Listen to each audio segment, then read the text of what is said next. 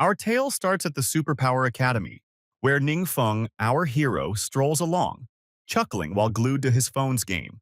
Immersed in a virtual match, he's caught off guard by a sudden palm strike to his face. When questioned about his actions and reminded of the looming awakening exam, he's found gaming instead of studying. With a grin, he asks, "Isn't it just balancing work with play, sir?" He adds that at 18, he'll likely awaken a mere 1 or 2-star common profession.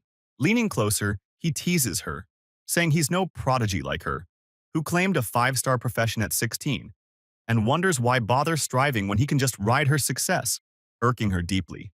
She snags him by the collar, yelling that she'll make him depend on her. As he gasps for air, onlookers spot Wang Yu, guessing she's back from elite training, noting their province hasn't seen a talent like her in ages. Wang Yu stands out, gorgeous, rich, and gifted, the epitome of excellence. Then they see him scrambling for his phone, prompting curiosity about his identity. Someone reveals he's the school's notorious failure. Unawakened at nearly E, Wang Yu tugs him along by the ear, while the annoyed crowd questions how a radiant star like her associates with such a nobody. Another mentions their childhood bond, puzzled by how an orphan like him could keep up with her. Blue Star blends gaming with reality, where anyone over 16 can unlock powers and embark on adventures. An instructor inspires the students, hinting that they could be the next to experience an awakening miracle. Ningfeng cues up, musing over Wang Yu's sudden seriousness, unfazed by his third exam attempt and veteran status. The teacher directs those summoned to head to the testing zone, promising awakened students basic gear for their roles, and urging them to prep for practical trials. As the instructor calls his name, students buzz about their dream professions. Striding forward, peers mockingly note he's the third-year trailing goddess Wang Yu, whispering he's powerless despite his age. Approaching instructor Kai Wise, she greets him warmly, urging calm with a smile. She instructs him to touch the crystal and clear his mind, which he does obediently. Settling in, he braces for nothing to happen, only to be jolted when the crystal glows brightly, astonishing him and everyone around. Convinced the crystal's reaction means he'll awaken, he recognizes the blue glow as tied to the magic system. Laughter erupts from the students, but he shrugs it off, aware that awakening grants basic skills, eager to discover his profession's star rating. The crystal flashes with varied hues, and he's stunned to learn he's awakened a 1-star profession, gaining the mud mask technique. Kai silently pities his low-star outcome, while students jeer, urging him to step down, mocking that trash stays trash. When Kai asks about his new skill and he stays silent, she calls his name again, snapping him back, his face a mask of confusion. She senses he's reeling from disappointment, judging by his expression. Despite the tense silence, his 1-star fate holds firm. Handing him his gear, she tells him to suit up and proceed to the next phase. He walks off, questioning if he misheard something, recalling the system confirming his awakening was finalized, and that he'd unlocked passive skills, Dark Kinship and Mystery Gift. The system clarifies that Dark Kinship shields him from dark power backlash, letting him cast forbidden spells without consequence. The Mystery Gift passive skill allowed him to cast forbidden spells weekly without cost, leading him to ponder if dark power was the vilest force in this world and whether forbidden spells were magic's pinnacle. Then the system announced his mud mask technique was starting to transform, leaving him baffled about what transform meant and what it entailed. The system simply stated the transformation was done, revealing the mud mask had morphed into a forbidden curse, Foul Earth's shell, leaving him dazed and clueless about the situation. He felt uneasy about the ominous sound of darkening and forbidden spells, and with the practical test ahead, he prayed nothing would go awry. Later, the instructor explained that 50 students would enter in groups to fight realm monsters, practicing their new skills. Teaming up or attacking peers was forbidden, with drones overseeing everything. Kai urged everyone to quickly verify their skills, assuring them others wouldn't see. The system revealed his active skill, Foul Earth Shell, a dark forbidden spell summoning otherworldly power to form a protective barrier, also able to crush nearby foes. Those words sounded menacing, making him wonder if it was an evil spell and worry about trouble if anyone discovered it. As the instructor commanded them to enter the arena, he obeyed while frantically yelling at the system for clarity. He steps through the portal, emerging in a bright forest.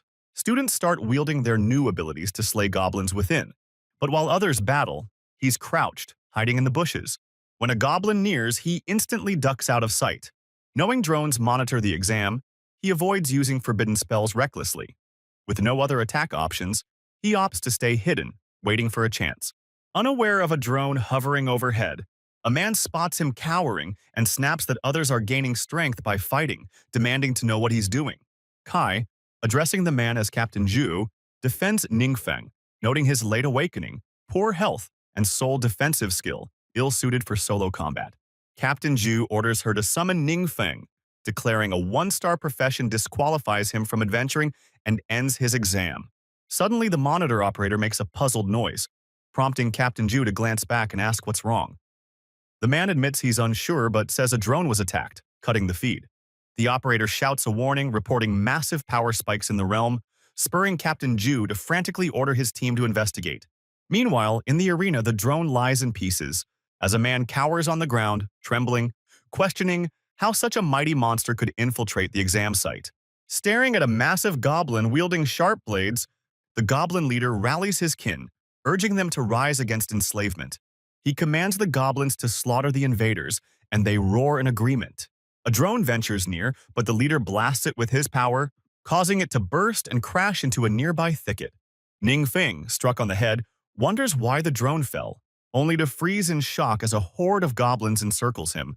The goblin leader chuckles darkly, mocking the little bug in their midst. Several goblins charge to attack as Ningfeng questions the swarm's presence, guessing the central figure is an elite leader. Realizing the drone's absence, he saw a chance to test if the forbidden spell was real, given the drone's absence. Raising his hand, a purple aura radiated from him. The goblin leader froze, stunned, as an undead rose from the earth. At the station, a man yelled that all screens went dark, detecting a dark power leak in the realm, likely from a king-level or higher monster. Captain Zhu ordered immediate reinforcements and evacuation of non-combatants. Kai knew a king-level monster could raise a city and questioned why such a terror was in the exam realm. Back in the arena, the goblin leader trembled in dread at Ningfeng's power. Ningfeng calmly unleashed his undead to assault the goblins.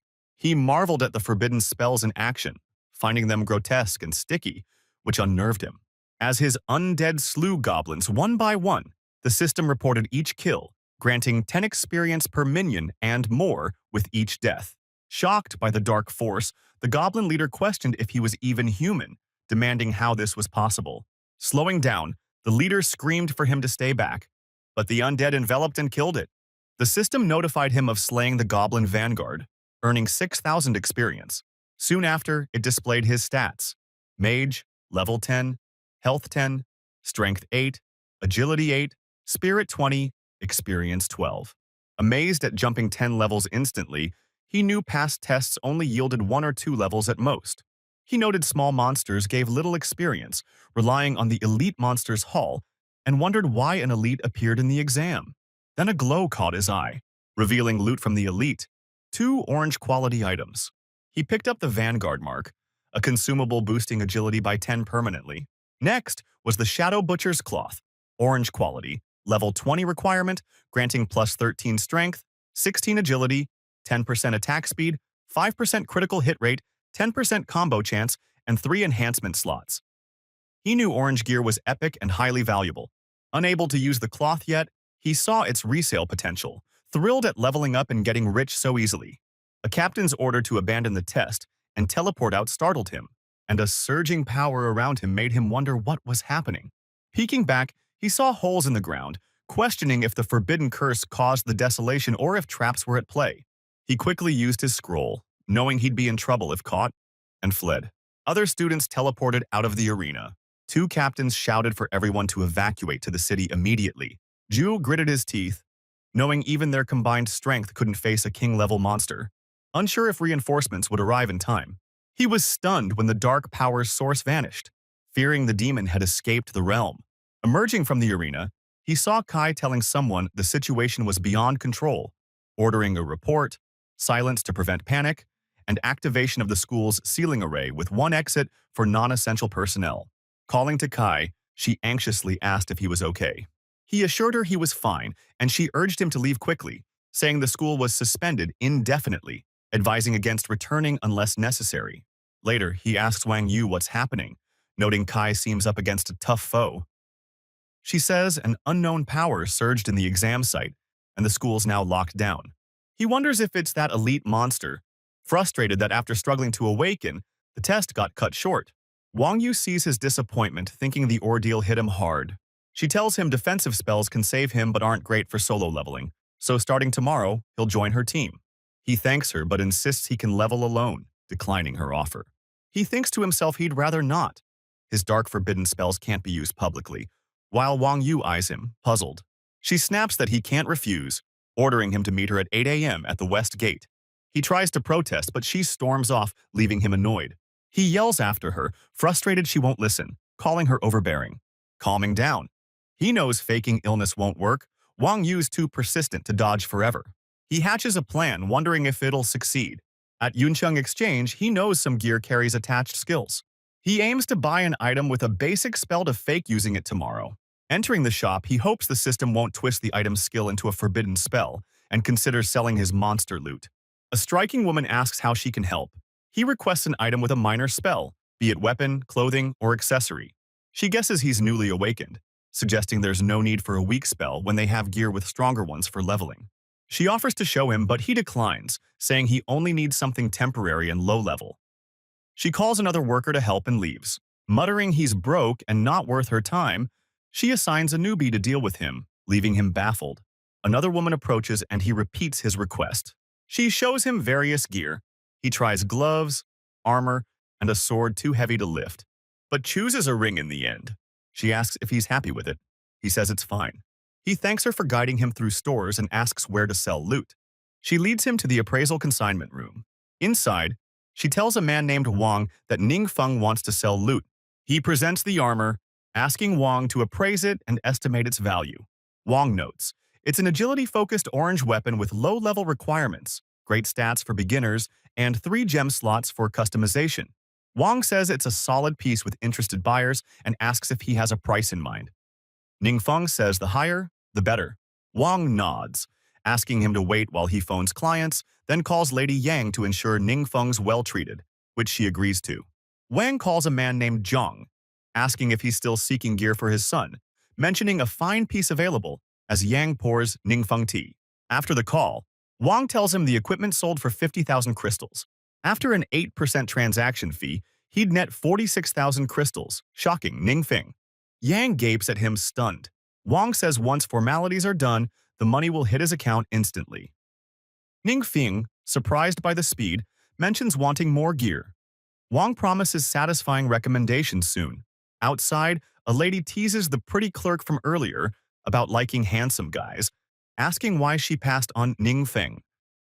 The clerk snaps she only cares for rich, powerful, handsome men, dismissing poor ones as beneath her. Seeing him exit with Wang and Yang, they question why her client's with Master Wang now. Another reveals Ningfeng sold gear for 50,000 crystals and is picking more, shocking them. It's over 3 months' salary in commission. The pretty clerk, floored, laments it should have been her serving him. She claims the commission as hers. Post-shopping, Yang tells him to take care and find her directly next time. She introduces herself as Yang. The next day, Ningfeng struts out, proud in his new gear. Relieved after testing it last night, he confirmed the spell attached won't be warped by the system. He feels safe from exposure. He cheerfully calls Wang Yu. Someone spots her, surprised to see her there. She faces a group: a shield warrior, mage, great axe berserker, and cleric. She introduces them as guildmates. 2 smile at Ningfeng. 2 others glare sternly, unsettling him. He wonders why they look like he owes them millions. The shield warrior notes Wang Yu's nearing her second transformation, prompting her to ask what he means. Ningfeng, amazed, knows transformations happen every 30 levels. Could Wang Yu be near level 60? It explains her 5-star genius status. The warrior brushes it off, saying he just has a gift. He offers an advanced agility potion, orange quality, permanently boosting agility by 3. The berserker marvels at its rarity. The cleric asks if it's pricey. The warrior says cost 20,000 to 30,000 crystals isn't the issue. Such potions are scarce even with money. His father pulled strings to get it. Wang Yu thanks him but declines the gift. He insists it's valuable, asking if she's not aiming for a top university. She turns, saying it's unnecessary and they have things to do, urging departure. The warrior, furious, points at Ning Feng, asking if she's wasting time on trash. Wang Yu sharply warns him, calling him Zhao Cheng. Cheng mocks, saying a 1-star is worthless and will never succeed. Ning Feng, baffled, wonders why Cheng's attacking him, who he is if he's unhinged, and if a forbidden spell could shut him up. The cleric lady tried coaxing Cheng to leave, but he shoved her aside, insisting it wasn't her concern. He sneered that Ning Feng's worth couldn't match a single attribute potion and urged him to leave to spare further shame.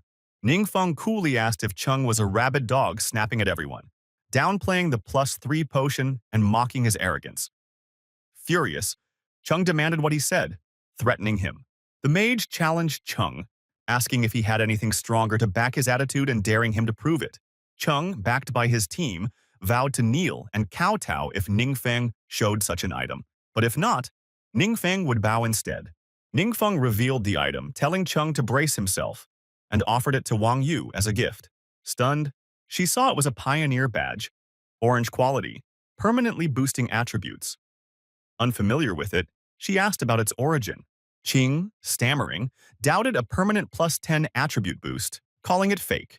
Ningfeng urged them to test it and see. Hesitant, Wang Yu accepted after he said he found it at home and meant it for her. Her team pushed her to use the badge right away. Buzzing with excitement, activating it, she confirmed the attribute spike, shocking the cleric. Cheng and the mage scoffed, accusing Ning Feng of stealing it. Ningfeng reminded Cheng to kowtow loudly, joking about his hearing issues. Cheng refused, but when Wang Yu pressed him, he looked to his team only to see them walking away. Cornered, Cheng grudgingly knelt and kowtowed loudly. Afterward, Ningfeng waved goodbye, saying he'd see them later, and when Wang Yu apologized, he stopped her, saying their bond didn't need apologies. Grinning, he told her she didn't need to stick with him. She should focus on her second transformation and top university. He admitted he couldn't keep up leveling with her. Worried, she urged him not to give up. He assured her he wasn't. She handed him skill books, explaining he could learn them at the right level. Noticing their purple quality, he asked if they were costly. She brushed it off, saying they paled compared to his badge. He accepted them, grateful. Later, in a perilous graveyard at the secret realm's edge, undead charged them. An arrow zipped by, nailing an undead's head. He cheered 666, quietly griping the experience was meager, but unable to tell Wang Yu he was already level 10, feeling stuck. Wang Yu's phone rang and she answered. The cleric lady reported the fallen necromancer, a rare big boss, was spawning, an uncommon chance. She asked if Wang Yu wanted to chase it, urging her to join. Cheng cut in, asking how they'd fight without Wang Yu, noting the necromancer drops rare mage gear vital for him. Wang Yu paused, glancing at Ningfeng, who nodded for her to go, saying he'd be fine. Both in the same realm, he could level up solo later. She agreed, telling him to head to the safe zone and wait, which he eagerly accepted. Wang Yu leaped skyward, soaring off as he called out to stay safe and visit when free. She snapped back for him to shut up. Once she was gone, he grinned, relishing his solitude, and declared today was for tackling the big boss. He was relieved for prepping yesterday, mastering 2 new skills, free to cast, and the more forbidden spells, the better. The system revealed his passive skill, Arcane Gift, letting him cast forbidden spells weekly without cost. He stretched, bummed about having only 3 skill slots at his level, knowing Wang Yu's skill books were locked until level. He checked his 3 active and 2 passive skills. Meanwhile, in a hazardous tomb, a team leader warned his crew that the big boss lurked deep in the secret realm's high tower. They'd need caution. The dungeon was brutal, packed with deadly foes. They gawked as a fiery force blazed past. A woman noted another team was already ahead, leaving a man stammering, stunned by their lead. Another identified Wang Yu and Cheng from the Lion Guild, calling them elite newcomers, even on a national stage. His teammate agreed, saying no one else stood a chance. Watching the Lion Guild gleefully carve through monsters ahead, the cleric asked the berserker if Wang Yu seemed stronger. He nodded, citing her 10-point agility boost. Deep in the secret realm's tomb, a forbidden black hole opened, and Ningfeng stepped out, thrilled, praising the swift forbidden spell, Void Step. Void Step, a dark forbidden spell, slices through space to the dark world, zipping to a target spot for up to an hour. Soon, An eye-like hole split the ground, and the tomb's boss emerged. He coolly told it was too late. The boss unleashed a fierce attack, triggering a deafening blast, leaving only dust where he'd been. It roared, calling him an arrogant adventurer, demanding how he dared face it solo, assuming he'd vanished. But he reappeared behind it with Void Step, saying he wasn't sharing the loot. He triggered Meteor Rain, a forbidden dark spell, summoning a blazing deluge from the heavens, devastating everything below. The boss stood stunned as molten rocks cascaded down, obliterating every creature in the tower with a thunderous blast. He nimbly dodged the inferno using Void Step, while the system tallied his kills. Corpse Demon, Moon Demon, Erosion Ghost, Dark Fist Ghost, Armor Warrior, True Armor Warrior, 12 experience per, 200 in all.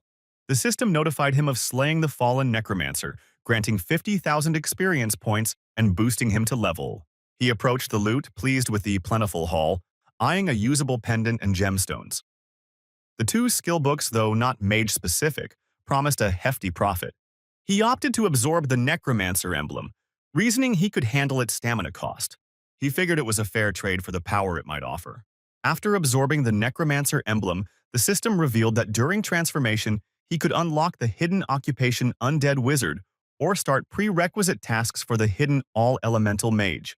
He grinned, aware hidden occupations were rare and innate, untouchable by choice, wondering if emblems were the secret to unlocking them.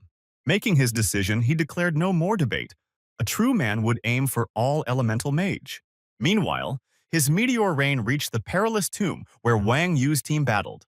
The berserker, alarmed, shouted about a terrifying magical surge. Wang Yu ordered a retreat, halting their advance.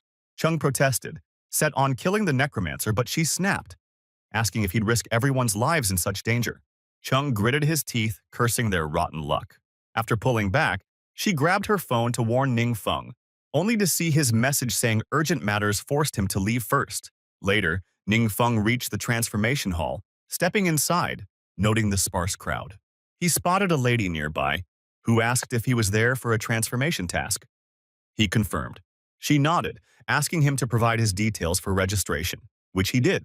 Shocked he was transforming at 18, she remarked his aptitude seemed low. She rose, directing him to follow her to the main transformation area, and he agreed. At the main transformation, she instructed him to proceed with the process, saying she'd step out, and he thanked her.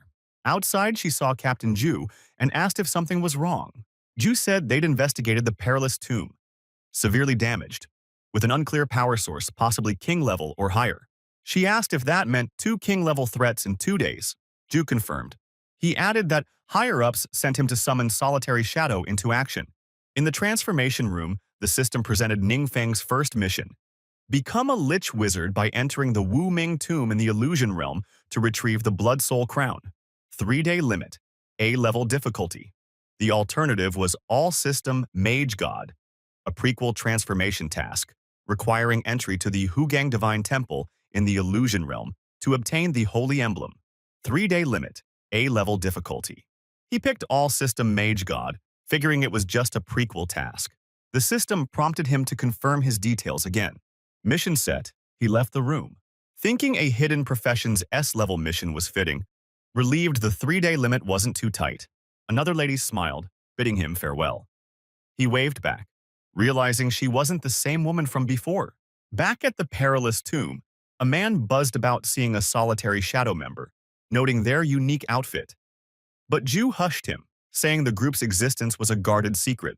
Joy explained Solitary Shadow members wield rare hidden professions, using dark power for combat and special missions. The lady clutched her head, wincing, saying the lingering dark power, though faded, still affected her. She told Jue she found no clues. The culprit vanished after the destruction, leaving their motives a mystery. Jui shares that recent reports indicate unusual activity in multiple secret realms, possibly signaling an impending crisis, and wonders if they're linked. She says it's uncertain but will consult superiors and bolster manpower, stunned that even Solitary Shadow's Kuang Lan finds it challenging. A man asks Kuang Lan if the culprit is strictly a monster or could be something else, but she counters, asking if he implies a mutant like her. He apologizes, clarifying no offense meant.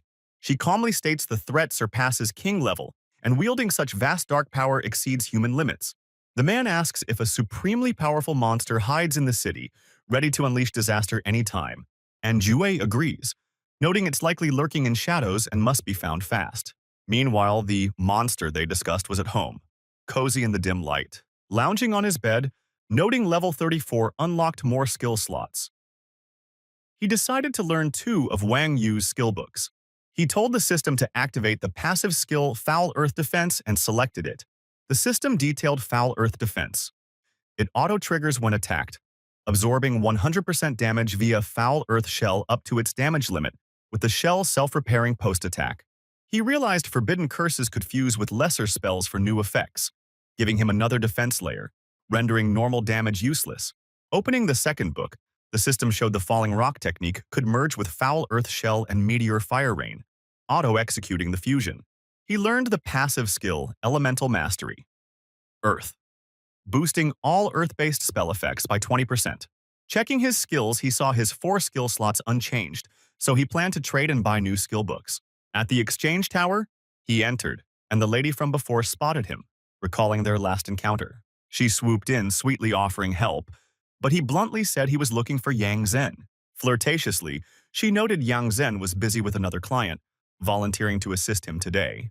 He brushed past, saying it wasn't needed and he'd browse alone, leaving her fuming, wondering if he was snubbing her and if she couldn't match Yang Zhen. She trailed him, insisting it was her duty to help. Suddenly, Yang Zhen rushed over, calling his name. He teased if she was slacking. She laughed, saying she was eating in the back when a colleague tipped her off about his arrival. He apologized for disrupting her meal, offering to treat her later, which she shyly called embarrassing. The other lady seethed, thinking he was taunting her. Pointing to the skill books, he told Wang he wanted to sell 2 and buy more mage skill books. Wang agreed, assigning Yang to assist, which he accepted. Recalling his prior orange weapon sale, Wang noted these purple skill books, growing curious about his origins and deciding to investigate his background. Later, he and Yang chatted in a restaurant. After eating, he called for the bill, but Yang said she'd already paid. He thanked her, insisting he'd cover the next one. Stunned, he asked Yang why she paid when he was supposed to treat her. She teased that she had her reasons and not to fuss. Curious, he pressed for the reason, but she grinned, calling it a secret, urging them to head out. Outside, he offered to walk her, but she declined, saying she was off elsewhere and would cab it. He nodded, telling her to stay safe. In the taxi, the driver asked her destination. She said the city's second hospital. Smiling, she thought of Ning Feng. His sales earned her enough commission to cover her father's medical bills for the month. Tears of joy welled up until the car window shattered, something impaling the driver. Horrified, she saw a portal overhead, monsters pouring out, chaos erupting on the street. She yanked the door handle, leaping from the car. Sprawled on the ground, she questioned why monsters were in the safe zone. A monster loomed before her, freezing her in place, as a man emerged from the portal, smirking at her. She blasted the monster with her magic, but it didn't flinch, only roaring in rage. Yang Zhen, a level 34 one-star mage, saw her attack was useless. The monster swiped its claw at her, making her scream. Captain Zhu arrived, beheading the monster in time. He checked if she was okay. She confirmed, and he urged her to hide if she could move. She fled as Zhu surveyed the corrupted surroundings, noting the secret realm merging with reality, a crisis he'd never witnessed.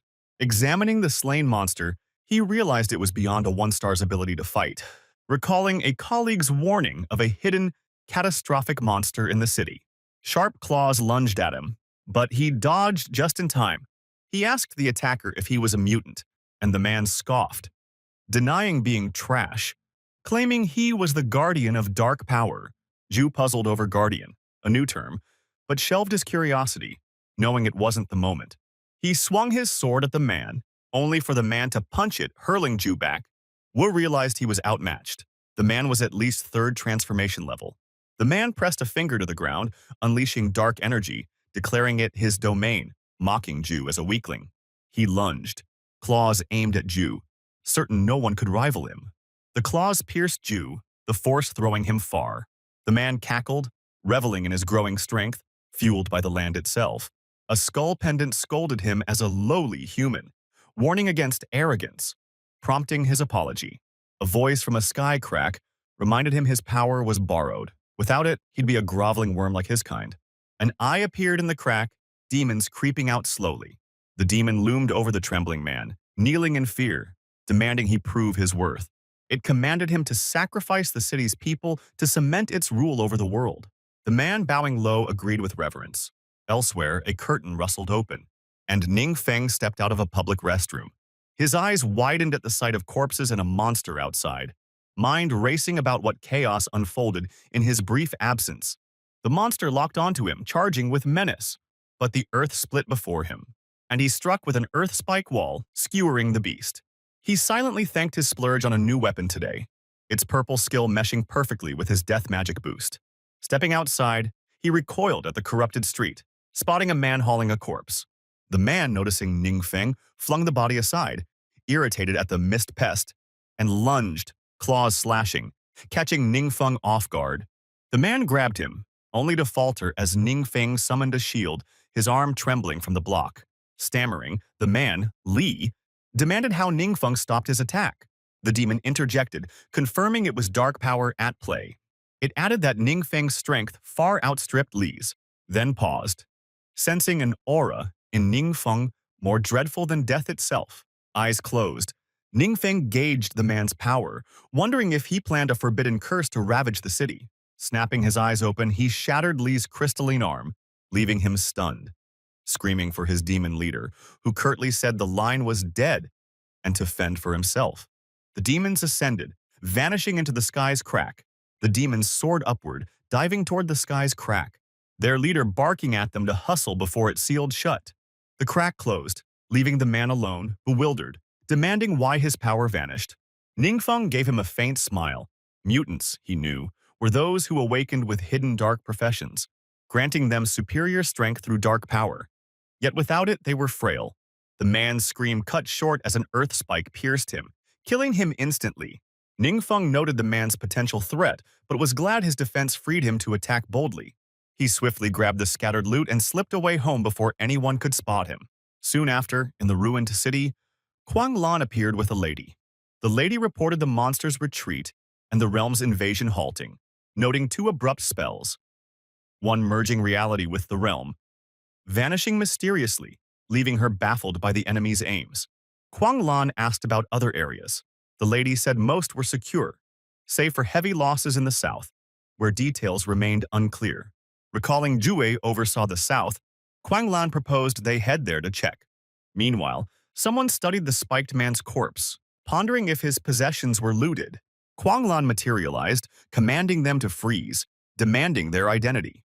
They flashed a Cloud Realm badge, assuring her to stay calm, claiming membership.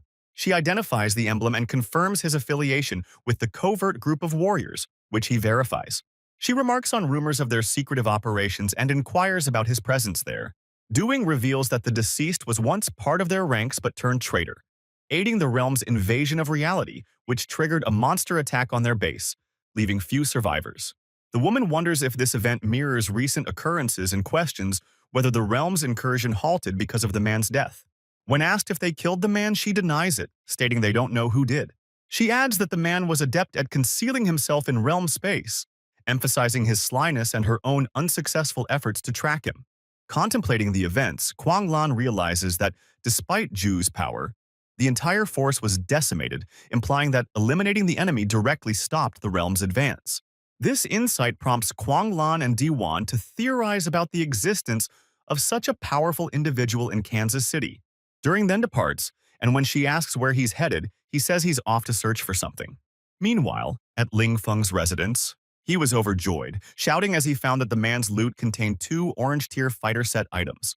They were Eternal Glory, a premium orange-quality accessory requiring level 120, and Eternal Glory Pants, another orange-quality set piece, also needing level. He noted the man wasn't wearing them, likely due to insufficient level, and realized that if the man had equipped them, forbidden techniques would have been necessary to win. He examines the man's pendant, observing its odd look, lack of quality rating, and mysterious details. Tapping the pendant, he hoped it didn't conceal an ancient deity. The pendant stayed still, but through it, a demon was observing him. The demon, relieved at swiftly sealing the realm, hoped it hadn't been detected. As Ning Feng gazed at the pendant and voiced his hope that no ancient god lurked within, The demon flinched in alarm and panicked, prompting Li to order all demons to sever connections. The monsters hurriedly complied to avoid revealing their position. The demon breathed easier, calling it a close call that terrified him, and wondered how Ningfeng detected his presence. The following day at the city hospital, Yu, wrapped in bandages on a hospital bed, told Kuang Lan that a young fighter had rescued them. Yu described how the enemy fled through a realm rift the moment they saw the young fighter.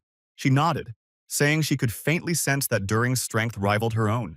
The man mused whether the elusive figure, uncaptured even by the mightiest, was truly defeated by an unknown entity, and she agreed it seemed likely for now. She suggested the mysterious figure might have been passing through or living in seclusion, noting they were unregistered and left only traces of common magic on the battlefield. You felt reassured imagining this enigmatic figure among them, finding comfort in the sense of security. The man then speculated wildly, wondering if dark power lingered from the previous night's battle. She validated his hunch, clarifying that their foes were otherworldly monsters. Admitting his confusion, the man guessed at the situation and wondered if the mysterious figure might be a mutant. He observed that the two destructive spells caused no deaths, again pondering if the figure could be a mutant. You reject the idea as far-fetched and improbable, yet Kuang Lan considered the proposal with earnest attention. At the same time, near the frontier, Ningfeng declared his plan to pursue the career transition quest. He asked if he could cross the border. The guards permitted his passage, revealing the Temple of Radiance in the distance. As he approached the temple, Ningfeng remained oblivious to a shadowy figure trailing him. This was because someone had been tasked with probing into his affairs. Several days prior, at the marketplace exchange, a woman relayed to Wang that a visitor named Duan had arrived to meet him. Wang welcomed Duan, mentioning he'd heard Duan was interested in purchasing a set of 4 upgraded combat outfits. The woman silently mused that, with such a high-ranking, attractive, and affluent man like Duan, their future would be secure if they could align with him. Wang then informed Duan that, by chance, a regular client had recently contacted them, ready to sell a 4-tier combat suit, though only 2 pieces, a top and pants, were currently available. Duan inquired about the location of this regular client. Wang responded that the client was tied up with commitments today and couldn't attend. However, Duan observed that the specifics of the 2-piece, 4-tier suit matched critical details of his master's relic, suggesting, though unverified, it was likely the same. Duan pressed Wang for the client's whereabouts, offering payment for the information, which caught Wang off guard. Wang pondered the odd timing, recalling that just as Ningfeng announced his intent to sell the suit, Duan appeared asking about it, almost as if orchestrated. Wang remembered the client had spoken of traveling to a nearby city for business and proposed calling to verify. Later, Wang asked if Duan had already departed, and the woman confirmed she'd seen him leave. When she inquired if anything was amiss, Wang revealed he'd hired someone to dig into Feng's past. It was uncovered that Ningfeng's parents, mere 2-star professionals, vanished in a mishap during his childhood, leaving him to fend for himself. Ningfeng attended the city's 7th middle school and awakened at 18, but only as a 1-star professional. The woman, shocked, remarked to Wang that she'd thought Ningfeng was remarkable, but now saw him as utterly ordinary, noting his impoverished appearance finally made sense. She questioned how Ningfeng obtained the items he sold at their trading post, as a 1-star professional couldn't acquire such treasures. Wang replied that this was the issue, and though Ningfeng was close to the Wang family group's daughter, they hadn't significantly supported him. The woman noted Duan's earlier displeasure and asked Wang if Ningfeng's suit might be stolen. Wang suggested it might not be stolen, but was likely acquired illegitimately, adding that Ningfeng had likely crossed someone dangerous this time. The woman eagerly responded that a 4-tier expert was a prominent figure, even in Basin Province, and deduced Ningfeng's items were surely stolen, sparking her curiosity about him. At the Temple of Radiance, Duan concealed himself behind a boulder, stealthily tracking Ningfeng. He found it hard to believe a youth could fend off the realm's invasion, especially since even his powerful master fell to the realm's leader. Duan then darted to another boulder to maintain his covert watch, contemplating that his master's relic might be in Ningfeng's possession, per his intelligence. If Ningfeng wasn't the powerful one, someone formidable must be backing him.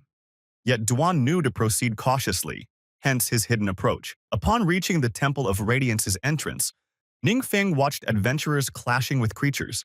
Duan noticed Ningfeng swapping his gear, believing that evaluating Ningfeng's equipment could roughly indicate his strength. After changing, Ningfeng looked strikingly plain, like an ungraduated student. This caused Duan to speculate if it was a clever ruse. He persuaded himself it had to be a disguise. Considering Ningfeng's youth, a subtle disguise would go unnoticed and let him slip effortlessly into the masses. Duan worried that if Ningfeng was concealing his movements, he might lose him. So he opted to trail cautiously to avoid arousing suspicion. To be certain, Duan discreetly marked Ningfeng with a skill, engaging his spiritual sense to tag him mentally without alerting him. Following Ningfeng into the temple, Duan noticed the realm's monsters were fairly weak, which sparked curiosity about Ningfeng's true motives there. All of a sudden, Ningfeng appeared to detect an incoming threat, quickly protecting himself from an assaulting creature. Duan was astounded, realizing Ningfeng had activated an unbreakable defense, impervious to any strike. He saw the monsters deliberately avoiding Ningfeng, strengthening his belief that Ningfeng was extraordinary. As Ningfeng stopped, Duan pondered if the massive figure ahead was the final boss and whether Ningfeng would face it solo, quietly marveling at the absence of others nearby. Watching the boss, Duan was confused about why someone as formidable as Ningfeng would challenge such a minor foe. Strangely, the statue remained entirely still. Ningfeng examined the area, realizing the mission guide omitted any reference to the enormous statue, which quivered in fear, struggling to stay motionless. He stepped inside the chamber and proclaimed boldly, "It must be here." Then he beheld a gigantic statue, an angel suspended in the air. The faceless boss unveiled its luminous eyes, then soared off, leaving Ningfeng stunned. He gazed skyward, baffled by its flight, while Duan, lurking nearby, wondered in disbelief if it was a rare hidden boss and how Ningfeng had learned of it. As it fled, Duan, still concealed, questioned in shock whether this could be an elusive secret boss, and how Ningfeng came to know its existence. The system notified Ningfeng that his task was the all-series first-turn mission, requiring entry to the realm of Glory Temple, acquisition of the Holy Emblem, and victory over the temple's hidden boss, the Six-Winged Angel. Grinning, Ningfeng advanced toward the angel, pleased it was indeed an S-rank mission, wondering who else could manage it as a standard first-turn challenge. The angel, trembling with dread, cried out in terror, questioning where it could escape within its own domain. As it frantically fled, a massive thunderstorm brewed above the temple. Despite its panic, the angel surged upward, desperate to evade Ningfeng. Ningfeng lifted his open hand skyward, triggering his Thunderfall descent skill, which summoned a tremendous storm to unleash celestial might. A colossal object appeared in the heavens, releasing a devastating thunderbolt that struck the escaping angel, reducing it to drifting ashes. The thunder also obliterated the temple into dust, leaving Duan sprawled on the ground, shaken by what he'd seen. Duan couldn't fathom it, having never witnessed such apocalyptic magic. He realized Ningfeng's power eclipsed his master's, prompting thoughts that Ningfeng might be the legendary 8-turn titan. Meanwhile, Ningfeng sighed, noting his level couldn't rise until he completed the first turn, rendering his amassed experience points useless for now. Still, he set it aside, clutching the emblem and resolving to return to finish the mission. The Holy Emblem, an orange-tier consumable, permanently boosted spiritual attributes by 8 and doubled recovery effects. Ningfeng reached for his teleport scroll to depart, but Duan dashed toward him, calling out, "Big shot," and urging him to pause. Shocked, Ningfeng froze, wondering when Duan had arrived and if he'd seen everything. Duan noticed Ningfeng's sour expression. Hoping to ease tensions, Duan asked him not to be upset, promising an explanation. A sudden blaring noise, an alarm, caught their attention, and Ningfeng suggested they exit first and talk outside, to which Duan agreed. Outside the Temple of Radiance, in a calm spot, Ningfeng questioned Duan, asking if he'd been shadowing him the whole way. Duan apologized, clarifying he meant no ill intent, only seeking confirmation. Ningfeng's youth made his feats unbelievable without witnessing them firsthand. Duan revealed that his master, despite great strength, died sealing an invading realm, allowing a traitor to escape. That traitor later used human sacrifices to undo the seal, and Duan had been hunting him fruitlessly for years. Knowing Duan was a fourth-turn powerhouse, Ningfeng realized he'd have missed Duan's presence entirely if he hadn't shown himself. He attributed this to his low level, aware that exposure was inevitable over time. Duan grew uneasy when Ningfeng went quiet, fearing he might intend to silence him to protect his secret. Duan expressed gratitude for Ningfeng, avenging his master, offering assistance for any future needs. Ningfeng, aware of Duan's high-level and solitary nature, saw value in building a rapport with him. He asked Duan to keep the day's events private, and Duan confidently assured him the secret would stay safe. Duan recognized the dark potency in Ningfeng's magic, but noted it spared the innocent. By thwarting the realm's invasion and saving the city, Ningfeng earned his admiration, no matter the reasons. They left together, with Duan reflecting on Ningfeng's deeds and choosing to settle in Qin City, having no other path forward. They departed together, Duan glancing at Ningfeng and resolving to settle in Qin City, having no other destination. Abruptly, Ningfeng's phone buzzed. It was his teacher, Qi. Chai inquired about his whereabouts if he needed anything, and mentioned she was out of town but returning soon. She added there was something to discuss when she got back. Ningfeng agreed, ended the call, and puzzled over Qi's sudden contact. Elsewhere, in a private room, Lan asked Qi about the conversation. Qi noted Ningfeng's tone seemed normal, and he was preparing to return. Lan remarked that Ningfeng, a newly awakened student, had swiftly reached first-turn level, nearly unnoticed without prompt scrutiny. Qi defended Ningfeng's diligent nature and good character, asserting he wasn't bad. Lan clarified she wasn't accusing him, but certain details needed clearing up. Later, in a meeting room, a man reported the initial findings, stating they'd keep monitoring and hoped to alert higher-ups. An old man asked if there was more, to which Lan nodded. She questioned if the two devastating spells in Kansas City might be tied to mutants. The room grew quiet briefly. The old man, surprised, asked how she could pose such a question as a mutant herself. The elderly man clarified to her that mutants harness shadowy mental energy, which demands significant sacrifices. The stronger the mutant, the heavier the toll, draining their vitality, eroding their sanity, or even transforming them into monstrous entities. He further explained that even minor costs, if mismanaged, could drag a mutant toward an irreversible downfall, equating their existence to a catastrophic, king-level threat that simply shouldn't be. The man, calling her an old schoolmate, remarked that her thoughts were growing increasingly muddled. He chuckled at her fixation on a king-level mutant, suggesting her flair for fiction would suit a career in scriptwriting. She countered that she was merely exploring every possibility, leaving it up to him whether to take her seriously. Visibly irritated, the man snapped that she was still being argumentative, insisting their team was simply incapable of uncovering any real answers. With a mocking laugh, he declared that if a king-level mutant truly existed, he'd offer his head for her to kick around like a soccer ball. The old man coughed to interrupt their spat, informing her that a Kansas City investigation team was already dispatched.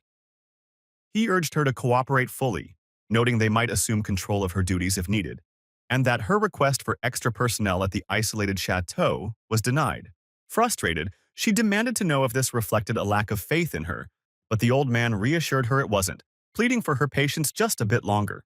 Post-meeting, she extended her arm to ease her tension, only for a woman to burst into the room hurriedly, and inform her that the Temple of Radiance in Longbow City had been struck by devastating magic, though no one was harmed yet.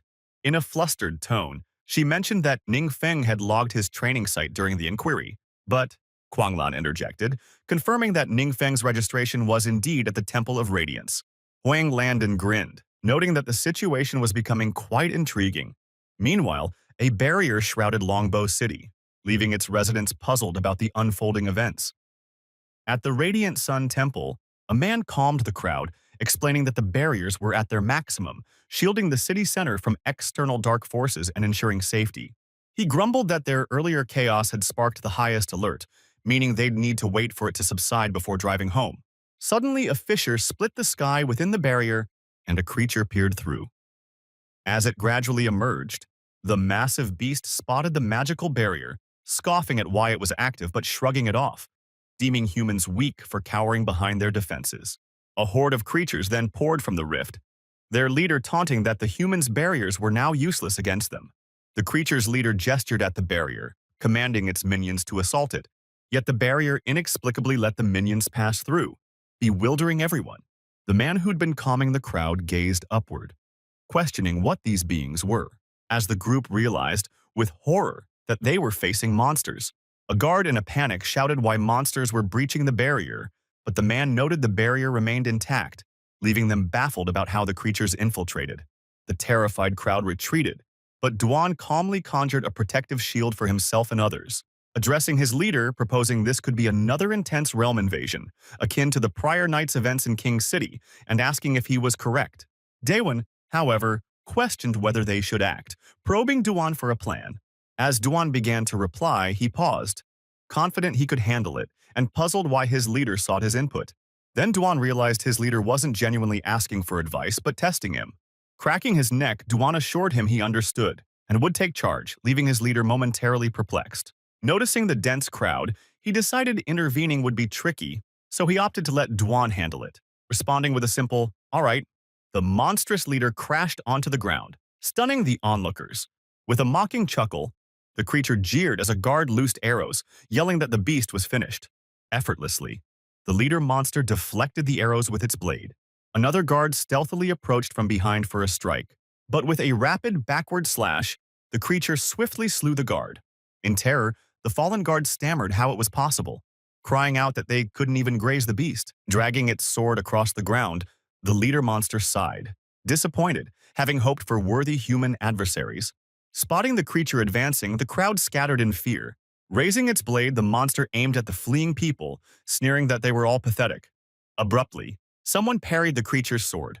The monster gaped, astonished to see a lone figure wielding only a dagger. Duan, initially puzzled, explained that while his boss didn't truly need guarding, he couldn't allow his boss to step in personally.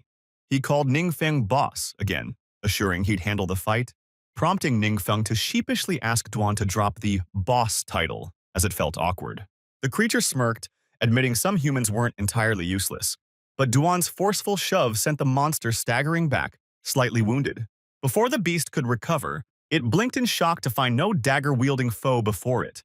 In mere moments, Duan carved the monster into fragments, leaving spectators awestruck. They marveled at Duan's prowess, speculating his strength hinted at a rare, high-tier hidden class.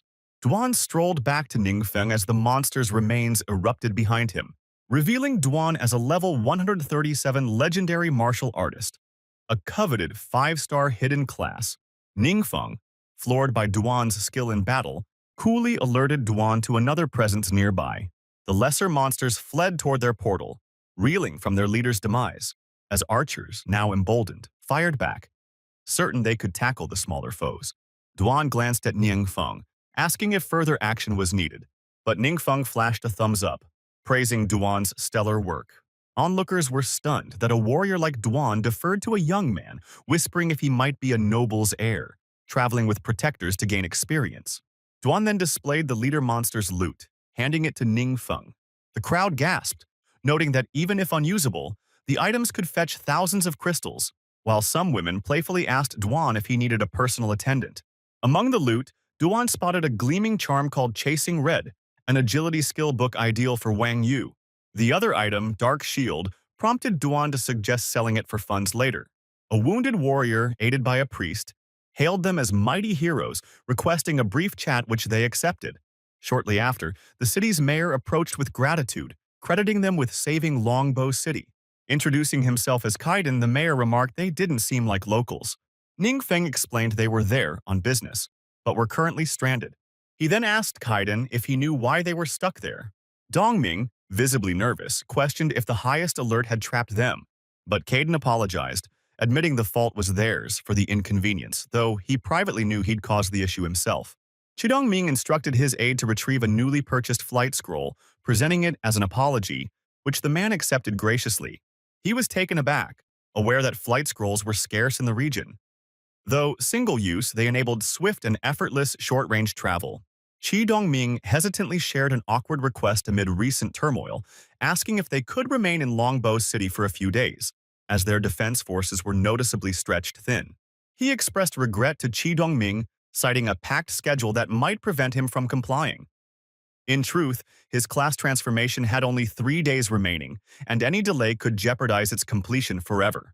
Playfully, he asked Chi Dongming if he assumed he had endless free time, prompting a flustered Chi Dongming to admit it was their misjudgment. The aide then delivered the requested scroll to Chi Dongming, who also gifted him a supreme black card from the Yuanchang trading post as a modest gesture of gratitude.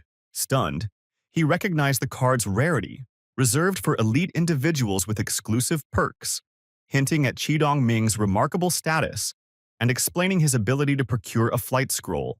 Duan accepted the gift with a warm smile, thanking Qidong Ming. The mayor urged them to keep it, confessing he'd worry about repercussions if they refused. He inquired if Longbow City could count on their aid should danger arise again. He assured them it was no issue, provided he was available, sparking cheers from the crowd who felt Longbow City was now secure. Activating the flight scroll, they relished the exhilarating rapid journey. Meanwhile, at the Kansas City-class transfer hall, the cleric joyfully announced Wang Yu's emergence. Chung and Wang Yu exited the hall together, but she paused, sensing something approaching overhead, spotting vibrant purple and green streaks zooming past. When Chung asked what caught her attention, she mentioned seeing two figures fly by. Suspecting one was Ningfeng, Chung, doubtful, scoffed that flight scrolls cost a fortune, far beyond Ningfeng's means, and wondered why Ningfeng would be at the class transfer hall so soon after awakening. She sharply cautioned Chung that another jab at Ningfeng would bring consequences. Chung recoiled, baffled why he kept fixating on a nobody like Ningfeng and what made him inferior. The cleric shifted focus, asking Wang Yu about her second transformation tasks. Chung boasted his was A-grade, though he wished it had been S-grade. A berserker reassured Chung that A-grade was impressive, with S-grade reserved for the exceptionally fortunate. A mage added that achieving a second transformation at 18 was a feat top academies coveted, and graded tasks were rare chances. The cleric turned to Wang Yu, who gazed downward silently, causing the group to fall quiet. Noticing Wang Yu's odd demeanor, the cleric wondered if she'd drawn a task below C rank. Chung smugly mused that even a prodigy like Wang Yu had off days, knowing task levels impacted attribute boosts and skill access. Chung comforted her, urging her not to fret over a C-grade task and promising assistance if she lagged, seeing it as a notable setback. But she snapped back, declaring she wasn't fazed by an A-grade, let alone her actual S-grade, leaving her team dumbfounded. The cleric, surprised, asked why she hadn't mentioned it sooner, and she explained her case felt unique compared to others, disclosing that her task had unveiled a previously unknown hidden class. Chung, incredulous, questioned how that could be, noting her profession was set at awakening and saying he'd never heard of hidden classes surfacing during a profession shift, asking if she might be mistaken. Moments earlier, Wang Yu stood within the transformation array when the system announced that the profession progression mechanism had identified a crucial item, the Vanguard emblem, which could elevate her base profession from Swift Archer to Shadow of the Vanguard, altering the associated profession change tasks accordingly. As a result, her existing role, Swift Archer, transitioned into Shadow of the Vanguard, and the system prompted her to confirm whether she wished to proceed with the upgrade. Perplexed, she questioned the occurrence and the existence of such a prompt, then recalled that Ningfeng had gifted her the Vanguard emblem. Amazed by its impact, she wondered if Ningfeng had been aware of its potential to trigger this advancement. With gratitude, she accepted the upgrade, silently thanking Ningfeng for his present. She recounted the event to the cleric, who was baffled by her bold decision-making. Abruptly, Chung shouted, questioning what Shadow of the Vanguard entailed, doubting the profession change system's reliability and warning that a misstep could derail her future. But she sharply told him to stay out of her business. Though he claimed concern for her, the berserker cheerfully cut in, voicing envy and asking how one could unlock a 5-star hidden profession, while the cleric wished for a lifelong friend like Ningfeng, leaving Chung fuming quietly. Chung, however, steadied himself, resolving to acquire the emblem no matter the risk or cost. Meanwhile, Ningfeng retrieved the Divine Emblem, an orange-tier consumable that permanently boosted stamina and spirit by 5 points, and upon using it, his S-level task completion hit 100%. The system then signaled the start of his profession transformation. He chuckled with delight, thrilled not only by the substantial attribute gains but also by the addition of new passive abilities. Curious about how precisely he could wield a forbidden spell, the system disclosed he'd acquired the passive skill Mastery of Darkness, significantly enhancing his command over dark energies, enabling precise control of forbidden spells. Ecstatic, he shouted about testing it soon, as Duan waited for him outside. Suddenly, Kuang Lan appeared, pondering if Duan was the warrior she'd previously encountered and why he was accompanying Ningfeng. She observed Duan's protective stance toward Ningfeng, recalling intelligence reports that Despite his youth, Duan wielded fourth transformation strength, a rare feat even nationally. Her team had noted that during their mission, Duan consistently trailed Ningfeng, displaying deep respect. She remarked to Kai that her pupil was far from ordinary, leaving the next steps to her. Kai reassured her not to fret, as she'd personally verify things with Ningfeng. She firmly believed Ningfeng would never turn against them. Shortly after, Ningfeng strolled outside with Duan, chatting merrily until someone called out from behind. Startled, he turned to find his mentor, Kai. He mentioned recalling her earlier call and asked if she needed something, to which she confirmed she had questions about him. Overhearing, Duan called him boss and said he'd wait nearby, surprising Ningfeng. When Kai asked why Duan used that title, he laughed nervously, brushing it off as Duan's jest. She then inquired if he had truly completed his first transformation, catching him off guard and leaving him momentarily speechless. Though he hadn't planned to hide his abilities, he was shocked they'd been uncovered so fast. Knowing Kai, his trusted mentor, had always supported him, he nodded, admitting it was true but complex, preferring to keep it quiet. Kai posed another question, acknowledging it might seem odd but vital to clarify, asking if he had been swayed by dark powers. He countered with a question, curious why she'd asked that and wondering if his system's quirks were showing.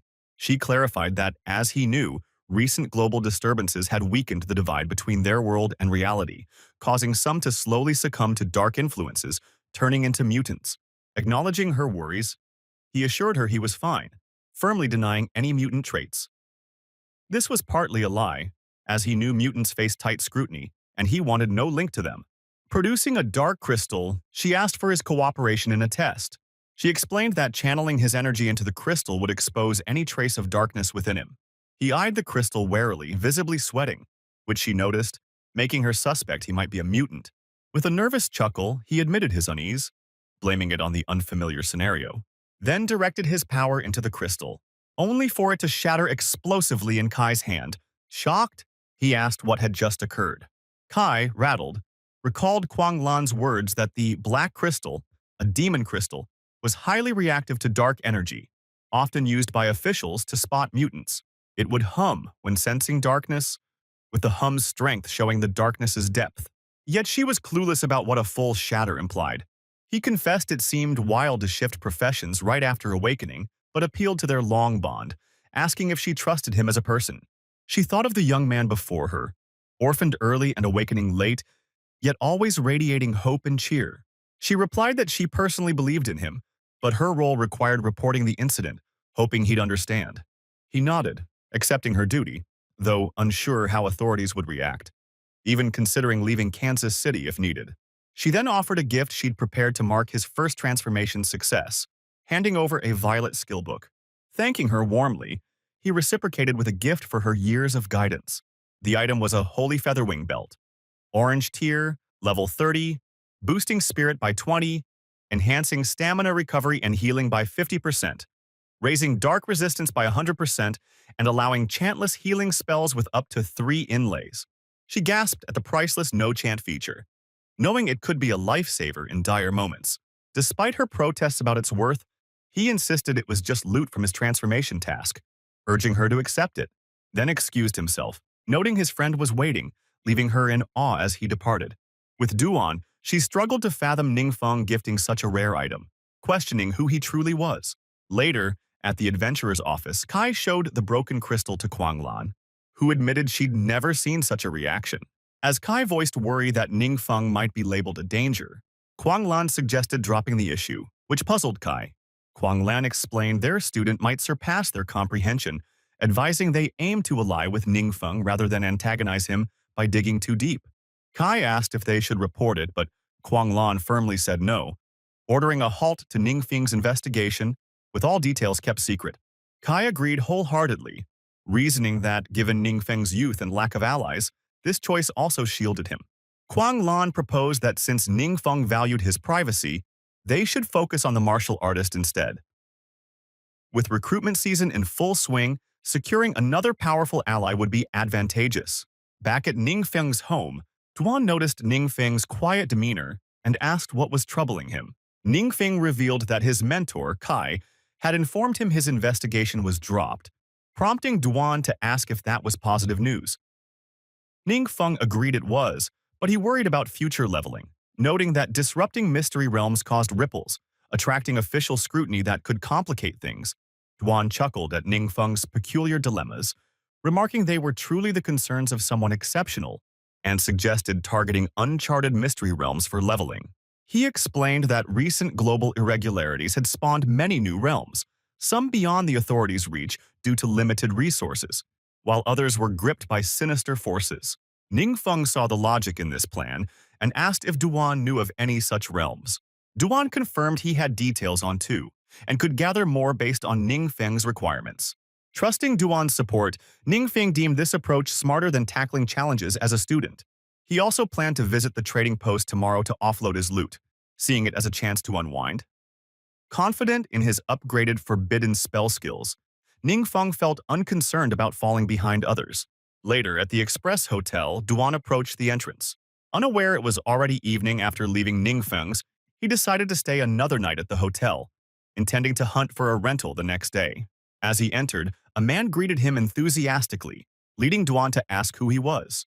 The man introduced himself as Jiang Yi, Kansas City's mayor, thanking Duan for his help during the recent Mystery Realm crisis, and asking if he planned to settle in the city. Duan affirmed his desire to make Kansas City his home. Delighted, Jiang Yi welcomed strong figures like Duan warmly, presenting him with a unique adventurer's credential. Explaining it granted significant city privileges and assuring Duan the city would support him whenever needed. Duan accepted the card, studying it carefully. Jiang Ji mentioned knowing other cities had tried and failed to recruit Duan, hoping Kansas City's smaller size wouldn't deter him. Duan, however, expressed gratitude and accepted the offer, easing Jiang Yi's worries. Unaware of Ning Feng's situation, Jiang Yi was ecstatic about having Duan, a fourth-turn titan, in Kansas City, crediting Su Lan's recruitment idea as brilliant. Learning Duan needed a place to stay, Jiang Ji insisted he needn't bother searching, promising to arrange housing promptly. Duan thanked Jiang Yi, appreciating the kindness. Meanwhile, at Ning Feng's house, he won an online game and noticed the late hour, deciding it was time for bed. He wondered why his class group chat was still buzzing so late. Opening the chat, he saw Zhang Luo asking classmates their current levels. With Zhou Nana noting everyone seemed below level, Zhang Luo fretted about closed city dungeons and restricted travel, fearing their levels would lag. Marzio Bo shared that the goddesses had left the city, and Fang Yu clarified they were on second-tier tasks, advising against gossip since anyone with first-tier ability could also venture out. He was aware his classmates, awakened at 16, aimed for the college entrance exam, which demanded at least Tier 1 status. He hadn't anticipated overtaking them in just days. In the chat, he noticed Lai Daming remarked that while others stressed, some stayed relaxed, gaming late into the night. Lai Daming then pointedly mentioned him. Recognizing Lai Daming as another of Wang Yu's fans, he wondered if Lai Daming had checked his profile updates and why his gaming habits were their concern. He saw his mentor, Kai, reprimand Lai Daming to focus on himself and not meddle, causing Lai Daming to abandon his comments. Smirking triumphantly, he cheered aloud that Kai was wonderfully supportive. Returning to the chat, a new message appeared from Marzio Bo, sharing reports of dungeon breaches in several areas with heavy losses. He noted entire cities had been overrun by monsters, safe zones had collapsed, and mutants were spiraling out of control. Zhang Lo added it happened locally too, but a mysterious powerhouse repelled the creatures. Lai Daming asked if Kansas City harbored such a covert hero, and Zhang Luo replied it felt deeply reassuring. Lai Daming quipped he'd salute that hero as his ancestor if he knew their identity. He exclaimed he'd only heard Kai and Duan discuss world anomalies before, unaware of their gravity, pleading for his recent streak of calm days to remain undisturbed.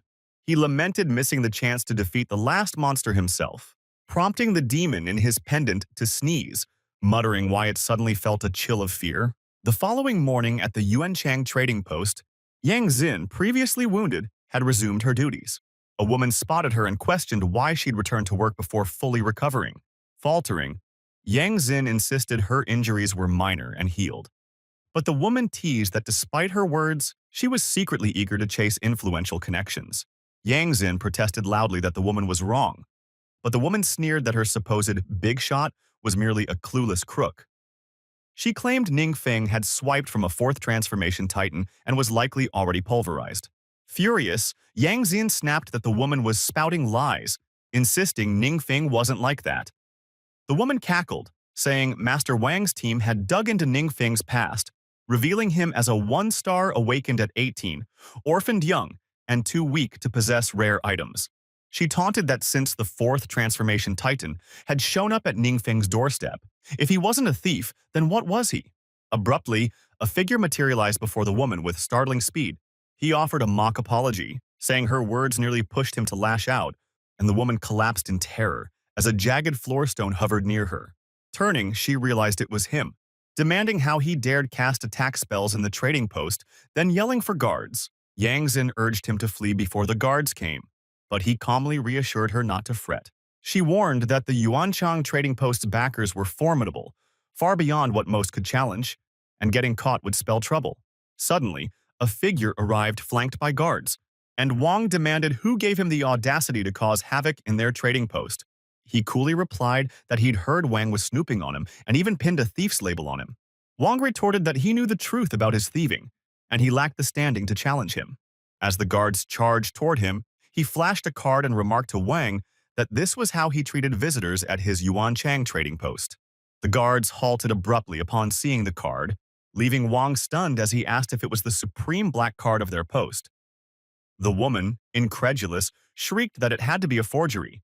He informed Wang it was a gift from Mayor Qidongming, carrying significant influence. Wang pressed him on its origin, but he shot back, questioning Wang's investigative skills and suggesting he figure it out himself. The terrified woman asked Wang what to do, but Wang merely instructed the guards to watch Ningfeng while he made a call to verify. Meanwhile, outsiders were barred from entering, murmuring about the commotion as guards blocked their path. Moments later, Qidongming, on the phone with Wang, revealed that headquarters confirmed he was probing the card given to Ningfeng and demanded to know what was happening. Wang, stammering, claimed it was a minor mix-up. Aware that Qidongming's father co-founded the trading post and puzzled how Ningfeng had won Qidongming's favor. Qidongming, raising his voice, warned Wang that Ningfeng was someone he'd worked hard to befriend, and if Wang crossed him, Wang nervously swore he hadn't, promising to resolve it smoothly. Realizing Wang had indeed upset Ningfeng, Qidongming angrily asked what gave him the nerve, slamming his desk and vowing to confront Wang in person before hanging up, leaving Wang in despair. Wondering about Qidongming's bond with Ningfeng and why he was so furious, Wang then decided to contact the fourth transformation titan, claiming the fighter suit was recovered, knowing even Duan would owe Qidongming some respect. Shortly after, in the Yuanchang Exchange's waiting area, Qidongming and Duan hurried toward him. He asked why they'd come, while Yang Xin, stunned, noticed Mayor Qidongming and the four-star warrior from before, marveling at their warmth toward Ningfeng. Qidongming and Duan glared at the woman, making her tremble, wondering why they were fawning over him. She was floored to see her boss, Wang, looking broken and defeated. The woman asked Wang what was wrong, and he muttered that everything was lost. Qidongming courteously asked if he truly didn't want an apology, to which he replied there was no need, doubting Wang's sincerity in mere words. Qidongming barked at Wang and the woman to gather their belongings and leave immediately, leaving them both reeling in shock and defeat. Wang lashed out, slapping the woman and blaming her for his ruin. Exasperated, Qidongming summoned guards to escort them out. Later, in the VIP lounge, Yang Xin served them tea, and Qidongming noted Ningfeng's fondness for Yang Xin, relieved it hadn't fully tarnished the exchange's name. Yang Xin gazed at him, impressed by how effortlessly he, so young, conversed with such powerful figures.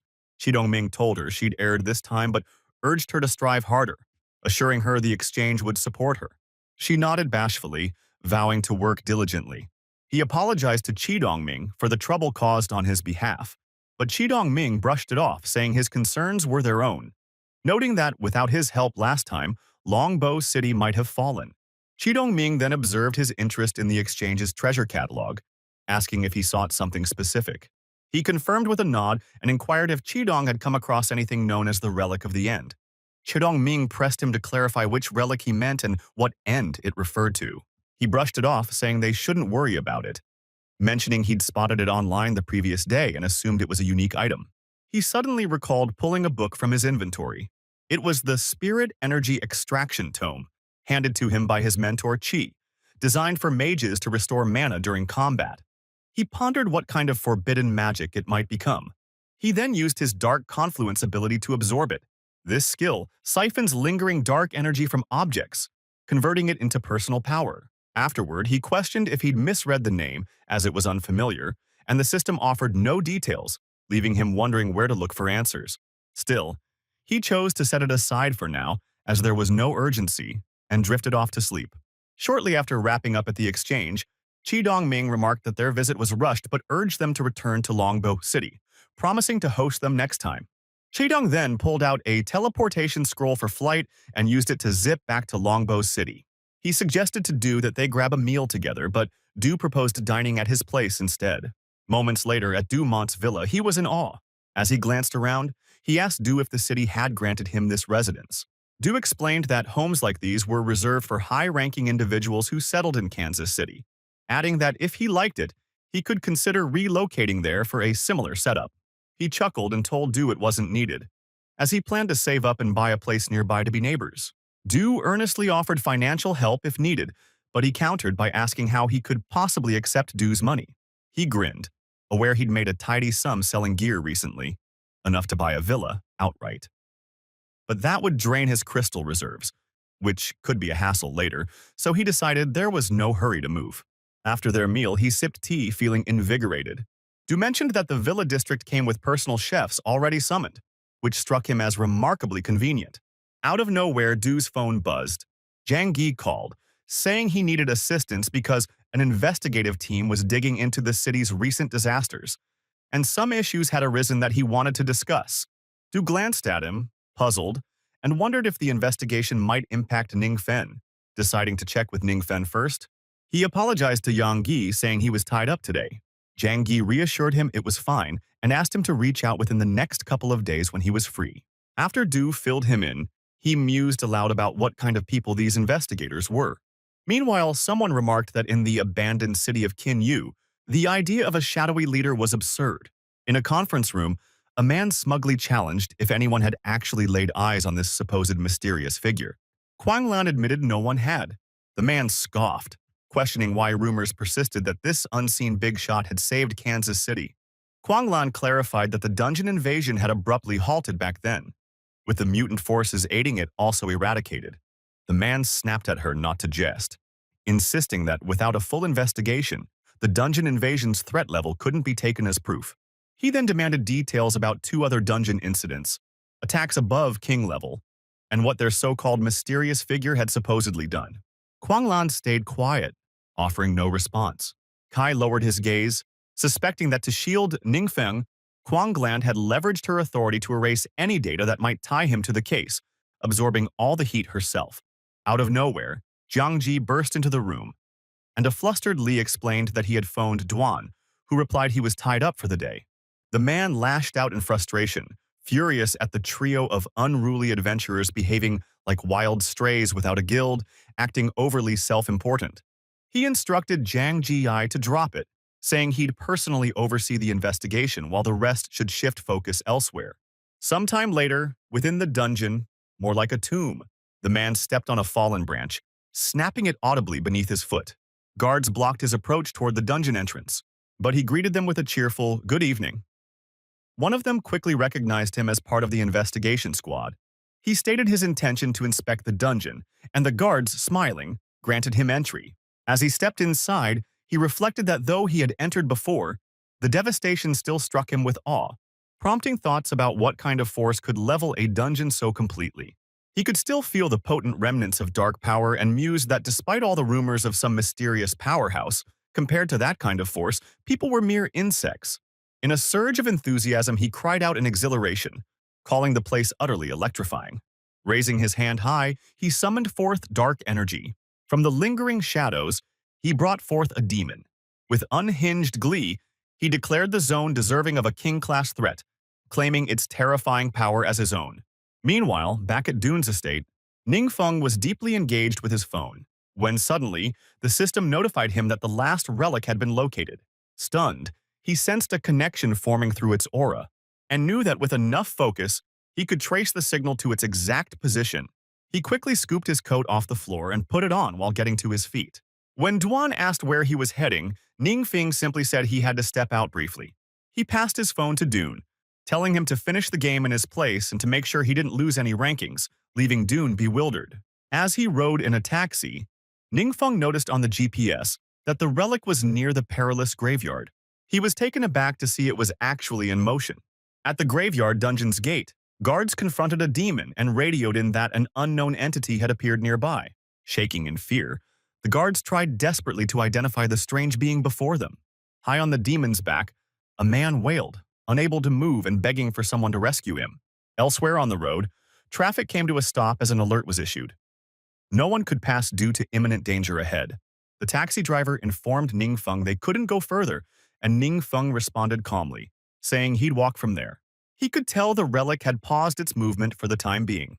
Inside the graveyard, panic spread as the lone shadow neared the guards, and Kuang Lin, who had just arrived.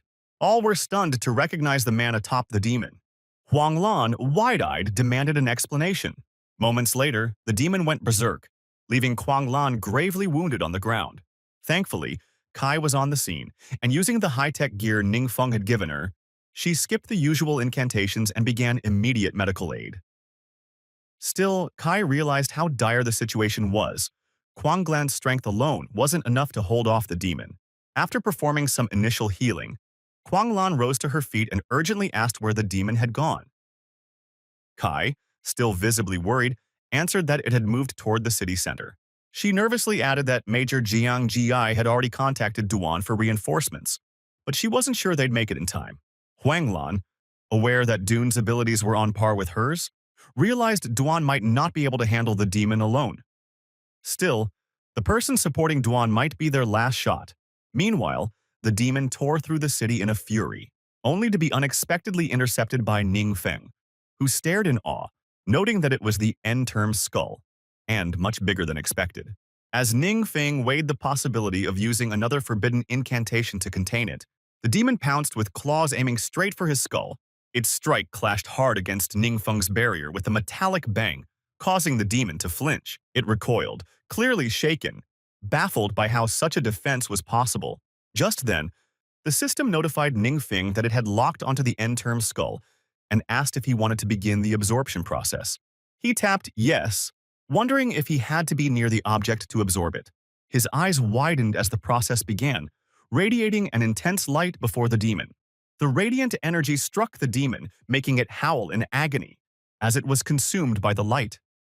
Within that flash, Ningfeng saw a vision, the tale of a man who had become this demon and had once led an army of monsters.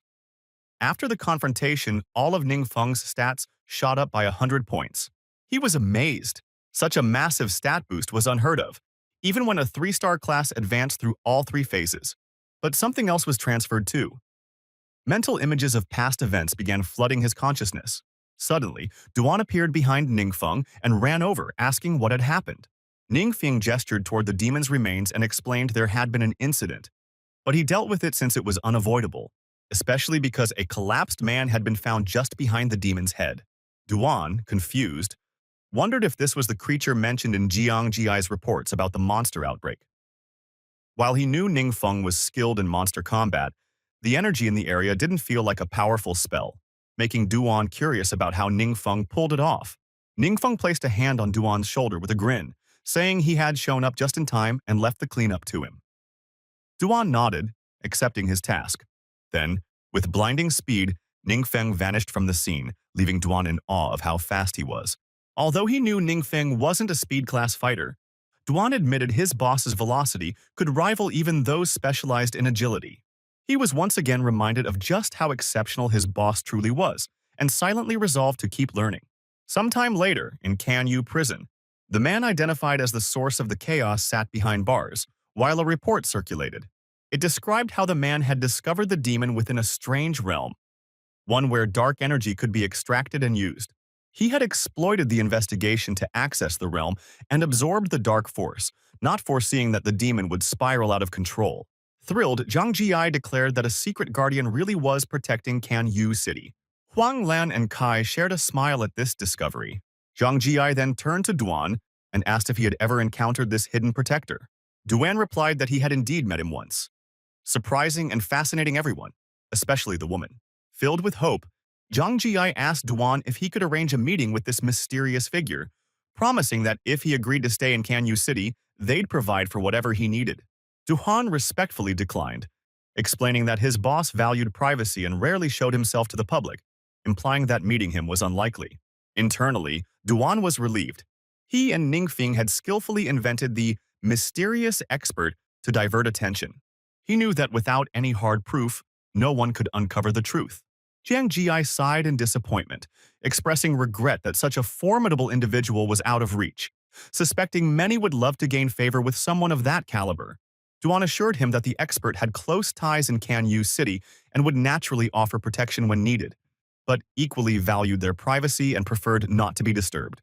This sparked a curious thought in Kuang Lan. Could Ningfeng be somehow connected to this enigmatic powerhouse?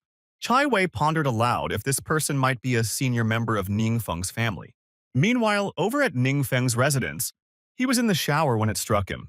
The so-called final relics were actually remnants left behind by fallen demon lords of the secret realm.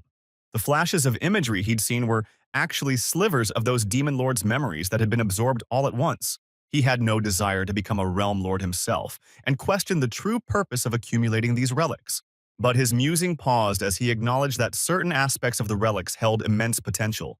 He realized that the realms, fueled by collected dark energy, would evolve over time and could become catastrophic if their expansion timelines weren't counteracted, potentially leading to apocalyptic fallout.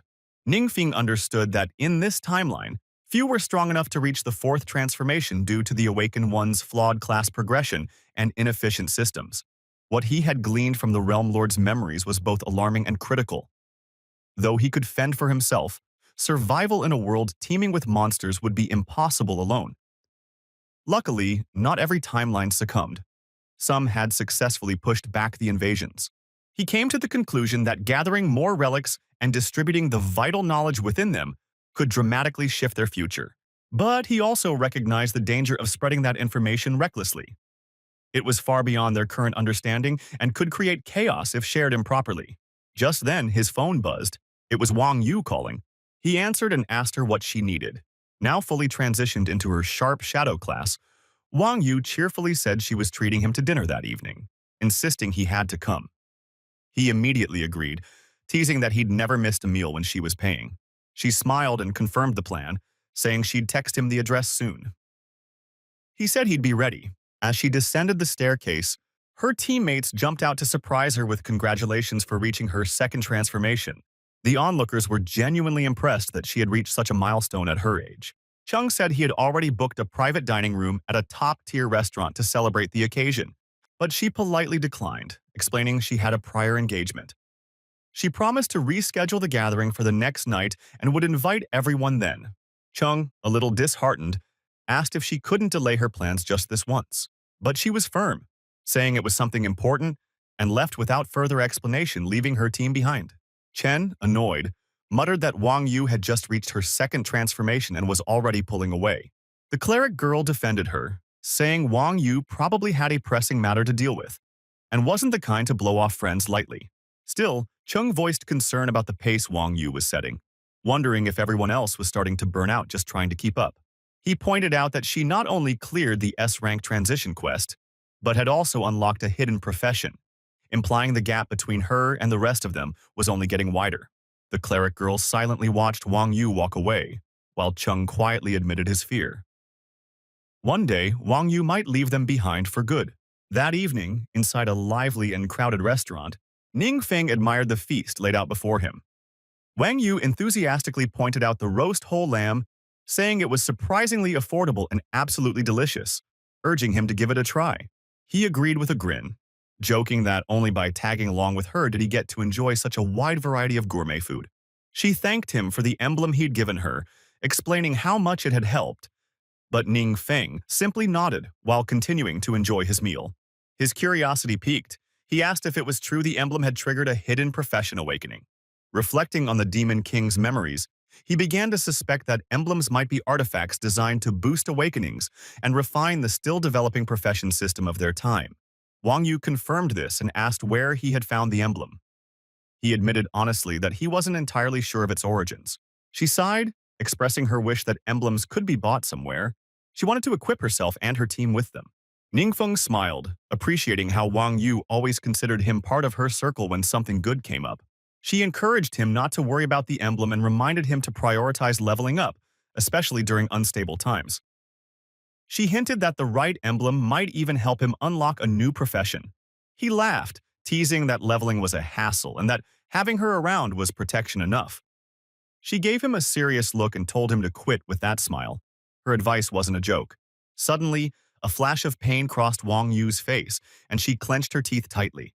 Concerned, Ningfeng asked what was wrong. She brushed it off, saying it was just a lingering wound from a recent mission. When he asked if she hadn't received medical attention, she said she had, but the mission was S rank, and the final boss had done a number on her. She still needed time to recover. Hearing that made Ningfeng truly understand the kind of danger involved in S-rank class advancement tasks. His phone rang abruptly. The caller ID was unfamiliar. When Ningfeng picked up, a voice with a threatening tone asked if he was Ningfeng. Instead of answering, he coldly asked who was calling. The voice, now clearly annoyed, said his name didn't matter, but demanded to know where Ningfeng had acquired the emblem. Wang Yu noticed the change in his expression and asked what had happened. He told her someone aggressive was questioning him about the emblem. She suddenly looked alarmed. Wondering how the caller could possibly know, she swore she hadn't told a soul. Ningfeng told her to let it go and suggested they focus on enjoying their dinner. But the phone rang again. It was the same caller. Now yelling, the man accused him of hanging up and threatened that Ningfeng would suffer for it. Calmly, Ningfeng lowered his voice so Wang Yu wouldn't hear and hung up again. Later, as they stepped out of the restaurant, Ningfeng happily commented on how stuffed he was. Wang Yu asked if he was sure he didn't want her to walk him home. He reassured her that it wasn't necessary, brushing off the earlier call as just some random harassment. They said their goodbyes. When Ningfeng reached his apartment, he unlocked the door and yawned as he stepped inside, only to discover the place was a mess, furniture overturned and belongings destroyed. Shocked, he spotted someone emerging from his bedroom.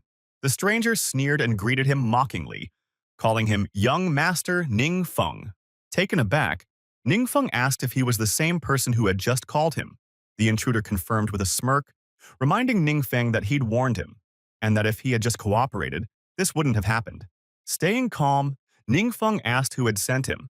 The man suddenly exploded in anger, calling Ningfeng disrespectful and mocking his recent awakening, wondering if his teacher had ever taught him how to act before the strong. Without warning, another attacker appeared behind Ningfeng and launched a strike. Ningfeng swiftly dodged and retaliated with a sharp elbow, smashing it into the man's face. The blow was so strong that the attacker dropped his dagger and crumpled to the floor. The first intruder watched in horror as his comrade collapsed, stunned by Ningfeng's power. Smiling coolly, Ningfeng suggested the man reconsider his earlier comments about respecting the strong. The attacker stood dumbfounded. His intel had clearly stated that Ningfeng was just a one-star mage. He couldn't comprehend how someone like Feng had overpowered a 3-star assassin with nothing but brute strength, even as he subtly reached for a hidden shuriken. Meanwhile, Ningfeng flexed his fingers, silently marveling at the power boost from the YS-100 to all attributes. His reflexes and raw physical capabilities had skyrocketed, allowing him to handle close combat with ease, even without spells. As the attacker flung the shuriken, Ningfeng dodged effortlessly. It embedded with a thunk into the wall, just inches from its target. Realizing things were going sideways fast, the assailant made a desperate break for the window and leapt, only for Ningfeng to snatch his leg mid-air, slamming him face first into the wall and leaving him dangling awkwardly from the window frame. Calmly, Ningfeng ordered the intruders to start cleaning the mess they had made. He added that his cabinet had been smashed too, and someone was going to pay for it. One of them motioned toward the table, saying they had already surrendered everything they carried.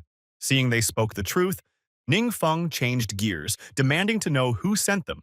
The man answered that it was Yahello Chen, the young master of the Lion's Vision Guild. He believed Ningfeng possessed a one-of-a-kind emblem and had hired them to find out more. Feng narrowed his eyes, wondering if Zhao Cheng was the shield warrior from that guild, the one Wang Yu had spoken of. With a cold edge to his voice, he warned Cheng not to cry foul later, since he was the one who'd started this. There was still a forbidden curse Feng hadn't used. and if Chung kept pushing, he might not be so lucky next time. He then activated the unsettling Soul Season Gloom ritual, a mental manipulation taboo that temporarily hijacks a person's will, converting them into a combat avatar. Without hesitation, he cast the spell on the intruders. Elsewhere, along a darkened road, a mage reported to Chung that Wang Yu hadn't shown up, asking what was going on with the ambush. Chung waved it off, suggesting they call it a night and find a new place to unwind.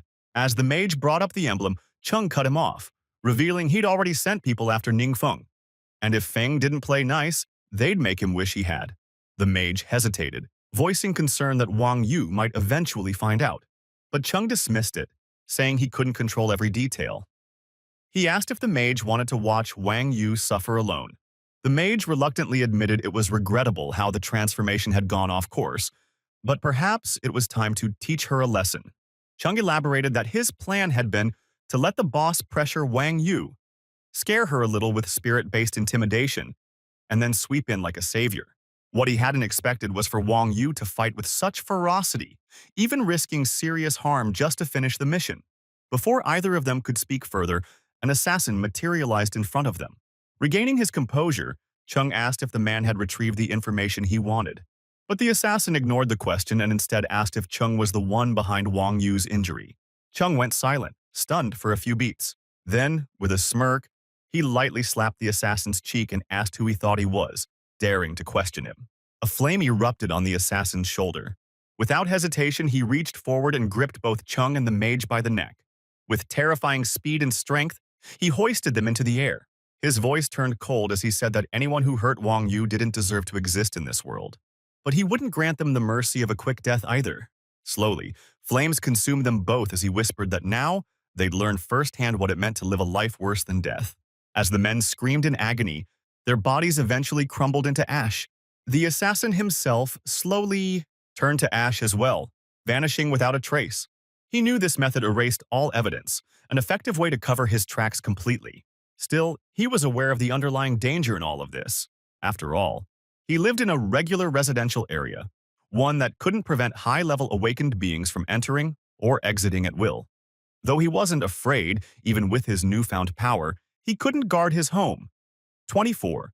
Originally, he had planned to start organizing key matters based on the memories inherited from the Demon Lord. But he hadn't begun yet. If those intruders had found anything, the consequences could have been disastrous. So he made a decision to tidy up and move into Dune's place first. Dune was a fourth transformation powerhouse, and the security in the high-end villa district was top tier. Later, at Dune's villa, Dune furiously exclaimed that attacking someone of such status was reckless beyond belief. He told Feng to rest for now while he investigated who else might be stirring up trouble behind the scenes.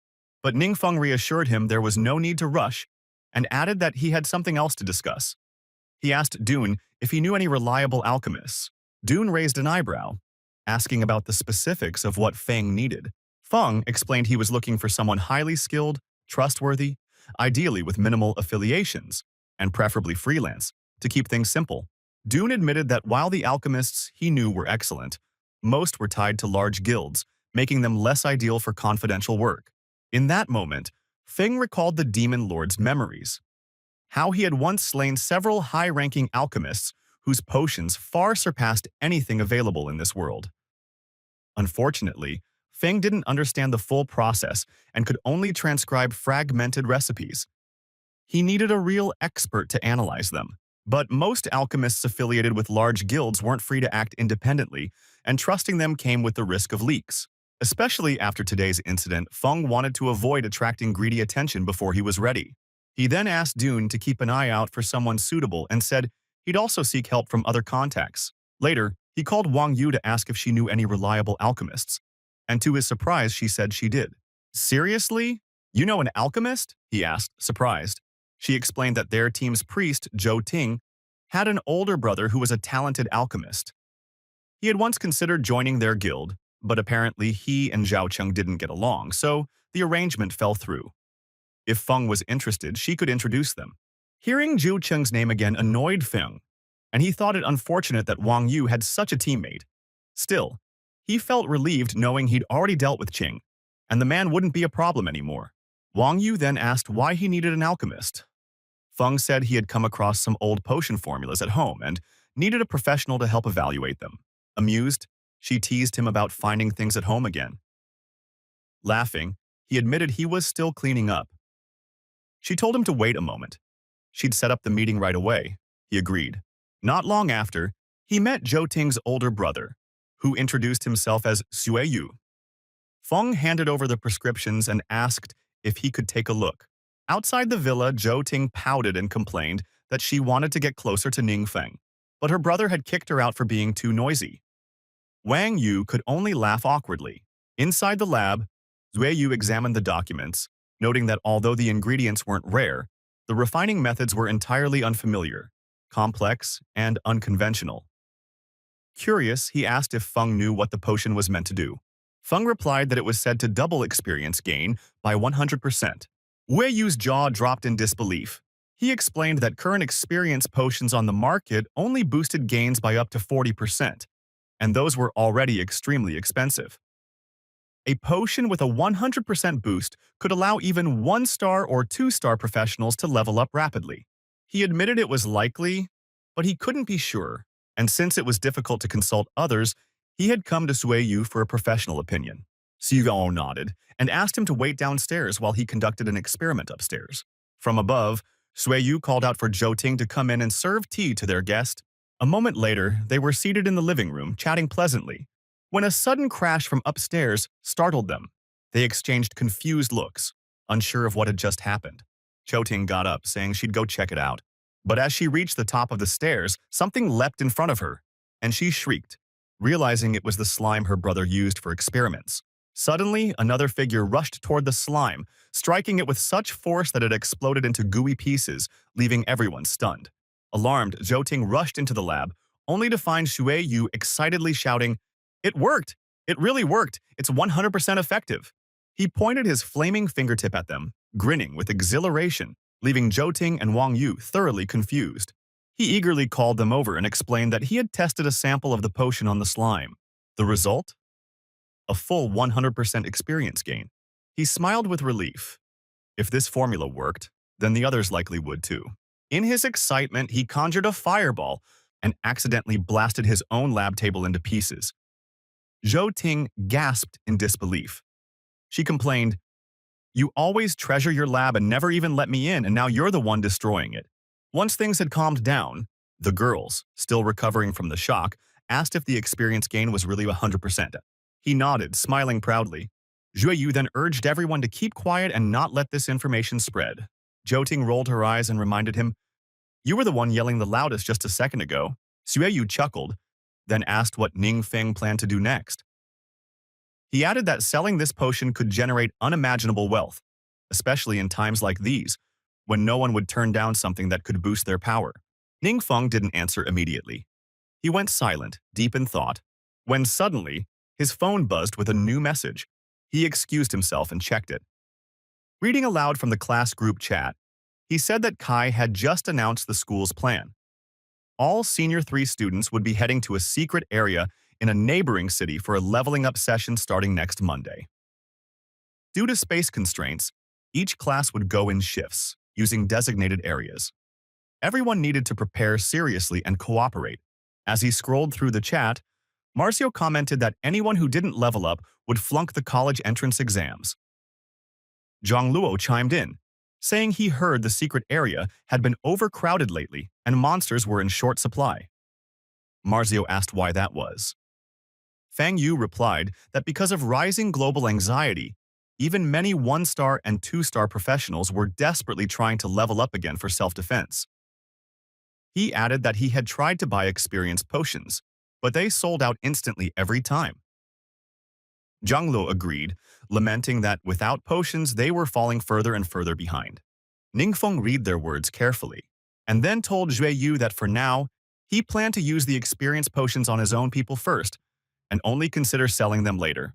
Zhou Ting immediately called him boss, and asked if she counted as one of his own. Laughing, he replied, "Of course."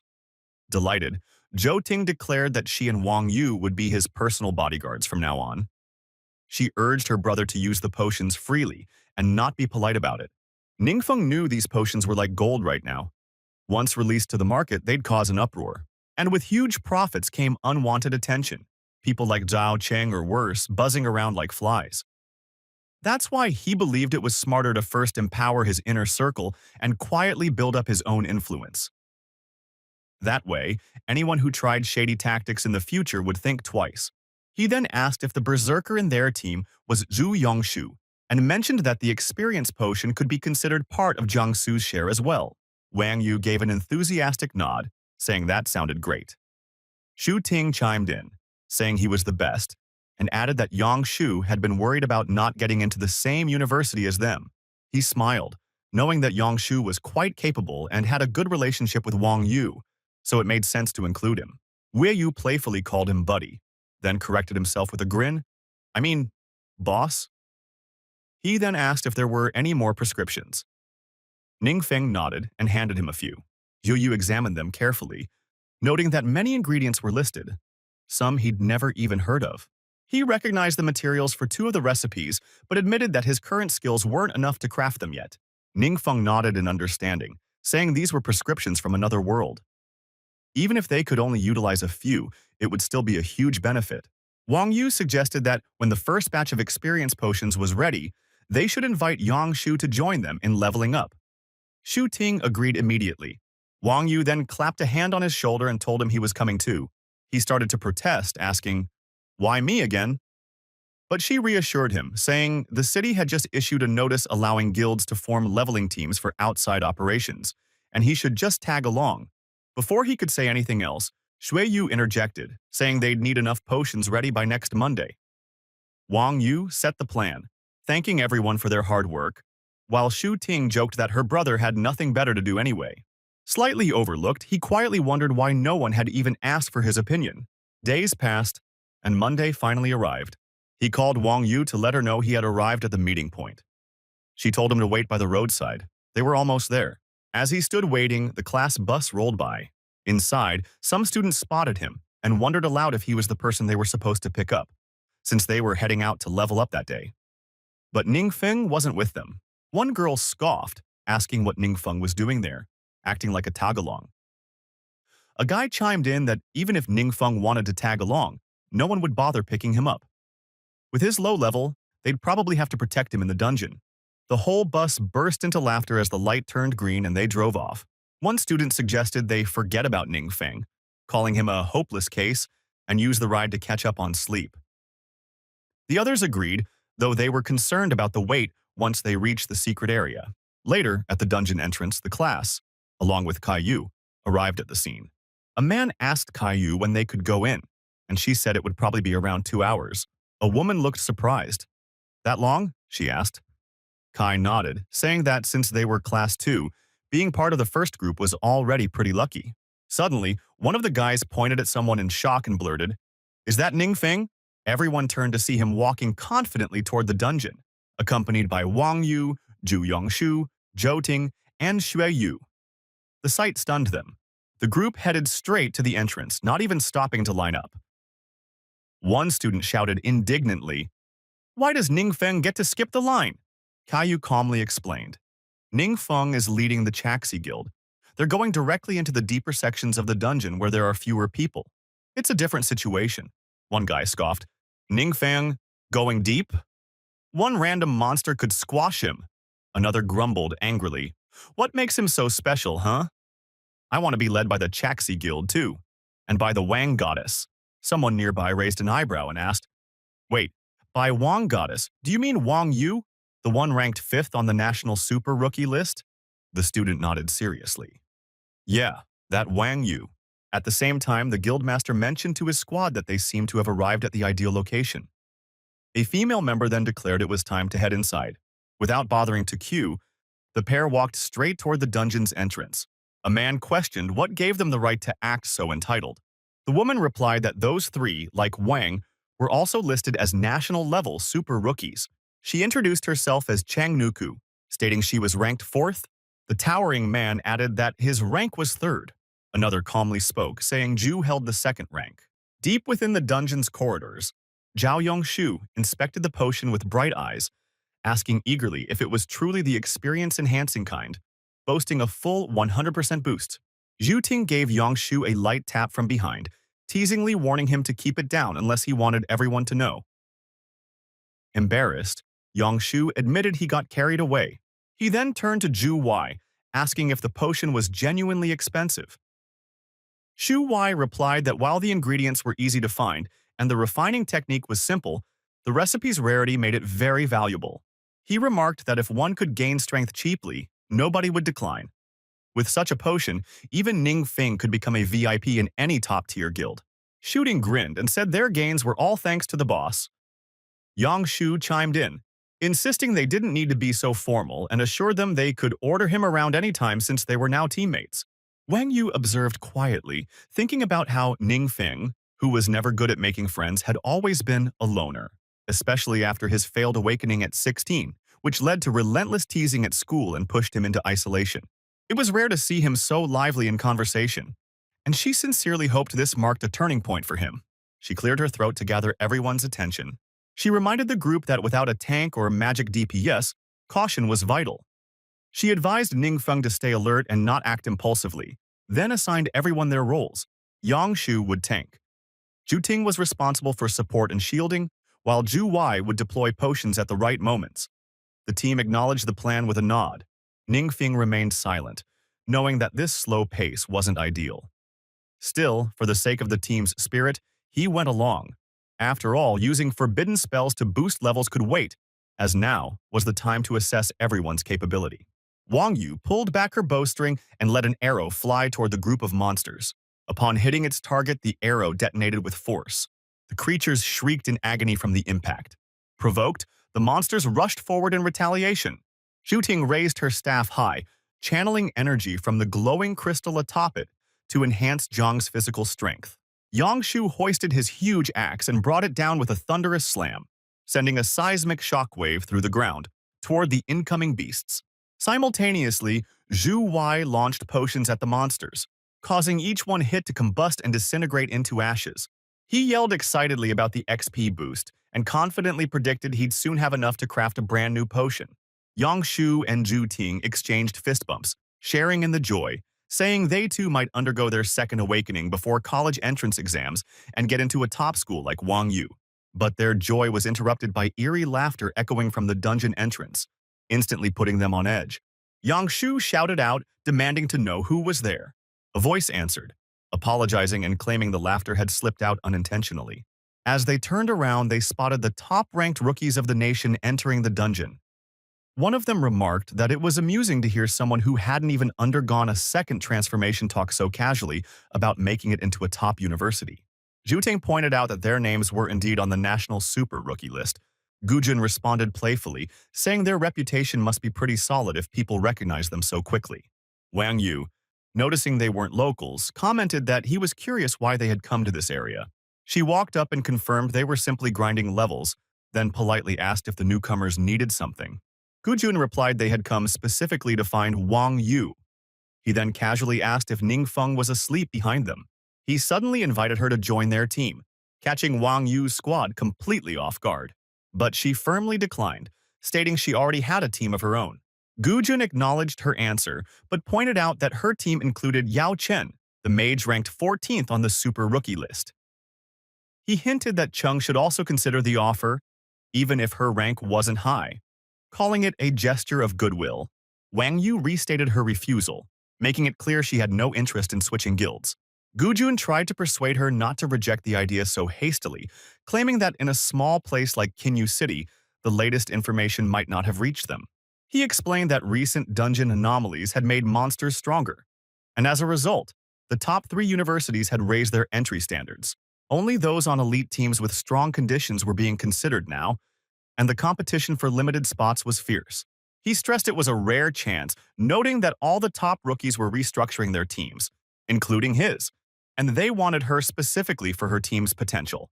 He reminded her, in a serious tone, not to forget her destiny of becoming powerful. Then with a smirk, he added that weakness was the greatest crime of all. Furious, Wang Yu unsheathed her sword. Gujun quickly warned her not to get too worked up, reminding her that as a ranged fighter, this wasn't the best place for a close fight. Zhu Tan stepped in, telling Wang Yu to let it go and suggesting they continue leveling elsewhere to avoid escalation. Wang Yu didn't say a word. She just turned and walked away with her team silently following. Ningfeng, having just woken up and caught parts of the conversation, thought Gujun seriously needed a reality check, but doubted if he could beat him in a fight. Just then, as Ning tried to catch up to his group, Lai Chi stepped right in his path. With a smug tone, he asked if Ning was Zhao Chen Wen Lingfeng. Ning simply said no. Lai Chi scoffed and told him to scram, calling him a worthless nobody. Ningfeng's eyes narrowed in fury as he stared daggers at Lai Chi. Yang Shu stepped forward to defend Ning, yelling that they had gone too far. But Lai Chi just flexed, mocking whether Yang Shu really believed he could shield anyone all by himself. Then Lai Chi swung a punch which Yang Shu managed to block using both arms. But without missing a beat, Lai Chi followed up with a crushing blow to Yang Shu's chest. Worried, Wang Yu called out his name and began to rush over. But Gujun quickly moved to block her way. Enraged, she shouted at him to move aside. Gujun flinched, both startled and annoyed by her outburst. From the ground, Yang Shu called back to her, insisting he was fine and urging her to stay put. But inside, he felt several ribs had cracked from the blow and realized Lai Qi was deliberately being ruthless. Gritting through the pain, he told Ningfeng to stay out of it. He couldn't let him get dragged in. Lai Qi sneered at Yang Shu, calling him pathetic. Fueled by rage, Jiang Shu lunged with a punch of his own, shouting at Lai Qi to go to hell. But he was stunned when Lai Qi's fist shot forward, closing the distance to his face almost instantly. From afar, Shooting and Wang Yu raised their weapons, prepared to leap in and shield Yang Shu. Just as Lai Qi's fist was about to land on Yang Shu's face, it was suddenly intercepted. Ningfeng had darted in and caught Lai Qi's punch midair, halting it completely. Wang Yu called out Ningfeng's name in surprise, while everyone stood frozen, shocked by his raw power. Lai Qi's expression twisted in disbelief. He couldn't budge his arm an inch. With zero effort, Ningfeng gripped Lai Qi's arm, spun his body around like a rag doll, and flung him violently into a nearby giant boulder. The collision cracked the stone apart, and chunks of it tumbled down onto Lai Qi's body. Ningfeng mocked him, calling him nothing but trash. Gujun, momentarily distracted from Wang Yu, dashed to check on Lai Qi. But as he turned his back, Wang Yu loosed an arrow, hitting him squarely in the butt. His eyes widened in agony as he clutched his behind in pain. Shu Tan quickly covered her mouth, trying not to burst into laughter, while Muke was left speechless, unable to grasp how a mage had beaten a berserker with just his hands, and how the archer landed a hit on a human tank at such close range, especially since Gu Jun and Lai Qi were both elite supernova members. Ningfeng sighed in irritation, admitting he had hoped to stay low-key, but their actions had forced him to expose his strength, something he found very annoying. He then turned to Shu Ting, still in a daze, and told her to focus and tend to Jiang Shu's wounds. Snapping back to her senses, she nodded and began treating him right away. Ningfeng looked over at Lai Qi, then asked Jiang Shu what they should do with him. Jiang Shu replied that he'd follow Ningfeng's lead. As everyone's attitude towards Ningfeng shifted into awe and respect, Ningfeng grinned and told Jiang Shu to strip Lai Qi of his gear as compensation. Jiang Shu agreed without hesitation. Gu Jun, still lying on the ground, shouted angrily, accusing them of robbery and demanding how they dared to steal from them. In response, Ningfeng smashed his fist into the ground near Gu Jun, splitting the earth and growling, "What did you just say?" Startled, Gu Jun immediately changed his tone, nervously saying his gear wasn't that valuable anyway, and if Ningfeng liked it, he could just take it. Ningfeng placed a hand on his shoulder, saying he was finally acting smart. He added that he didn't like causing trouble, but warned them that if they ever retaliated, they knew what would happen. Gu Jun, trying to appease him, swore there'd be no revenge and admitted they'd misjudged the situation and brought this on themselves. Muke, who was nearly stripped of her equipment, mentioned that all her gear was intact and offered to let them inspect it. Her remark left both Ningfeng and Gu Jun visibly surprised. Ningfeng responded with a soft tone, praising her for being sensible, then told his team it was time to move forward and level up, leaving Muke flustered and blushing. His teammates eagerly agreed. As they headed off, Wang Yu commented that she had initially planned to help him level, but no one could have guessed he was this strong. He chuckled and reminded her that he had only recently awakened, and showing off too much would only attract trouble. Slightly annoyed, Wang Yu told him that if he didn't want to share, she wouldn't press. He'd always been like that. He thanked her for understanding, adding that she really did know him best. To his surprise, she grabbed his shoulder and smiled, telling him she was genuinely happy about his progress. He grinned and gave her a cheerful thumbs up in response. Zhu Ting then asked if he had decided on a university yet, and Yu Jiangshu countered by asking which guild he planned to join. Ningfeng admitted he hadn't thought that far ahead. Zhu Ting reassures him that someone as strong as he is doesn't need to rush decisions. Yang Shu jokes that if he were that amazing, he wouldn't even be stressing over entrance exams. Meanwhile, a breathless Shu Yi yells at them to slow down and wait up. Ningfeng knows that both guilds and universities enforce strict codes, and joining either risks exposing hidden cards, so he feels no real need to commit right now. He then shouts his new plan: push harder and level up faster. He'll take on the main damage drawing aggro, while the rest handle the stragglers. The idea fires them up, and Zhu Ting exclaims that he's truly taking the lead. He thinks that even without being able to cast forbidden spells, the buffs and passive traits from his gear, along with its spell effects, can still be put to great use. The next morning, he arrives at Duhan's estate, where Duhan warmly welcomes him. He feels a bit let down. Despite days of grinding, he'd only gained 1 level. Without that new type of experience potion, it would have been even slower. It reminded him how reliant he'd become on forbidden magic for fast leveling and crushing higher-tier monsters. This was what normal progress looked like. He knew prodigies like Wang Yu, true supernovas, could hit level 60 and complete a second transformation in just 2 years. But for average 1- or 2-star classes, instead of slow grinding every day, attending a regular university seemed like a smarter move. Stretching out, he decides to stop overthinking. A few peaceful, lazy days at home sound good. He spends his time playing with Duhan, flipping through books, taking naps and enjoying mouth-watering barbecue, until his phone suddenly rings. Seeing it's Yang Xin, he picks up. She tells him there's an upcoming auction with rare items on the list. She also mentions that the new head, Master Tang, wants to know if he'd be interested in joining. He asks if Tang took over from Wang. Yang Xin confirms with a yes. He tells her he hasn't been particularly busy, so he might as well check it out. She replies that she and Tang will come by shortly to drop off the auction catalog. He agrees, while wondering if the treatment is always this considerate. Compared to Wang, Tang seems far better at managing people. On the auction day, Tang formally introduces himself as Tang Yukai, an appraiser from the Yinchang branch of the Enchang Trading Center. Ningfeng rises to greet him, and Tang Yukai, a bit shy, says he's still new and asks for guidance. Tang Yukai forces a smile, recalling that before coming, Qidong had stressed that this young man should be treated with utmost care. According to Caden Ming, the whole Yinchang could revolve around Ningfeng, and that would be just fine. Tang Yukai then instructs Yang Xin to review the catalog with him. She nods and begins. As soon as the tablet is handed over, he notices that most items are mage gear and potions, but none are useful for him. He quickly flips through the listings, making Tang Yukai break into a cold sweat, thinking that nothing had impressed him, and now it looks like his plan had backfired. But just then, Ningfeng pauses. Something caught his attention. Peeking over, Tang Yukai lights up and says he's got a sharp eye. He picked the best item on the list.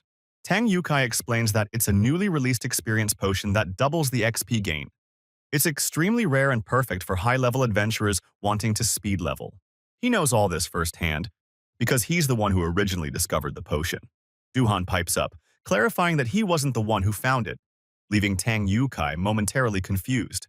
Ningfeng then asks Tang Yukai where exactly they got the potion from. Stammering a little, Tang replies that it was submitted for auction by the Azure Sharp Guild, and nervously asks if something about it is wrong. Knowing that the Azure Sharp Guild is one of the top 7 elite guilds in the nation, famed for their overwhelming strength, he begins to wonder, did Xue Yi secretly sell them the recipe, or did something happen to Shu? Why else would they have it? He then asks Tang Yukai whether the origin of the potion was ever disclosed. Tang Yukai replies that he heard about a newly discovered solo-entry secret realm called the Trial of the Gods. It's said to have multiple floors, each granting unique rewards when cleared, one of which was the recipe for that very potion, obtained by their guild members during their runs. Duhan notes that it's the first time he's heard of such a secret realm. It makes Ningfeng suspect this could be another sign of the world's growing anomalies. Duhan also reminds him that, per official rules, all active secret realms must be registered with basic details accessible online. Ningfeng feels relieved. At least Zhu Yi doesn't seem to be in danger. Still, the trial of the gods sounds like a place not to be taken lightly. Suddenly, the system assigns him a mission titled The Trial of the Gods. The task: conquer the secret realm and claim its power. The deadline is 60 days. The consequence of failure: complete host termination. He chuckles, realizing it's the first time the system has ever issued a mission. Clearly, this secret realm must be truly extraordinary. Meanwhile, Tang Yukai signals Yang Xin with a wink. She tells him she won't be attending the auction but appreciates all the effort he put in. Tang responds that it was no trouble and tells Ningfeng to reach out anytime he needs something. Tang Yukai knows those experience potions are the crown jewel of the auction, sought after by many top guilds. Yet Ningfeng didn't even show the slightest interest. Duhan suggests he stick around so they can dig up more intel on the secret realm, but Ningfeng insists on going with him. Moments later, back at Duhan's villa, they sit down, and Duhan pulls out his laptop to begin searching. He mentions needing specific login access and decides to use special credentials granted to him by Mayor Zhang. Ningfeng leans in as Duhan navigates the website, and together, they locate information on the Trial of the Gods. Duhan reveals that the Azure Sharp Guild holds exclusive registration rights for the realm, meaning officials have authorized them to manage it independently. Without their consent, no outsiders can enter. Ningfeng knows this kind of exclusivity is standard among elite guilds, but with his life on the line, failure isn't an option. He needs a different way in. A short while later, at the location of the trial's secret realm, he opens a portal and is surprised to see guards stationed there, even this late at night. The Azure Sharp Guild had posted detailed info about the realm on their forums to draw in powerful recruits. It's helped him understand it better, and he's confident that sneaking in with his skills won't trigger any alarms. Grinning, he leaps out from the portal, landing right behind the guards and playfully taunting them.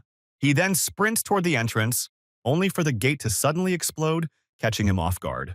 The blast sends out a powerful shockwave, flinging the guards back. The explosion echoes through the nearby city, making citizens curious. They quickly realize it came from the trial secret realm and decide to alert the guild leader immediately. Meanwhile, back in his room at Duhan's villa, a portal bursts open and Ningfeng stumbles out, injured and collapsing in pain onto the bed. He's completely stunned. What just happened? He remembers getting close to the gate when a massive energy surge erupted, obliterating his protective filthy earth shell in an instant. He's left in shock, unable to make sense of the power he just encountered. Suddenly, the system chimes in, warning that it has resisted a scanning attempt, but suffered 3% damage in the process. Then, another surge deals an additional 4%, bringing total system damage to 7%. He's stunned that even the system has sustained damage. Frustrated, he demands to know what kind of probing skill could cause this. But before he gets an answer, the damage continues climbing second by second, eventually reaching 34%. Meanwhile, members of the Azure Sharp Guild arrive at the Trial of the Gods site. One of the healers quickly attends to the guards who had been blown away by the explosion. The healer informs the guild master that the guards were only stunned and had not suffered any physical harm. As one of the guards regains consciousness, he's shocked to see the guild master standing before him. The Azure Sharp Guild's president asks the guard to explain what happened. The guard says he's unsure himself, only remembering a sudden explosion at the entrance before blacking out. He adds that nothing like this had ever occurred at the secret realm before, suggesting something unusual may be unfolding within. A female member proposes using magic to investigate. The guild master agrees. She then conjures a magic circle and activates her time reversal ability using her staff. The guild master is relieved that the secret realm is equipped with a specialized array capable of recording both internal and external events and enabling time reversal. Once the time reversal spell concludes, the guild master is horrified to witness a shadowy entity emerging from the portal. They see the guardian of the trial realm facing off against a bold, dark god who dared to breach his domain. The guardian gathers energy in his hand and launches it at the approaching evil deity. Everyone watches in disbelief as the divine and the corrupted clash. Enraged that the evil god has once again escaped, the divine guardian vows to track it down before more of the world is destroyed. The Azure Sharp Guild members are left in shock by the implications of what they've seen. Later that day, the guild master shares the footage with other guild leaders, explaining that for the first time, they now have visual proof confirming the existence of actual gods. President Liu Xinjin of the YU Guild notes that although the entity's identity is unclear, the scale of its spells suggests a power level comparable to legendary forbidden magic. The Epoch Guild's president asks the Azure Sharp Guildmaster to confirm if the trials were said to grant the gods recognition and blessings. The Guildmaster affirms that this was indeed suggested by the realm's internal lore, though they never expected a literal deity to appear. President Huling of the Qianchu Guild expresses concern. If even forbidden-level magic couldn't destroy the evil god, that presents a grave danger. President Luo Yaning of the Wangshou Guild agrees, warning that if the dark god's aim is to annihilate the world, they might not have any effective countermeasures. President Wang Bo of the Illuminati Guild proposes that the god's blessings, earned by passing the trial, might include a method to combat evil gods, possibly even granting new forbidden-tier spells. President Jiang Yi of the Blazing Guild supports the idea, saying it's worth trying and they should attempt it. Ning Feng realizes these guild leaders have long had their eyes on the trial of the gods and now seek to use this opportunity to persuade him to collaborate. He calmly tells them he doesn't object to others trying the trial, but warns that the creatures inside are incredibly strong, and with their current power they wouldn't make it far. He also remarks that none of them may yet qualify for the divine recognition or blessing required. Then, with a knowing smile, he turns to someone named Lao Feng and asks for his opinion. Lao Feng chuckles, feigning confusion, and sarcastically asks if any of them actually lack the strength to try. Jingjian reassures Lao Feng not to be upset, explaining that he was only summoned back because something truly important had occurred. Lao Feng, once the head of Solitary Shadow, scoffs and asks what could possibly be more urgent to them than guarding against mutants. He angrily informs John that his disciples had earlier reported unusual activity in Kenneth City, warnings that were dismissed, forcing them to send an investigative team. He insists that whether or not an investigation took place, it ended in disaster, and had he not stepped in while in Kansas City, innocent lives would have been endangered. Engine tries to defuse the situation, urging Lao Feng to calm down as he's getting agitated again. Bying recalls hearing that senior Lao Feng had filed for retirement due to the increasing toll of using dark powers and hadn't expected to see him again. Engine suggests Lao Feng have his disciple show the footage to the mysterious powerhouse in Kansas City, thinking someone of that caliber might uncover important details. Lao Feng, still fuming, questions if John seriously wants to talk about his disciple at a time like this. But when Engine mentions he's about to send over 2 premium wine cases and that his disciple's military honor is close to being approved, Lao Feng is taken by surprise and begins to calm down. The flames on his head fade, revealing his human form, and he agrees with Engine's plan. Meanwhile, back at Dune's villa, Ning Feng is alone in his room, focused on the system interface. A mission titled No Problem appears, labeled as a trivial task. The goal is to reach his second transformation and fully repair the system. He's startled to see this new mission appear, while the previous one remains incomplete. And judging by the mission's title, he suspects the system, despite its damage, doesn't treat the situation seriously at all. Leaving his room still thinking about last night's terrifying events, Ningfeng questions whether he might have done something wrong.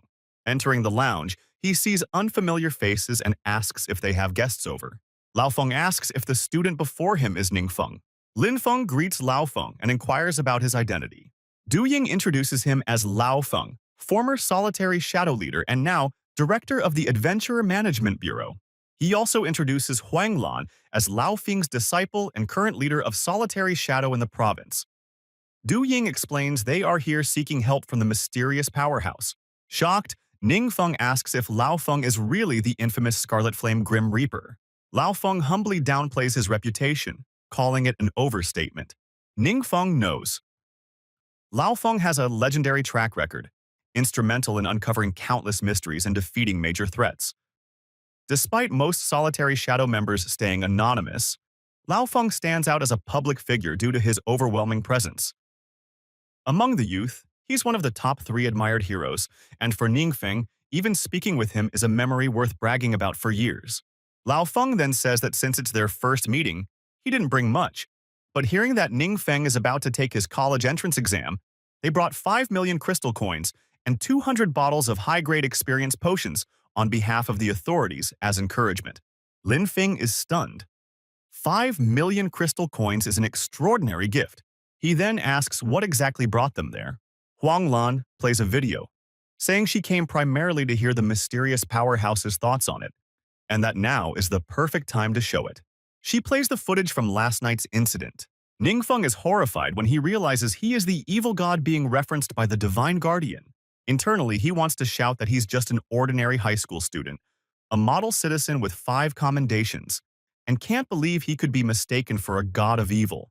He remembers the system's mission titled No Problem and curses it, realizing that the task was anything but minor, and suspects the system might have tricked him on purpose. He tells himself to stay calm. No one knows yet that he's the evil god, and he must not let anything slip. Out loud, he calmly responds that he understands and will forward the footage to the mysterious powerhouse immediately, assuring them he'll relay any updates. Lao Feng thanks him and says they'll wait for news, adding that if Ningfeng ever needs help, he should contact Huang Lan directly. Huang Lan hands Ningfeng a card, and upon seeing it, he recalls that she was the senior sister managing reception on the day he changed his profession, which makes him realize that's likely how his identity got uncovered so quickly. A few minutes later on the street, Lao Feng and Huang Lan are walking together. Lao Feng comments that Ningfeng really matches her description: humble, respectful, and calm. He adds that the official directive is to spare no effort in recruiting Ningfeng if the chance presents itself. Huang Lan then asks if he believes Ningfeng and the mysterious powerhouse are actually the same person. Lao Feng gives a vague response, questioning whether it really matters. He says that since Ningfeng wishes to be seen as a student, they should respect that. It's simpler and safer for everyone. He also notes that even giving 5 million crystal coins to a student wouldn't be considered over the top in terms of etiquette. If a student eventually becomes a mysterious powerhouse, there's no established protocol on how they should be treated, so nothing about this is out of line. Lao Feng adds that while their enemies are growing stronger, as she mentioned, they themselves can only dream of divine blessings without even meeting the qualifications. So their best bet is to rely on the mysterious powerhouse as their strongest possible ally. Inside the villa, Ningfeng sips coffee while reflecting on the probing ability that damaged his system the day before. He suspects it might have been a god trying to locate him. That deity had destroyed his absolute defense in a single strike, which meant the god's power had also reached the level of forbidden spells, making them a terrifying opponent. Ningfeng knows his top priority is to complete the system's 2 missions, with system repair coming first since he's still depending on it to conceal his presence from divine detection. He also sees the trial as critical, realizing that if he can't learn to control the enemy's power, it could become a major risk. He asks Du Ying if Lao Feng left behind any other information. Du Ying confirms and says he'll organize it right away. Du Ying explains that the trial realm resembles a multi-floor tower with an unknown number of levels. It's still largely unexplored, and the creatures inside are far more dangerous than those found in other secret realms. The current record is reaching the 42nd floor, set by his Shifu, the president of the Azure Sharp Guild. Worried that triggering another forbidden spell in the trial might expose him as the evil god, Ningfeng wonders if it's possible to delegate the task, since the mission doesn't explicitly require his personal involvement. He then asks Du Ying if he had watched the footage of AQ clearing the trial levels. Du Ying confirms that he has. Ningfeng asks how many floors Du Ying thinks he could manage if he were the one attempting the trial. Du Ying estimates that he could probably reach the 35th floor, unaware that Ningfeng was already nearing the power level of a 5 transformation powerhouse, exceeding Du Ying in strength. He trusts Du Ying's loyalty and knows he'd only feel secure if someone from their own ranks undertook the trial. This makes him consider organizing a special training session for Du Ying. The next day, in a nondescript building, someone reacts in shock as Lao Feng asks if the mysterious powerhouse is really sending someone to the Azure Sharp Guild for the trial. Huang Lan confirms that it was indeed Du Ying's message. He's also requested access to their training room, intending to go through an intensive training period. Lao Feng asks if it's true that Du Ying hasn't yet undergone his 5th transformation, and she confirms. Lao Feng smiles, remarking that things are starting to get interesting, which prompts Huang Lan to ask why with a puzzled look. He explains that the heads of all 7 major guilds had tried to conquer the trial realm but failed, including even John, the cunning old fox, who also didn't make it. Huang Lan is stunned. John is considered one of the country's most powerful individuals, yet he too failed to succeed. Now embodying his Scarlet Flame Grim Reaper identity, Lao Feng exclaims that this is exactly why he's deeply intrigued by the trial results, eager to see just how far someone trained by the mysterious powerhouse can actually go. Huang Lan is startled to see her master so animated, and Lao Feng realizes his head is once again engulfed in flames. She understands this flame is the price he pays, constantly burning his own life force, and she can't help but wonder if there's truly no remedy. An hour later, they reach the training facility. Jiang Qi excitedly announces that there are now participants at both the 4th and 5th transformation stages, a phenomenon never before seen in their city.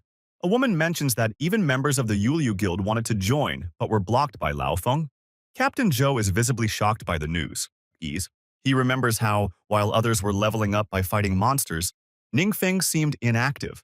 Now he tears up in relief, thankful he never offended Ningfeng, knowing that could have spelled disaster for him.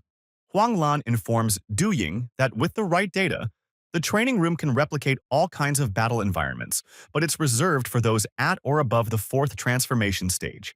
Du Ying hands a USB to Guanglan, excitedly sharing that this is his first visit. Lao Feng casually replies that if he likes the place, there are even more advanced training setups available. After Guanglan plugs in the USB, she's amazed by how accurate the data is. It even lists the monster's weaknesses in detail. What surprises her most is that Liu only reached the 10th floor, yet this much info is accessible. She recalls that the secret realm had once been taken over by its realm lord, so pulling data from his memories would naturally provide the most comprehensive insights into the minion's vulnerabilities. Lao Feng asks Du Ying if they can watch his training session.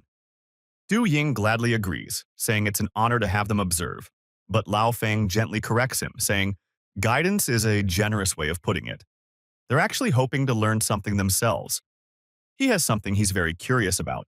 He then asks whether the mysterious powerhouse ever mentioned if the evil god truly intends to destroy the world.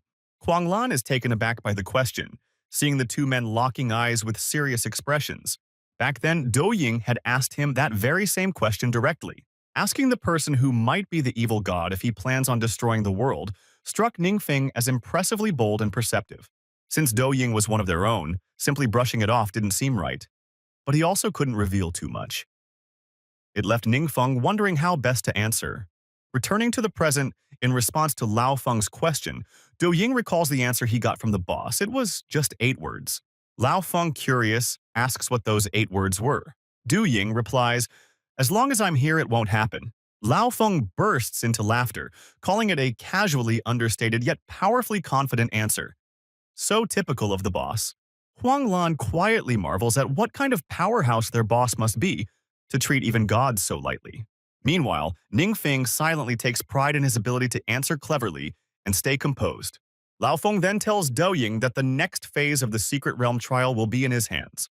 From outside the training chamber, they watch as a simulation of a crumbling tower begins, with Du Ying being slammed to the ground. He's immediately swarmed by demonic creatures launching fierce attacks. Du Ying cries out as he unleashes his power in response. Lao Feng asks if he wants to come out and take a break, but Du Ying refuses, saying he's fine. He'll just rest for a bit and then try again. Internally, he's determined not to waste the chance Ningfeng gave him. Huang Lan observes that these monsters have already surpassed the level of the 4th transformation and admits she wouldn't be able to pass the trial herself. Lao Feng recalls that Huang Lan once mentioned Ningfeng awakened at 18 and completed his first transformation within mere days. This leads him to wonder, could Ningfeng truly be capable of such feats? Maybe a miracle lies ahead for Diwan. If the boss can shatter the existing combat system, Diwan might tap into even greater power, almost like receiving divine favor. Lingfeng realizes he misjudged the difficulty. He thought knowing the monster's weaknesses would give him the advantage, but he ignored the fact that humans, along with their gear and skills, all have limitations. Knowing weaknesses is useless if you can't reach your enemy.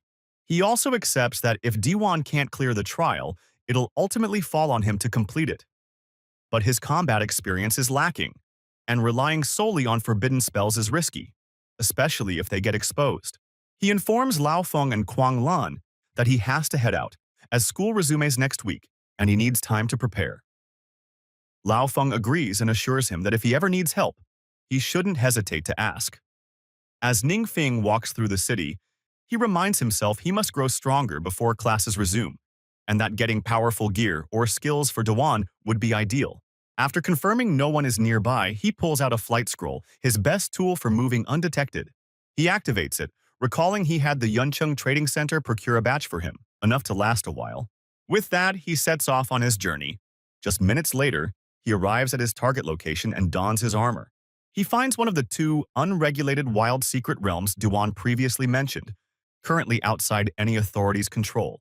But nearby, he spots signs that a battle took place recently. Intrigued, he steps into the secret realm, determined to investigate further. Meanwhile, deeper within the realm, someone steps over the corpse of a fallen man. A large man asks his leader if he saw a light beam earlier, and the boss confirms it looked like a flight scroll. He wonders aloud if this is another foolish attempt to take them down. The surrounding mutants laugh, saying the humans must have a death wish. Their leader then declares that they should let the humans come. After all, more humans mean more sacrifices for their revered demon lord.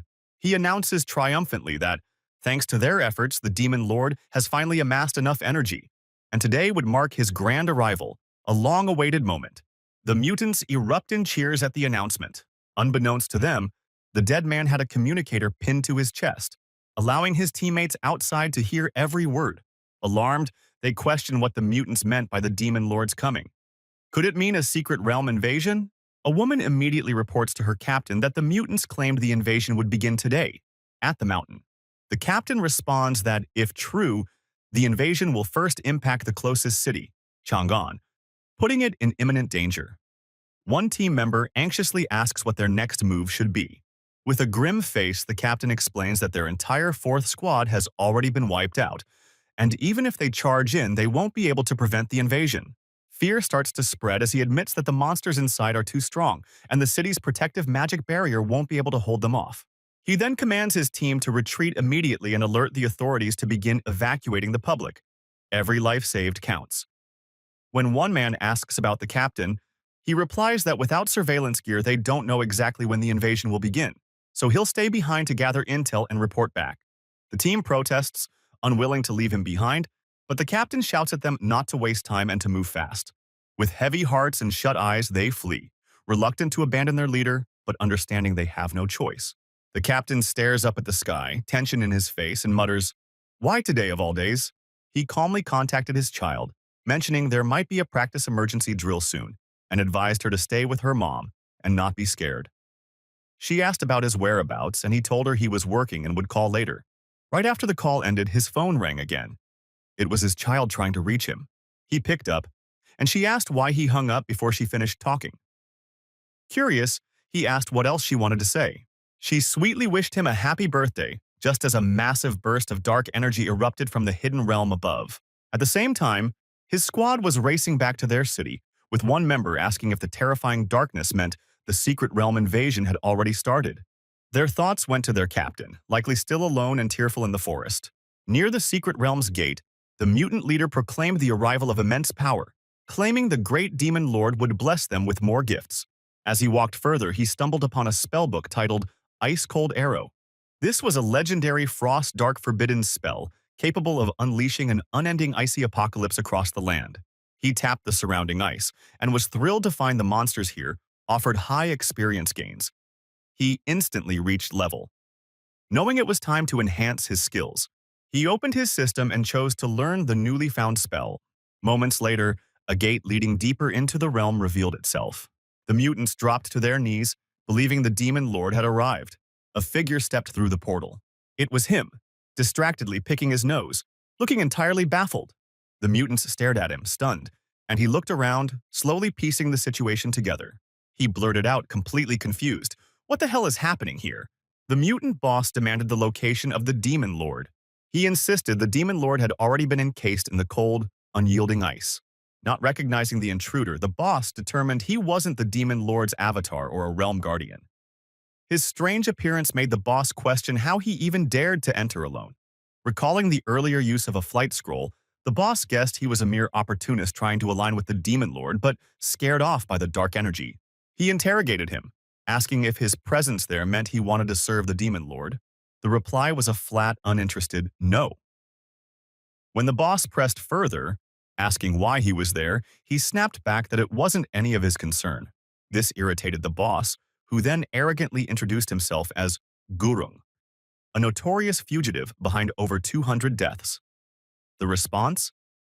A cold, "You're just annoying." The mutants around them looked horrified, unsure how things had gone so off-script. He decided it was time to showcase the dark spell he had just acquired. The spell, called Sorrow of Abuse, ensnared foes in illusions, revealing their flaws and subjecting them to torment based on their deepest weaknesses. Through it, he saw Gurung's vulnerabilities, a hidden shoulder injury caused by a flawed skill combo, lowering his strength and agility by 5%, and reducing his skill impact by 20%. Realizing how deeply the spell analyzed enemies, he noted that no weakness could stay hidden under its scrutiny.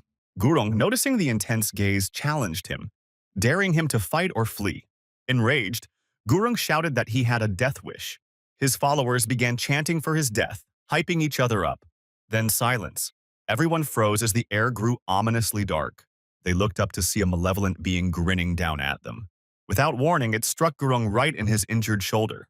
Within the illusion, he realized he could mold the surroundings to endlessly exploit the enemy's pain points, like a devil tormenting a mouse. Thus, the spell's name felt fitting. He thought to himself, although the spell was cruel, the tactical advantage of exposing every flaw was invaluable. Right then, their captain sent a status report back to the team. Observing how odd things felt, he noted that no activity from the secret realm had reached the mountain, despite all the time that had passed. So he figured he'd better head up and see for himself. Although his team tried to dissuade him, he insisted it made no difference. If danger was truly inevitable, dying at the peak or at the base was only a difference of distance. When the captain arrived at the entrance of the secret realm, he was speechless. Gurung, the infamous A-class fugitive known as the Blade of Embers, and his entire crew had been completely annihilated.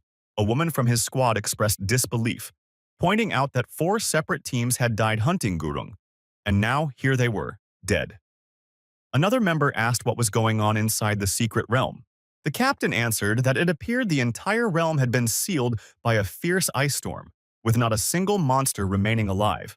Someone asked about the final boss, and the captain replied that he was going to check on that now. What he saw shocked him.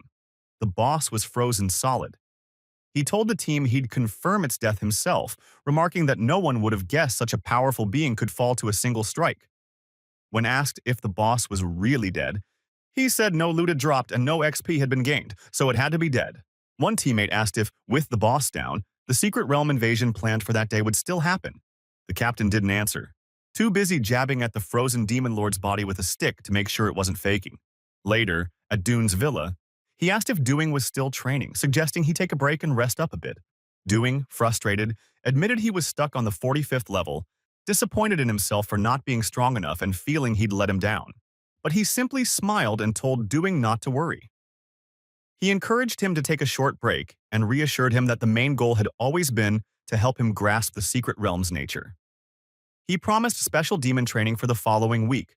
Overwhelmed with gratitude, Doing cried with joy and said he was relieved that he hadn't been abandoned.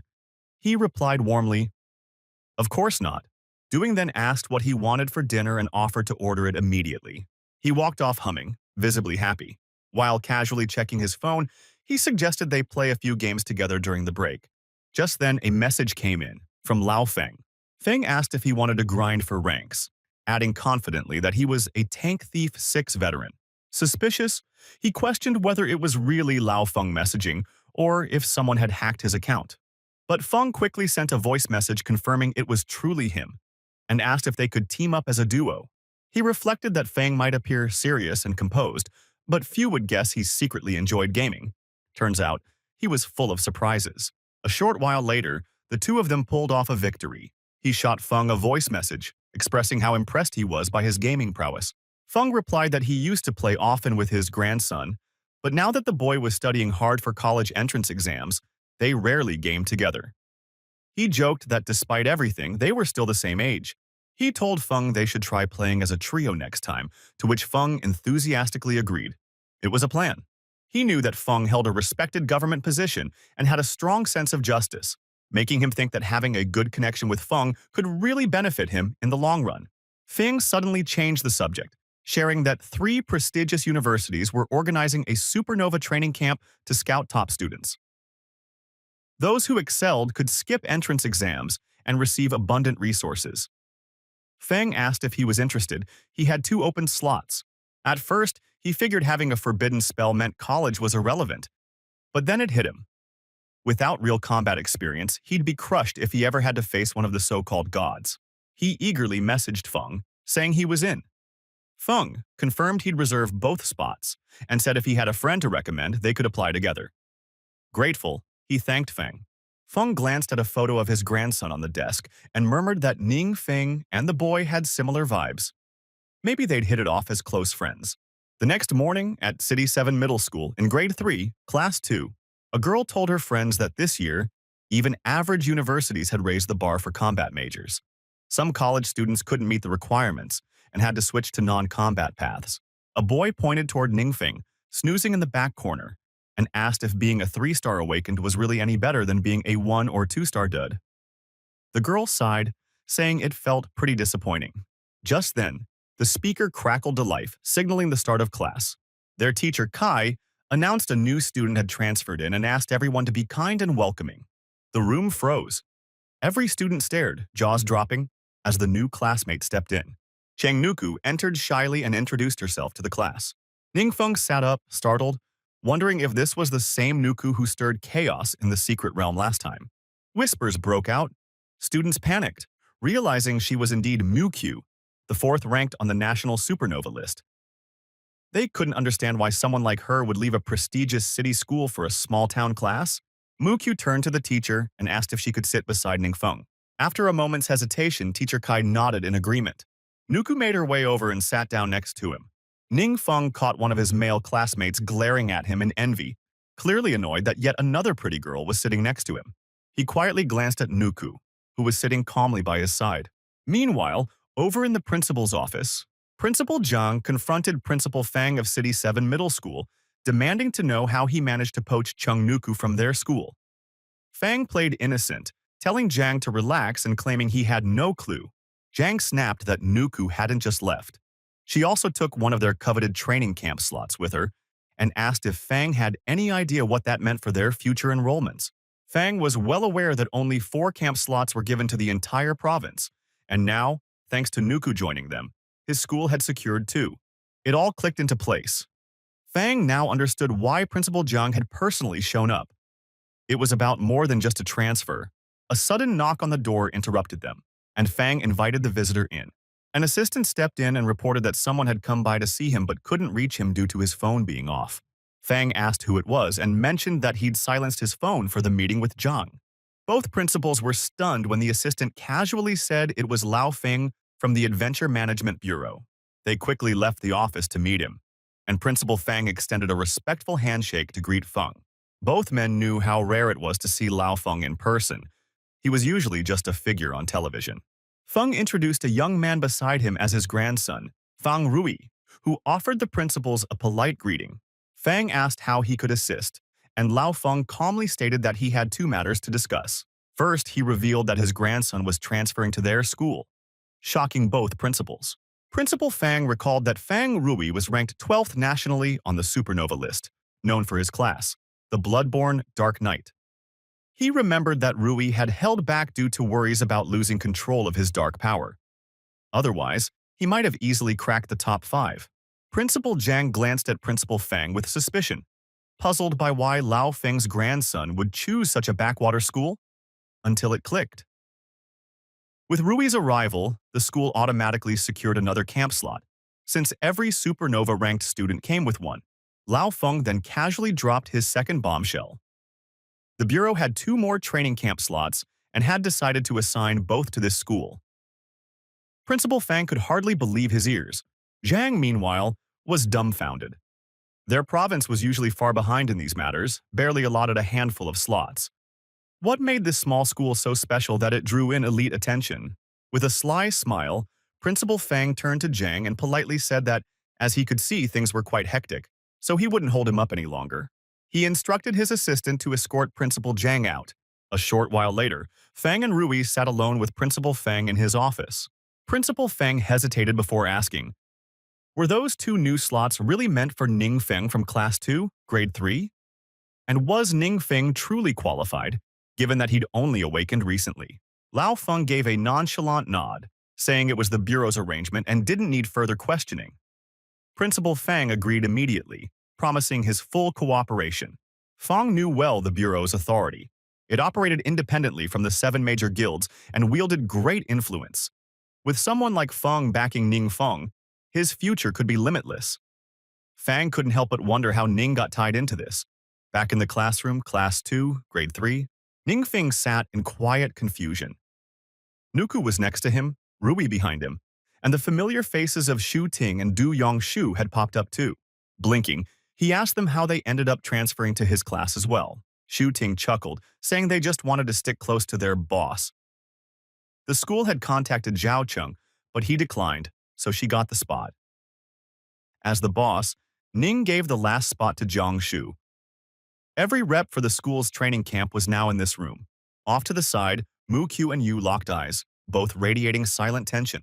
Jiang Shu greeted Rui, saying he'd heard of him before. Rui laughed it off, saying there was no need for formalities. They should all look out for each other from now on. Nuku realized she wasn't the only one drawn to Ning Feng's charisma. She'd need to push herself twice as hard to gain his trust and recognition. Her face turned red as she remembered the small gift she had prepared for him. She began thinking of the right moment to give it. All around them, their classmates looked on in disbelief, wondering how Ning Feng had ended up in the center of such a high-caliber circle. Even setting Ning aside, the students around him made for an elite squad, outshining even top-tier classes from major cities. Ning Feng chuckled softly to himself, feeling the sudden energy and buzz that had gathered around him. Still, he couldn't help but wonder. Why had Zhao Qing turned down the offer? And was anyone paying attention to Zhao Qing's abrupt disappearance? Elsewhere, in the home of Zhao Qing, a solemn man sat quietly on a couch, as his assistant reported that there was still no trace of their young master, Zhao Cheng. He asked if they should consider informing the authorities. The man replied that he had already assigned someone highly capable to the task and expected news soon. There was no need to panic just yet. Then, he asked about the situation at school. The assistant said he'd arranged for an extended leave, citing that Zhao Cheng was undergoing special training. The principal seemed disappointed to lose Zhao's training camp spot, but didn't press further. The man nodded, commending his secretary for handling things smoothly. He said he'd go check on little Cheng's room and not to disturb him unless something urgent came up. He quietly climbed the stairs and gently pushed open the door to Zhao Cheng's room. Stepping inside, he moved toward a wall filled with Zhao Cheng's childhood and teenage photos. He reached out and touched a picture of a scenic landscape, the kind Zhao Cheng always dreamed of visiting. As he touched the picture, the wall clicked and split apart, revealing a hidden room tucked behind it.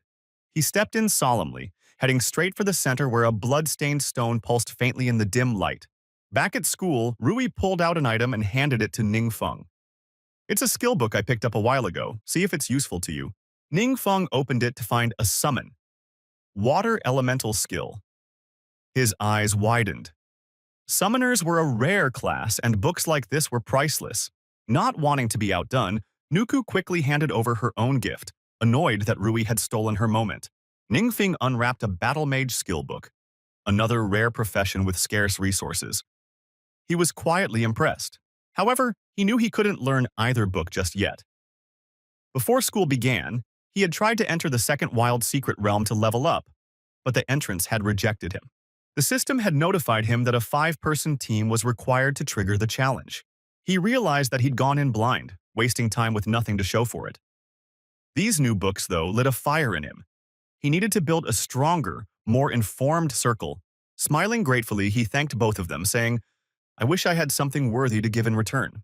Then, almost as an afterthought, he pulled out 2 items and handed them 40 bottles of high-level EXP potions. Nuku gasped. She had heard that these potions were exclusive to elite Azure Guild members. Rui, equally shocked, knew these were auction house rarities, and Ning had just handed them over casually. Both of them made a silent vow. They must stay close to Ning Feng. Yu stepped forward and said she had a gift too. Ning Feng waved it off with a chuckle. "It's enough already, what is it?" "It's from wine," she said. "He brewed a new potion and told me to give it to you." She handed it over, and Ning Feng's eyes lit up when he saw it. Later that day, at Dune's villa, Dune greeted Ning Feng at the door, surprised to see him back so soon. Ning explained that students in the training camp could set their own schedules, and nothing important was happening at school today. Dune recalled Ning mentioning demon special training earlier that week, but nothing had come of it yet. Was it forgotten? Before he could ask, Ning handed him the potion. This is for you. Try it and tell me what you think. It's called Revitalizing Elixir, Ning said. Made by Shu Wai. It's designed to heal deep-rooted internal injuries. Drink one now, then we can begin demon training. Dune lit up with gratitude. You didn't have to go through all that trouble. Thank you. But Ning just smiled. It's no trouble at all. Dune downed the potion. Ning waited a moment before asking, How do you feel? Warm, Dune replied. Places that always ached feel better now. Way better. Ning nodded. This was a high-grade potion for sure. Last time Dune had been hit by a forbidden spell and left with lingering damage. One bottle, and he was nearly healed. All right, Ning said, standing tall. Time for demon training. Don't be nervous. Just follow my instructions. Dune straightened up and answered with full respect. Understood? Ning warned. If at any point you feel like you can't keep going, say something immediately. That caught Dune off guard. But he met Ning's eyes, filled with determination. Sweat already beading on his brow, he locked gazes with Ning. Ning activated his sorrow of abuse skill, an ability that allowed him to visualize weaknesses like glowing cracks in a form. His eyes narrowed. He could see Dune's lung damage was healing. Could this be the elixir's doing? We'll start by identifying your weak points, Ning said. Then we'll tailor your training around them. Dune nodded. Ning continued. First thing, your skill primordial force overload is harming your lungs. It's not suited for you. Secondly, Ning Fing pointed out that Duan's skill combinations were flawed. Hook Star, grasping the moon, and Falling Star attack couldn't chain smoothly, yet Duan kept using them as a habitual combo. He continued breaking things down, exposing each technical flaw, leaving Duan in awe of how sharp Ning's eye was. He could see through everything at a glance. After the breakdown, Ning said, All right, let's start the special training. Duan immediately geared up without hesitation. Just as he got into position, a sharp object suddenly flew at him. He tried to parry, but the object vanished and reappeared behind him. Before he could react, the blade struck his stomach. Duan dropped to one knee, clutching his side. Ning walked over and asked, Can you keep going?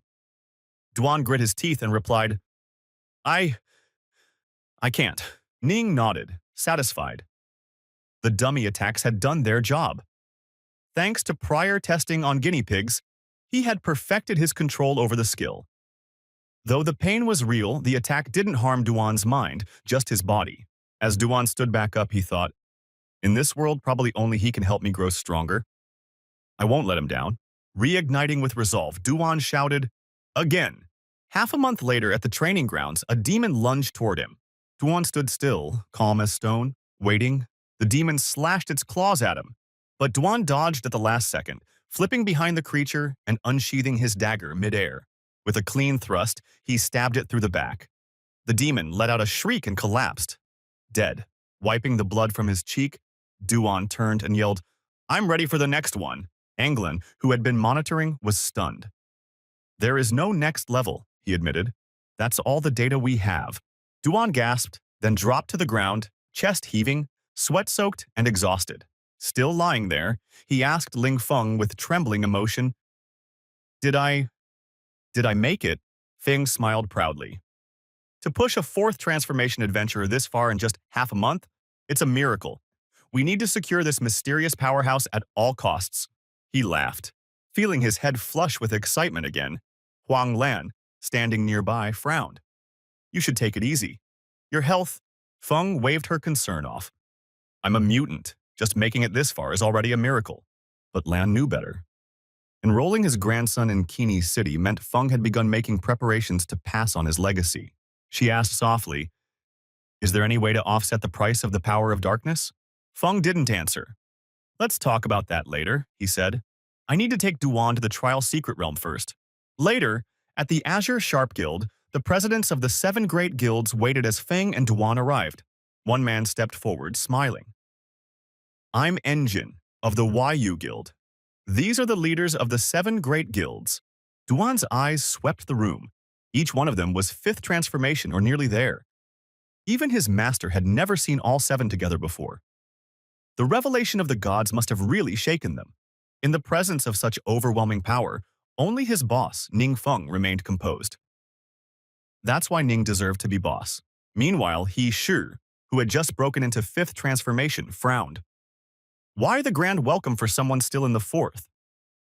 He was annoyed that Feng was being so secretive, and while the other guild leaders fawned over Feng, trying to gain favor, he found their behavior shameless.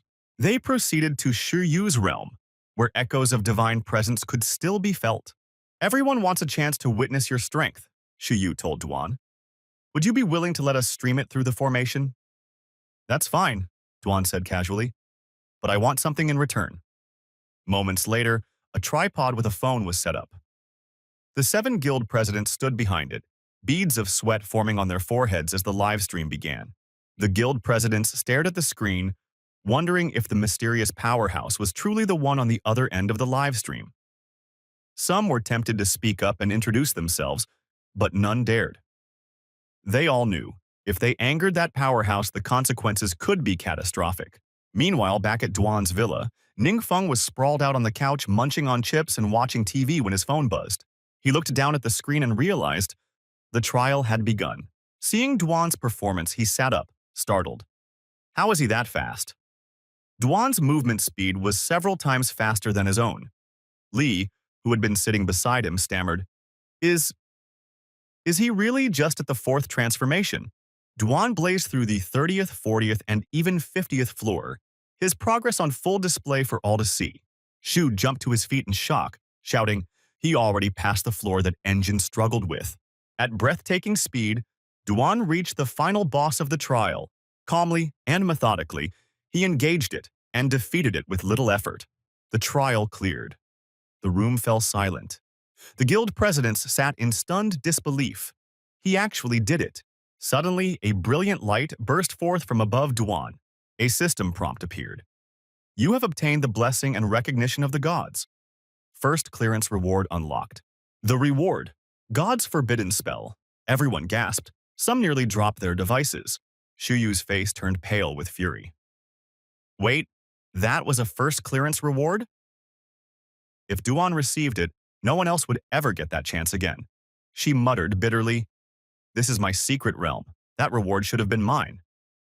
You have obtained the scanned, Duan. He was taken aback when it indicated, Your current adventurer profession is not suitable for learning the forbidden spell. What does that mean? Duan asked aloud. Ning Feng, still watching from home, suddenly remembered something. According to the Realm Lord's memory, our professions haven't yet reached their optimal forms. Was that why? The system then updated, reward adjusted, divine emblem granted. Duan blinked, confused. The system explained, Duan's profession belonged to the strength category, blessed by the 12 main gods, marking him as a candidate for the true Holy Spirit. He had now unlocked 3 unique advancement paths. The first, Sword Saint of Martial Spirit, a powerful warrior wielding chi-infused swords, known for decisiveness and elite combat instinct in high-stakes battles. The second, Supreme Fighting Saint, a purist who shunned external weapons, relying solely on their own limbs and raw strength to break through limits. The third, Martial Soldier Immortal, a tactical genius proficient with all weapons, able to learn enemy techniques mid-battle, belonging to the strength-based mastery class. Duan thought for a moment. His weapon had always been the short sword. Sword Saint it is. As he confirmed his choice, a glowing emblem appeared in front of him. The system displayed, You have obtained the condensed Chi emblem. Item grade, orange. Effect, permanently increases strength +4, true Chi recovery speed +180%. The system advised him, This emblem is formed from divine law itself. Do not fear. Simply absorb it and let the essence take root within you. Suddenly, Duan pointed to the sky. Look! Everyone turned their gaze upward. The heavens opened, and divine light rained down upon the world. The system message appeared once more. Trial of the gods. Ruins of Laurel City cleared. World level increased by plus divine emblem. Drop rate, 0%, 1%. The same system notification echoed across Kini City. catching thousands off guard. People pulled out their devices to record the phenomenon. None of them had ever seen anything like it. Back in the villa, Ningfeng stood silently by the window, watching the divine glow spreading through the sky. The system showed him a mission prompt. Trial of the Gods, Objective. Pass the trial secret realm and harness its power. Ningfeng's eyes narrowed. It's time. The notification eventually shifted to display completed. The presidents of the 7 great guilds were alarmed upon seeing the message, especially after hearing that it was visible worldwide. Dune emerged from the dungeon and made his way toward the guild, where the president was already awaiting him. In Yangon, someone noticed that Dune's strength had surpassed the usual limits of a 4th transformation, leading them to suspect that his existence could disrupt the world's entire power structure. The guild leader then invited Dune to join them, and other guild presidents extended similar offers. Dune politely declined, saying he wasn't planning to join any guilds at the moment. Later, upon returning to his villa, Dune tearfully told Ningfeng that he had succeeded and didn't let him down. Ningfeng laughed and praised him, saying his own efforts had also contributed. He admitted that he couldn't see his phone screen clearly at the time and began sketching something. After showing it to Dune, he asked if this resembled the divine emblem Dune had described. Dune confirmed it did and noted that while the designs varied, their shapes were all the same. Dune asked if Ningfeng was familiar with those emblems too. Ningfeng nodded and explained he'd gotten one during a dungeon run and had given it to Wang Yu. That revelation led to an awkward silence between them. Dune thought to himself that Ningfeng had casually given away a divine item, which made him feel he still had a long way to go. He recalled that divine insignias form from concentrated divine energy, and wondered if Ningfeng, having divine power, could create them even in regular secret realms. Though he didn't like admitting it, Dune recognized that even the evil god was, after all, still a god. But another issue weighed on him. He began to suspect he might soon be facing threats from all 12 main deities. Dune explained that the 7 major guilds were already moving to find more secret trial realms to get divine emblems, and soon, every guild would join the hunt. He understood that completing a trial causes the system to acknowledge the user, letting others potentially harness their power. But what if the person completing it wasn't an ally, but an enemy? He came to see that the divine emblem was a smaller issue. Passing the trial might unlock a forbidden spell. If such a spell ended up with someone hostile to him, it could be catastrophic. Even worse if his presence was revealed to the gods.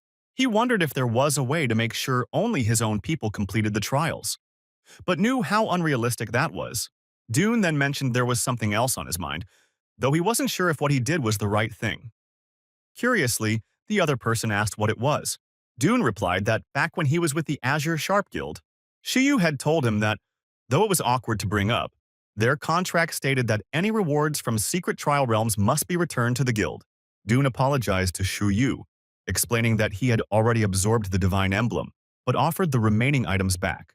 Shiyu yelled at Dune, demanding he hand over the divine emblem or be prepared to stay there permanently. But she wished she could say that seriously because deep down she couldn't. Meanwhile, the guild leaders were stunned by the orange tier equipment, rare gems, and the formula for the potion of forgetfulness. They knew this potion could delete a selected skill, freeing up a valuable skill slot. Since skill slots are limited and level ups hard to get, this potion meant more flexibility and potential. She smiled, realizing this potion, like the high-grade XP potion, could reshape the world. If the Azure Sharp Guild controlled both, it would attract elite members and surpass rival guilds in power. The only concern, keeping Dune from revealing the recipe. She reminded Dune that under their agreement, he was bound to keep the recipe confidential and forbidden from sharing it. Dune replied that he had previously seen the same recipe from his boss. It was identical. This revelation stunned Shiyu and the others. Dune explained that even if he didn't share it, his boss could still produce that potion. She countered that their investigation showed the rewards from the first secret trial completion were one of a kind and never seen before. She argued the mysterious powerhouse must have acquired the recipe somehow and asked Dune for proof. Dune stayed silent, prompting Shiyu to smile smugly, thinking he couldn't possibly use the mysterious figure to pressure her. No one could steal what was rightfully hers. Dune admitted he had no qualifications to prove anything on his boss's behalf. But if it was about evidence, his boss also knew the recipe for their high-grade experience potion and had already brewed it. Shu was stunned and asked how that was even possible. The other guild leaders began to panic, realizing that the mysterious powerhouse had knowledge of the secret trial realm's contents. They wondered if Dune had already used such potions himself. Then, one of the guild leaders noticed Fang grinning on the side and asked what he was laughing at. Fang replied that he just remembered something amusing. Jingjian asked what was so funny, but Fang dismissed him, saying it was none of his business. That irritated the guild leader, who called Fang an old rascal, but Fang only smirked in response. Fang then connected the dots. No wonder Rui mentioned Ningfeng had casually handed out 40 bottles of experience potions. He clearly didn't value them much. Transferring Rui to another school had turned out to be a smart move. Dune then said if nothing else was needed, he'd take his leave. Fang offered to walk him back. The two left together, leaving the guild president speechless as they watched them go. On the way, Fang quietly asked Dune if he could check whether the mysterious powerhouse had any other potions. He admitted his body had been corrupted by dark energy and was slowly failing. Despite this, he longed to live just a little longer, to stay with his grandson. Dune said he would make inquiries on Fang's behalf. Fang sincerely thanked him for the consideration. Later, Dune apologized to Ningfeng, saying he shouldn't have made decisions alone. But Ningfeng reassured him that he'd done nothing wrong. He wanted to help Fang too, though he wasn't sure if the nourishing potion would be effective in Fang's case. Ningfeng then instructed Dune to deliver a few bottles of the nourishing potion to Fang when he had time. Dune agreed. Dune later arrived at Fang's residence and asked Huanglan if Fang was in. She informed him that Fang had an important meeting and returned to the bureau. Dune told her he'd brought potions meant for Fang. Huanglan told him to leave them with her. She would make sure Fang received them. Moments later, Huanglan rang the bell at Lao Feng's apartment, but no one answered. She wondered whether Rui was home or had gone somewhere, feeling a bit lost in unfamiliar Kansas City. She turned and left, deciding to return tomorrow, unaware of the dark energy seeping from Rui's room. Inside, Rui knelt on the floor, trembling as tendrils of darkness emerged from his body. A demonic voice asked Rui if he wished to save his grandfather, offering aid in exchange for submission. Rui answered defiantly, declaring that as Fing's grandson, he would never betray humanity by forming a pact with a demon. The demon mocked him, saying humans cling to fragile ideals, and questioned how long Rui could maintain his resolve. It warned him that once his grandfather died before his eyes, he might not be able to speak with such courage. The next day, Rui sat alone on the schoolyard steps, lost in heavy thought. Ningfeng approached and asked if something was bothering him. He then offered to play a few games with him to lighten his mood. But Rui apologized, saying his grandfather didn't allow him to play games at school. Ningfeng smiled and told him that when Feng returned, the three of them could team up. He mentioned how good Feng had become, which genuinely impressed him. Rui replied sadly, saying his grandfather only learned to play because of him, back when he was a kid. Rui explained that his parents had died while on a mission, which devastated him and caused him to shut himself away in his room for a long time. His grandfather, unsure how to console him, remembered his love for competitive games and secretly taught himself how to play them.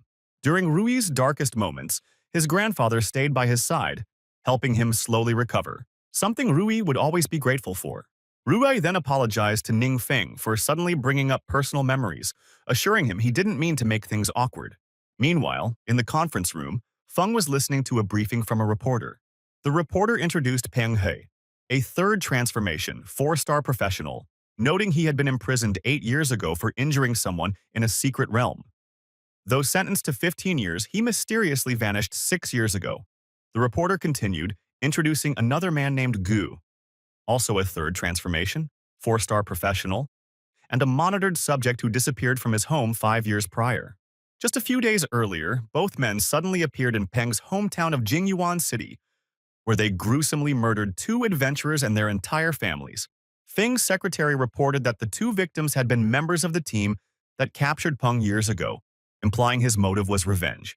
However, another attendee pointed out that the victims were reportedly 4th transformation experts, questioning how they were so easily overwhelmed by 2 third transformation fighters. One man said that the home surveillance footage from one of the victims had captured the incident. The group then watched the footage, which showed Ying confronting one of the adventurers. The adventurer swung a sword at Ying's head, but he dodged effortlessly and counterattacked with a small, needle-like weapon that pierced the adventurer's body, stunning the entire room. They watched in horror as Ying ruthlessly cut down the man, who screamed and bled profusely.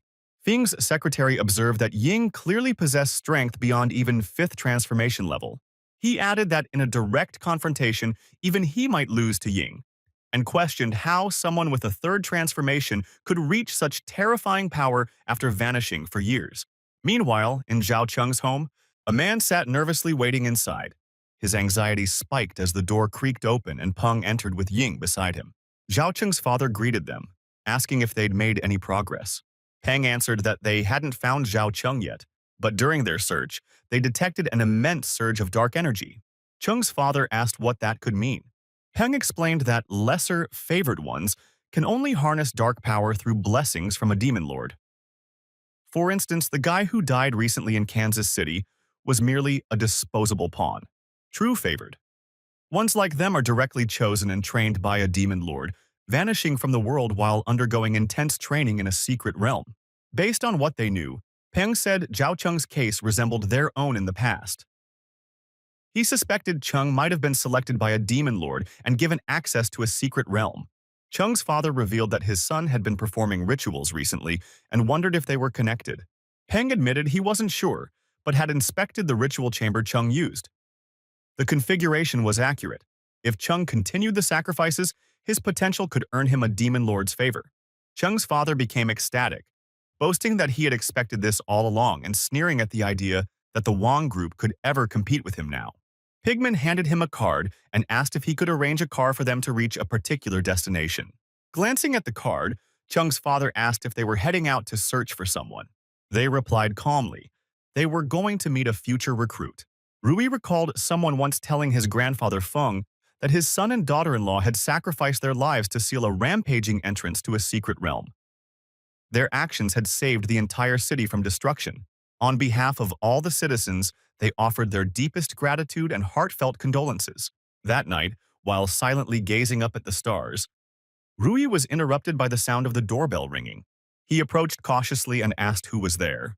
When he opened the door, he was greeted by the unsettling smiles of Ying and Peng.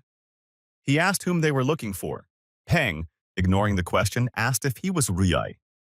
When Rui confirmed, Peng motioned toward the interior and said they should go inside to talk. Feeling the menace in their presence, Rui asked again who they were. Peng responded that they had come on behalf of their master and that, from now on, Rui should address them as senior brothers. Startled, Rui asked who their master was. Peng simply said he should have met their master the previous night. At that moment, Rui spotted a demon standing behind them. Without hesitation, he activated his bloodborne night transformation. But Peng quickly closed the distance, grabbing Rui's face and slamming him into the wall, causing it to collapse. Peng scolded him for attacking his senior brother, calling it extremely disrespectful. Struggling against the hold, Rui cursed at them and tried to free himself. In response, Peng drove a heavy fist into his abdomen, making Rui cough up blood as pain tore through him.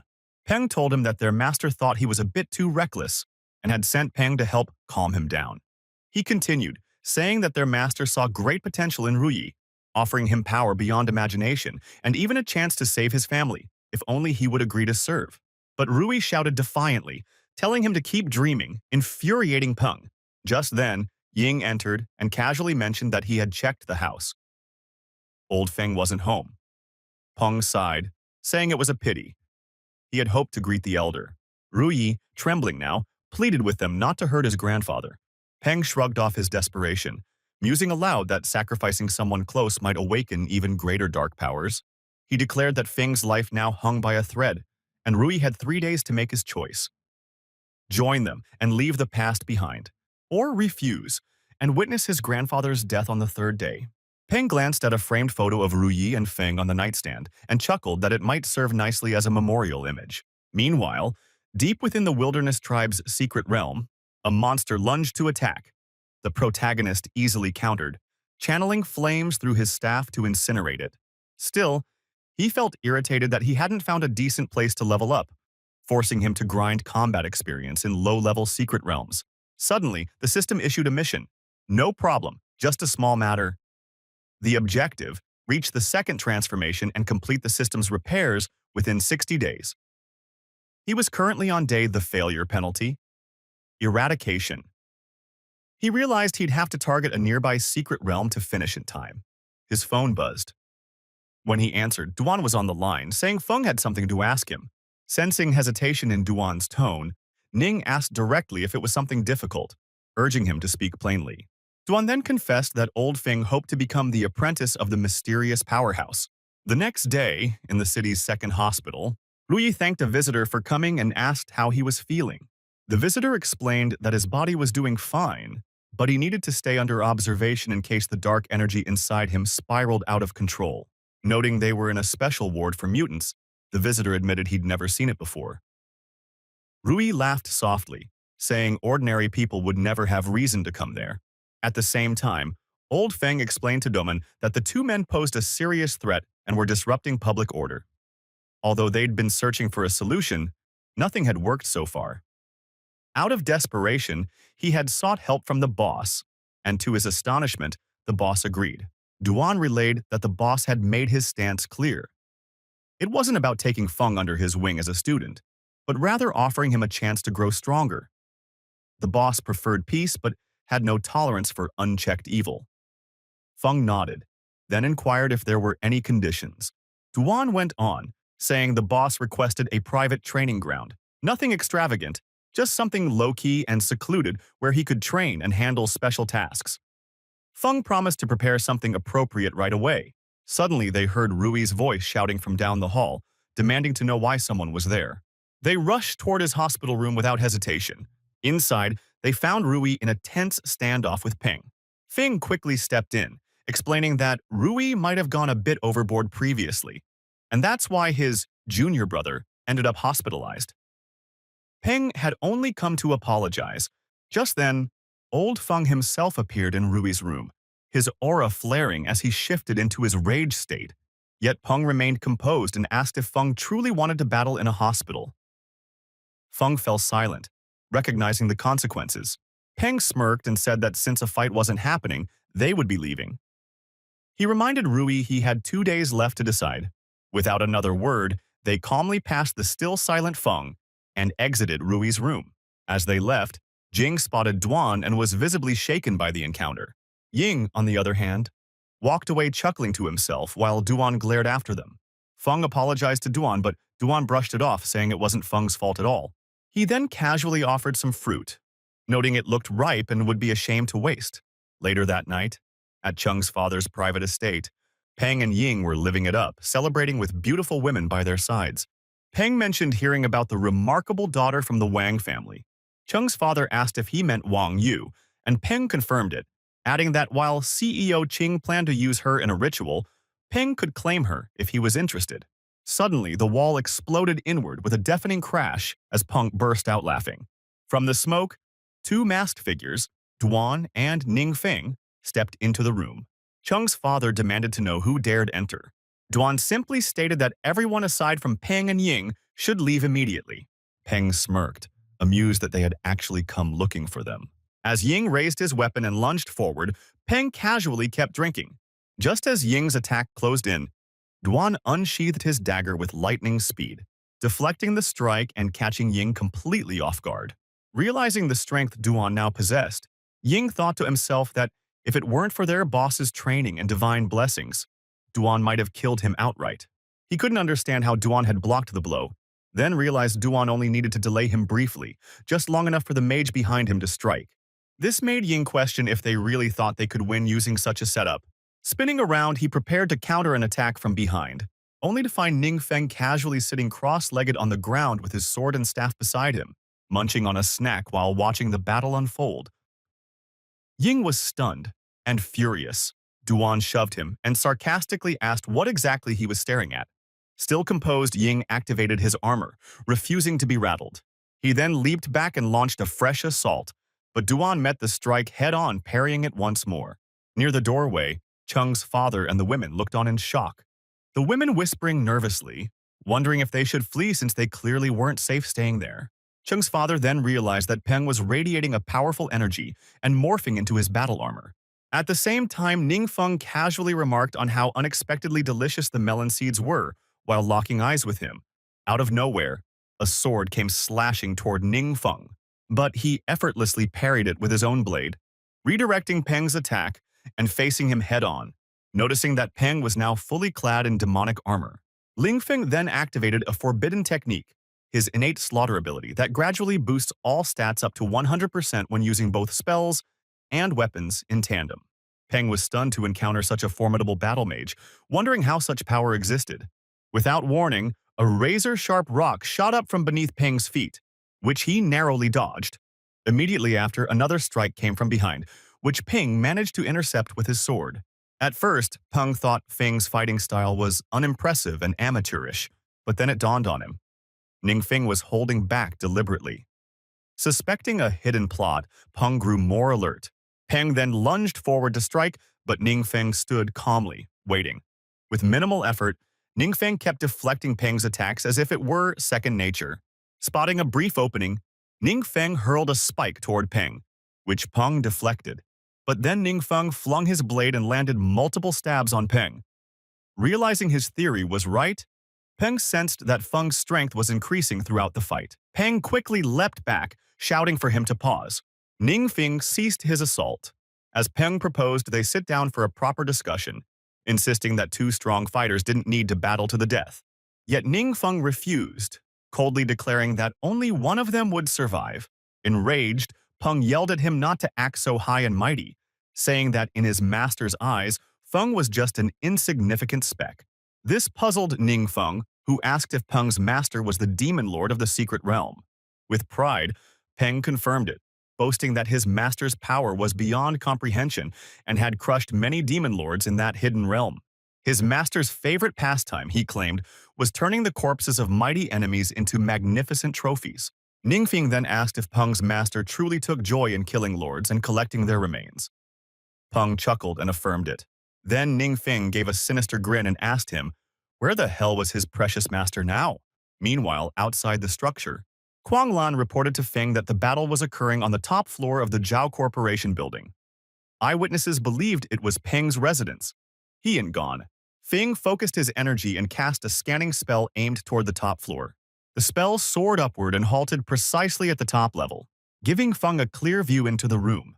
Peering in, he saw Peng locked in combat with a masked individual, none other than Ningfeng.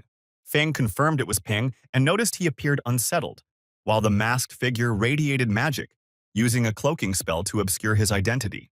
The elder Feng observed that the mystery man's attributes rose by 20%, 40%, and 60% with each successive strike.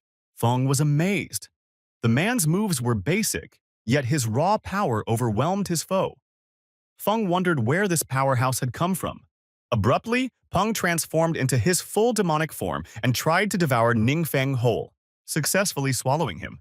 Fully transformed, Peng couldn't believe he had to resort to such an extreme move, but smirked, saying it was troublesome because he'd have to deal with the aftermath. Old Feng, witnessing this, was utterly stunned and found it hard to believe. Meanwhile, chaos still raged as others continued their fierce clash. Yang jeered, mocking, Doing about his boss getting swallowed and asking if he wasn't even concerned.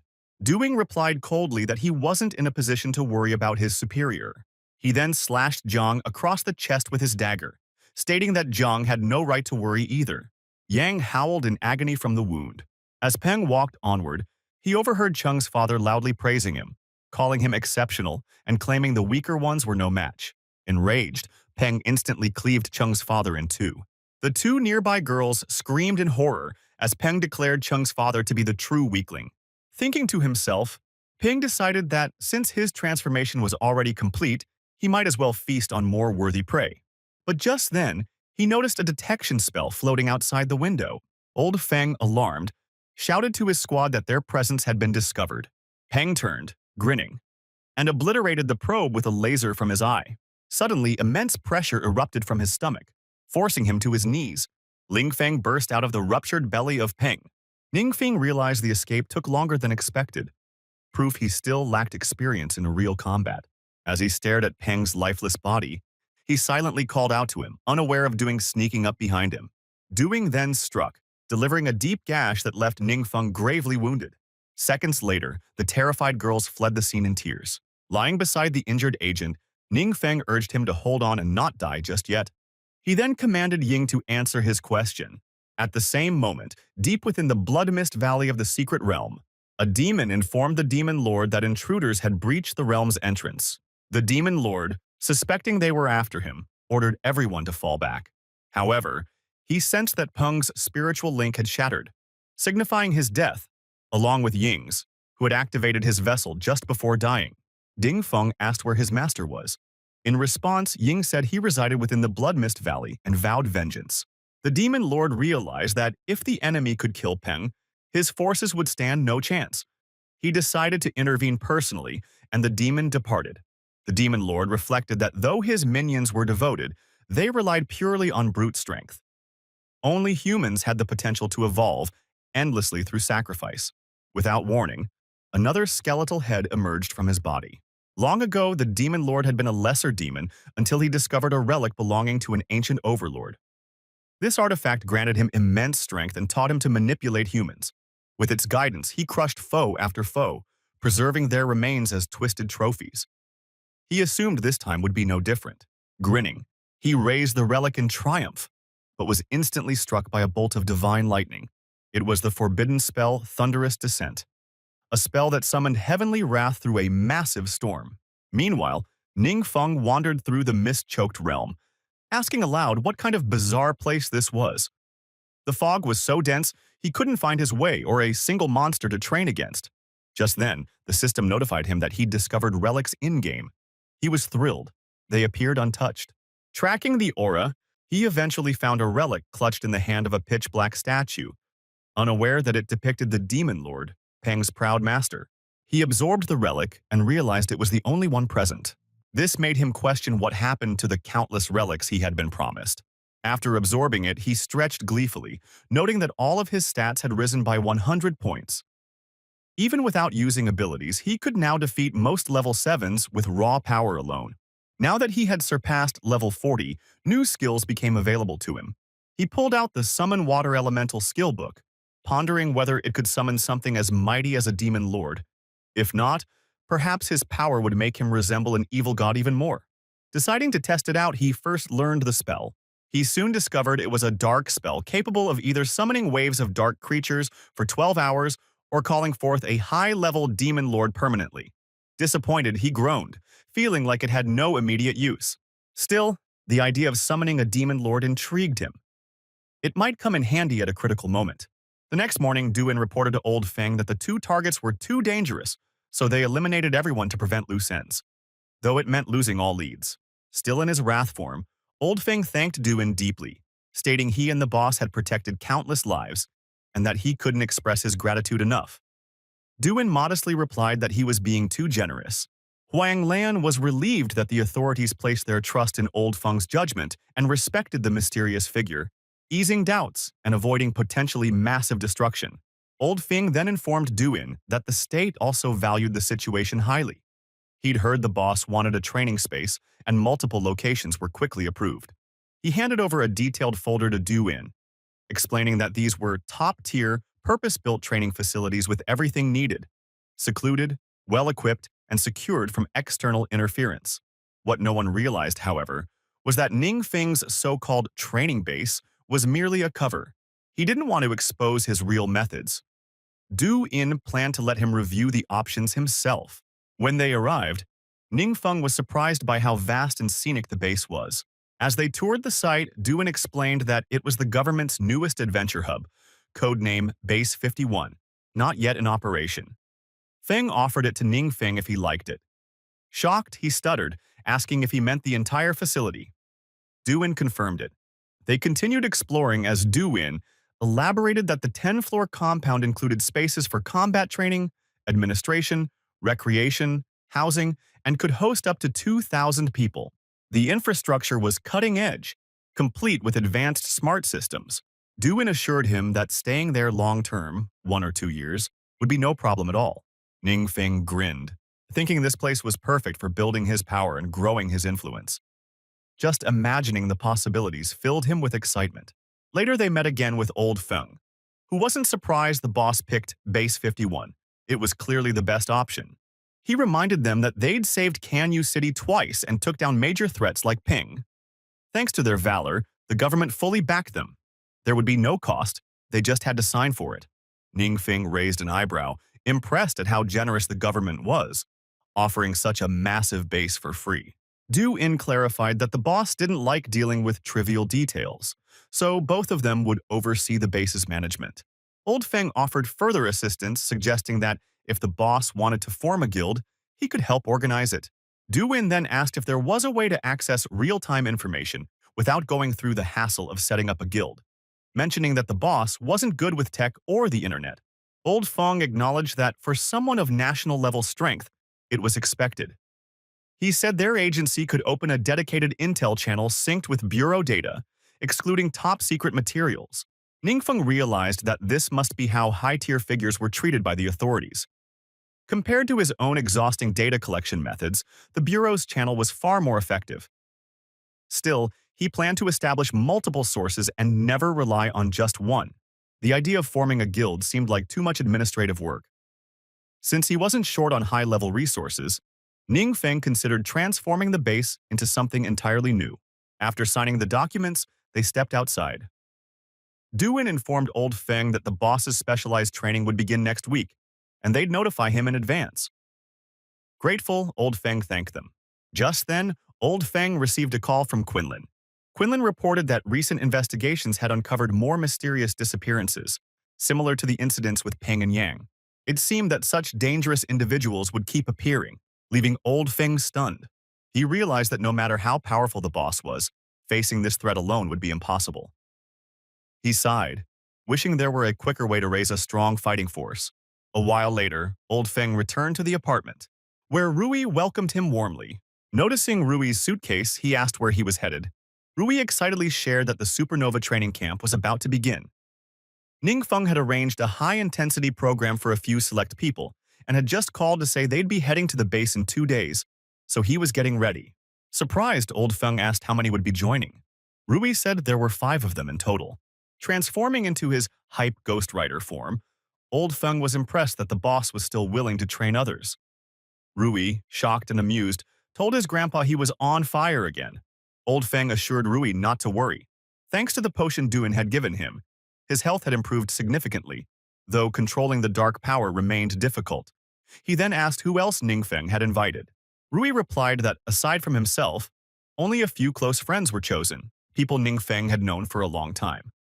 Old Feng realized then that the boss valued personal connections. Excited, Old Feng offered to help pack. Rui was confused, but before he could object, Old Feng zipped around the room, packing Rui's things at lightning speed.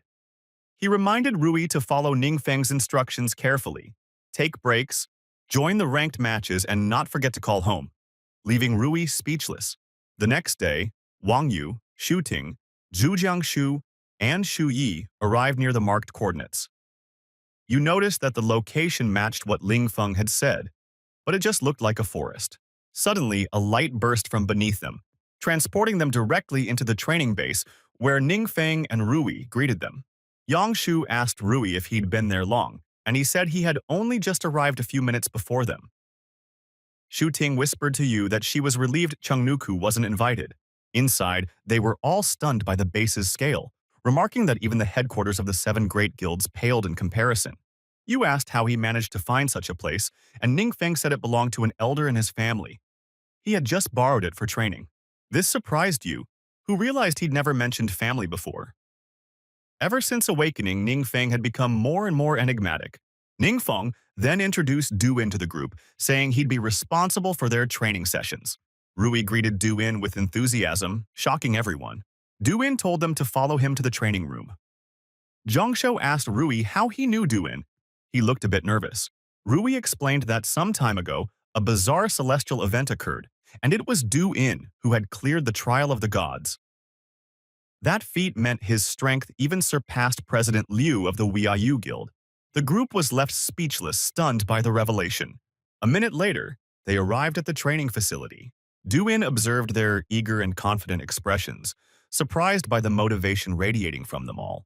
Meanwhile, Ningfeng quietly noted that by using forbidden magic to simulate realistic training environments, he could keep his true power hidden. Rather than forming a traditional guild, Ningfeng chose to focus on cultivating powerful individuals. With ample resources and carefully selected, trustworthy companions, he could create an alliance that operated with more flexibility.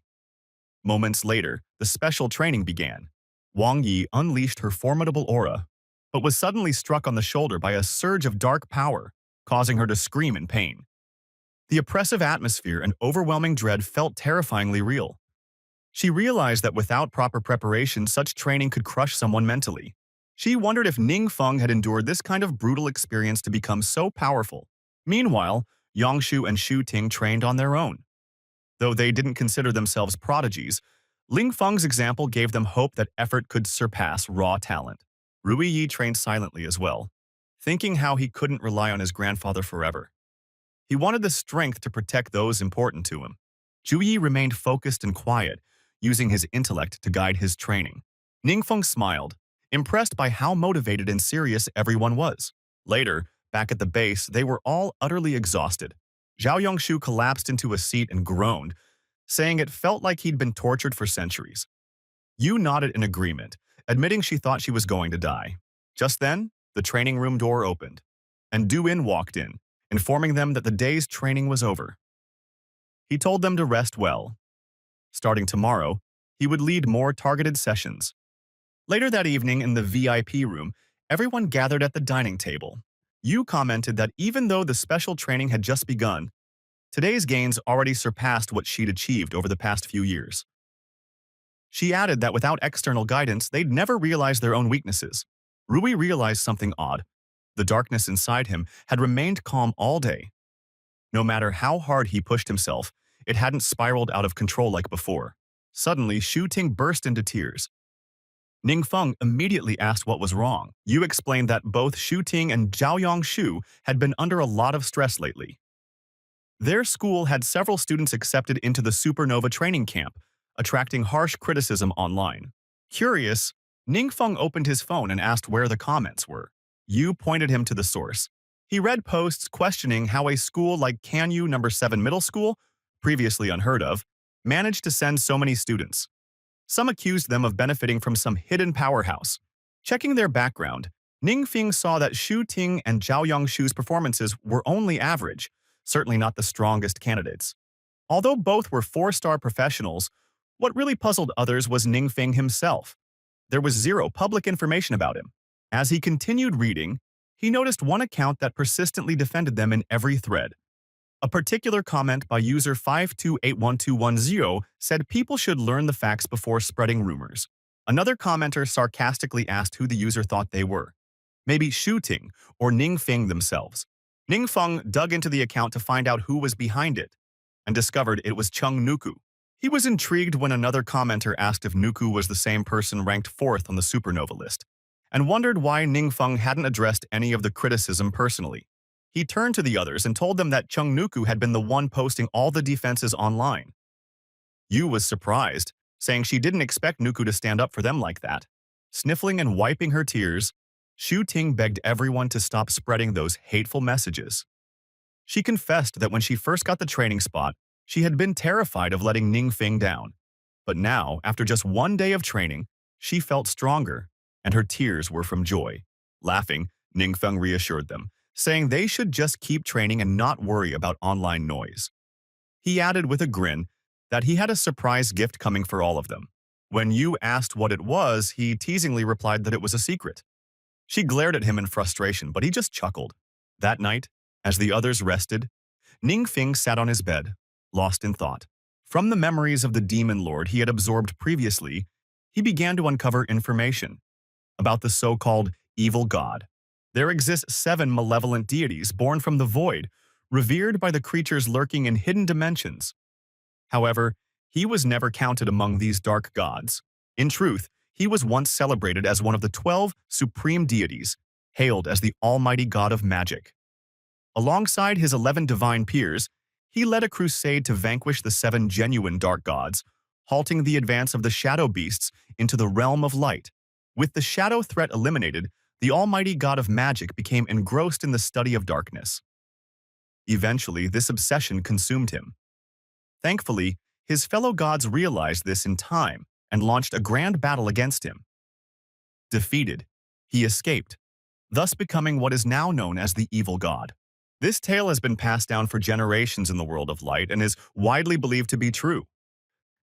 Yet among the demonic tribes of the shadows, a completely different version is told. They claim that after the darkness was repelled, the mortals grew complacent, losing faith in the gods who had created them to be worshipped. Enraged, the gods began turning mortals against one another, using them as pawns in their divine games and sacrifices. Even the dark-dwelling monsters emerged again, seemingly with divine consent, forming the secret realms. Only the almighty god of magic, who cared little for worship or offerings, refused to partake in these divine manipulations. Then, without warning, war came to his followers, who were ill-prepared and nearly wiped out in a single wave of violence. Furious, the god of magic demanded the other gods cease their senseless games, only to be met with mockery. The tension boiled over into a cataclysmic war. Normally quiet and unassuming, the almighty god of magic revealed his true power in battle, slaying 2 gods and gravely wounding 6 before being forced to withdraw. Since then, his whereabouts remain unknown. Some whisper he wandered into a mysterious realm, neither light nor dark, and vanished. Fearing vengeance, the other gods tarnished his name and desperately searched for his location. Eventually, he finds himself deep within a secret dungeon, facing down a herd of charging minotaurs. Calmly, he lifts his crystal staff and unleashes a devastating spell, obliterating the beasts and earning a hefty amount of experience. Pleased with the decent experience from weak foes, he figures the dungeon boss might drop high-value loot. Just then, the iron-armored minotaur, the boss of the secret realm, bursts onto the scene and rushes him. Smirking, he leaps into the air, brandishing his blade and targeting the monster's skull. But the sword shatters the moment it strikes, splintering into fragments. Staring at the broken weapon, he realizes his level and gear aren't up to par with adventurers who've undergone 4 or 5 transformations. The battles have taken a toll on his equipment. To his shock, the iron-armored minotaur grins at him mockingly. Fueled by rage, he tosses aside his shattered blade and taps into his forbidden magic. The minotaur's expression twists in disbelief as he's struck by a wave of dark energy. Within seconds, the beast is slain effortlessly. Despite the victory, he's disappointed. His level only jumped from 43 to 47, and the boss gave minimal experience. He feels the broken sword wasn't worth the trade. Determined to grow stronger, he learns a new move, Windblade technique, which evolves into the forbidden art of dark arrows and wind. The system informs him that the dark erosion wind is a savage tempest infused with corruption, devouring all that shines. He knows stacking forbidden spells gives him an edge, especially since he constantly fears running low on firepower. But he also understands that without the right weapons and armor, even forbidden magic won't save him against a boss or elite guards. He decides to head out, wondering where the next secret realm lies. In the meantime, he plans to visit a nearby city and stock up on better weapons. Not long after, he arrives at the bustling trade center. A woman there shows him a collection of orange-grade swords and invites him to take his pick. Frustrated by the mere 7 swords on display, he asked for the total price and declared he'd buy every last one. The woman was stunned, curious about his identity. Despite looking young, he held the elite black card from the Unchained Trading Center and purchased 7 orange-grade swords effortlessly. She was even more shocked when he showed zero interest in the top-tier Sky Vault sword, treating it like low-level green gear. At that moment, a knock sounded on the door. The woman permitted the visitor to enter. Her assistant, Gao, stepped in to report an urgent issue, but she calmly responded that she was attending to a VIP client and they'd speak later. Someone then questioned Gao, asking why her guests were prioritized when both parties had supreme black cards. He implied their GU family's young master deserved no less than the Golden Sky treatment. The person stepped into the room. It was none other than the prestigious young master GU Junzhou. Gao was caught off guard. She knew the GU family's reputation, and that any friction could cost her job. But when she noticed Ning Feng calmly sipping tea, she was stunned. He was addressed as Boss Ning Feng, prompting Ning Feng to glance up in confusion and ask who he was. Yunji was upset he didn't even recognize him after taking all the gear. But instead of causing a scene, he introduced himself, which jogged Ning Feng's memory. He casually added that it was quite the coincidence running into him again. They had tried to dig into Ning Feng's past before, but strange barriers kept cropping up. Online sources were chaotic. Some claimed he had just awakened at 18, others said he was a reincarnated god. Nothing was reliable. Shu figured that anyone who could stump the Gu family must have a deeply hidden identity. He then inquired if any of the swords caught Ningfeng's attention, but with a nervous laugh he said he was only joking around. He told Ningfeng to pick what he liked, all while secretly thinking he'd rather walk away empty-handed than risk being robbed again. Gao and the others found it hard to believe that the usually aloof young master Young Ju, ranked second on the national supernova chart, was treating Ningfeng with such respect. He then told Ningfeng he'd be heading out and told him to take his time. Ningfeng simply nodded. Moments later, in the men's restroom, he slammed the sink with frustration, yelling that the whole thing had been humiliating and he needed to act before he exploded. He grabbed his phone in a fit of rage, logged into a backup account, went to a forum, and made a post. In it, he raised suspicions about Ningfeng and called for a deep investigation. Mook replied almost instantly, warning him not to spread rumors without proof. That reply made him explode. He shouted that even she, with her bold features and straightforward demeanor, had turned on him. Enraged, he screamed in the restroom that he'd uncover the trial secret realm and make Ningfeng pay dearly. Meanwhile, after completing his purchase, Gao and the others bowed with reverence, expressing hopes for Ningfeng's return. He stepped outside the trading center with a quiet sigh of relief. Moments later, he was back in the secret realm, slicing through foes with his dark powers, one monster at a time. He kept fighting through boss battles until he finally hit level. Reaching that level was a relief. It meant he could now begin his second evolution. Without forbidden spells, it would have taken much longer. Then, out of nowhere, an altar rose before him. It reminded him how these monsters had once served twisted deities, until the 12 main gods wiped them out. These monsters now relentlessly attack the human world, aiming to resurrect the 7 true evil gods through powerful beasts aspiring to rise as evil gods themselves. Yet, the so-called main gods never truly protected humanity. Instead, they viewed him, an alleged false evil god, as their ultimate enemy.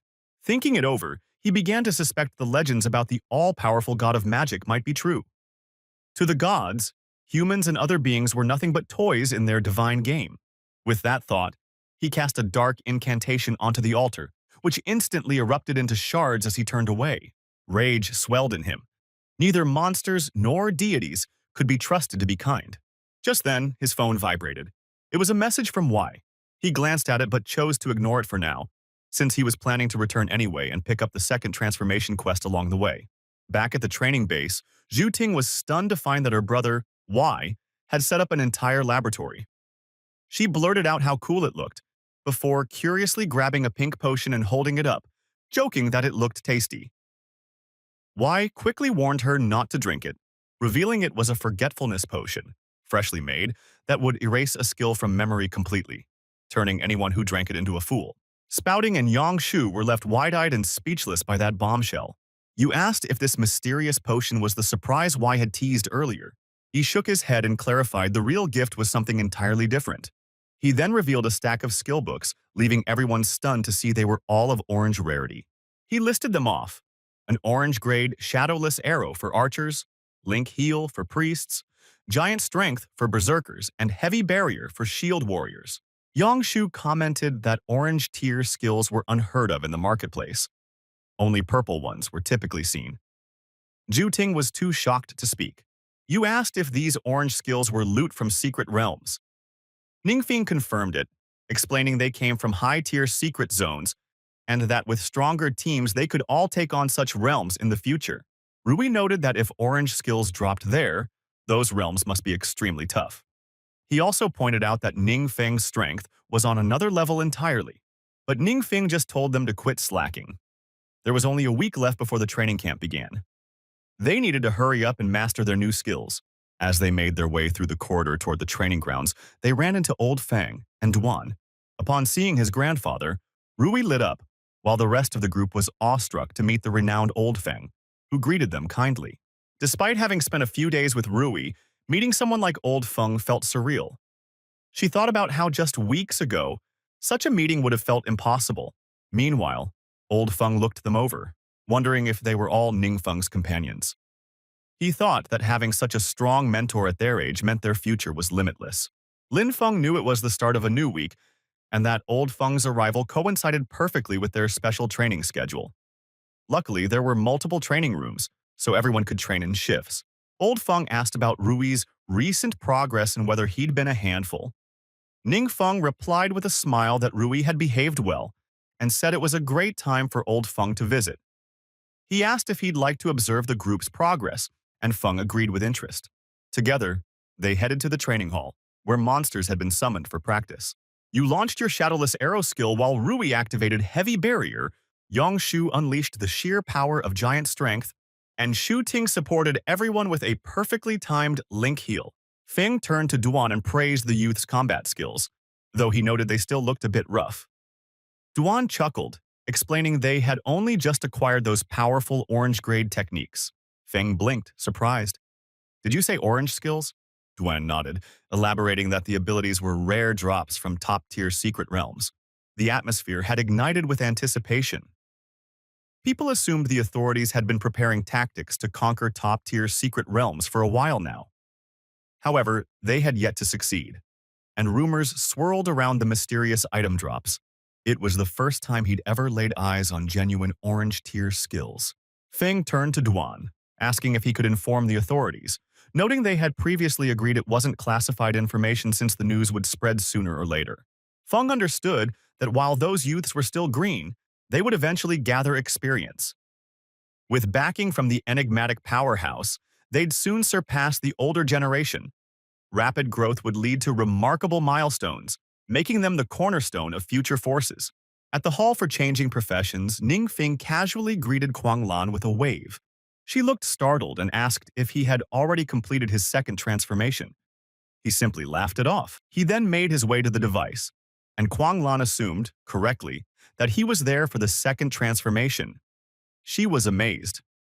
Reaching level 60, which took others over 2 years of effort, had taken him only 2 months. Standing at the machine's core, the system displayed the prerequisites for the omnipotent god of magic's second transformation. First, enter the secret realm Blooming Icefield and retrieve the elemental emblem. Second, gather 20 transformation stones. Third, collect 100 soul essences, all within 7 days. The mission was classified with a 6-star S-level difficulty. He was taken aback by the requirement of 20 transformation stones when normally only 1 was needed. Knowing those stones couldn't be obtained from monster drops but instead had to be mined from crystal veins, he realized how scarce they were.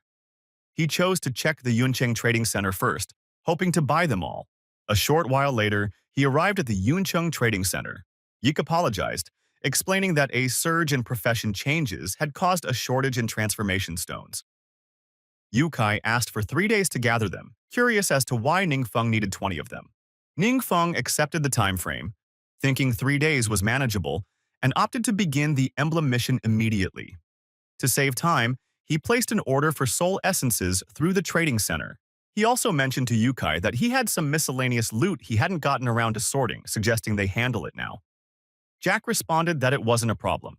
Ningfeng brought out the loot, asking Yukai to check if there was more among it. He pulled out a staggering number of items, leaving Yukai in awe. Among them were over 10 purple tier skills and a large stash of orange-grade gear. Yukai was thrilled, knowing high-quality equipment was always in demand, and this haul would make their annual performance record unbeatable.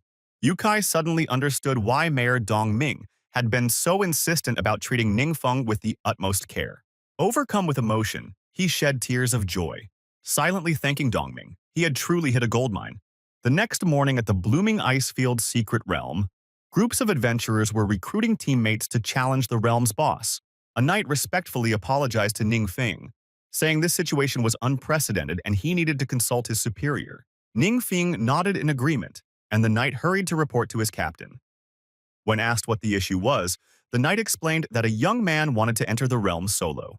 The captain was shocked and questioned whether this was a joke, reminding the knight of the Bureau's latest rule. Only official guilds with at least 5 members were allowed entry. The knight replied that he was aware, but the young man held a special permit issued by the Management Bureau that granted solo access. He presented the card, stunning the captain, who inspected it carefully. The captain then walked over to Ningfeng, thanking him for his cooperation and confirming that the permit had been verified. Ningfeng expressed his gratitude and appreciation for their assistance. As Ningfeng approached the entrance of the realm, The captain couldn't help but wonder about his identity. The permit had been issued at the same time the new rule came out, almost as if it was made specifically for him. The knight jokingly suggested that Ning Feng might be a high-ranking inspector sent from above, which left the captain dumbfounded. The knight quickly clarified he was only joking, though, to be fair, it might actually be true. The captain barked orders at his team, telling them to be on their best behavior and act like proper inspectors were watching, ensuring everything was in perfect condition. Meanwhile, Ning Feng entered the realm feeling reassured. It was fortunate he had mentioned this to Feng earlier, which secured him the exclusive permit for solo access. He spotted a staircase leading to the first level, surrounded by a chain and a warning sign. Disregarding the warning, he approached and leapt over it. Mid-air, he triggered his Earth Spike wall ability, summoning stone spikes to form a ladder, breaking his fall. He landed smoothly on the icy floor and glanced upward, stunned by the sheer height he had just descended from. Unexpectedly, a boss creature began moving toward him. He wondered if this was a hidden boss, feeling excited because it looked incredibly impressive. Unleashing his dark aura, he told the creature they should wrap this up quickly. The boss paused, seemingly recognizing him, and called out, addressing him as Lord God, asking in awe if it was truly him in person. Ningfeng was both startled and bewildered by this. The monster shouted emotionally, claiming that despite being blind, he could still sense his presence and was certain it was the Lord God, his master, Archmage Hani Ning. Feng was filled with questions. Who was this Lord God?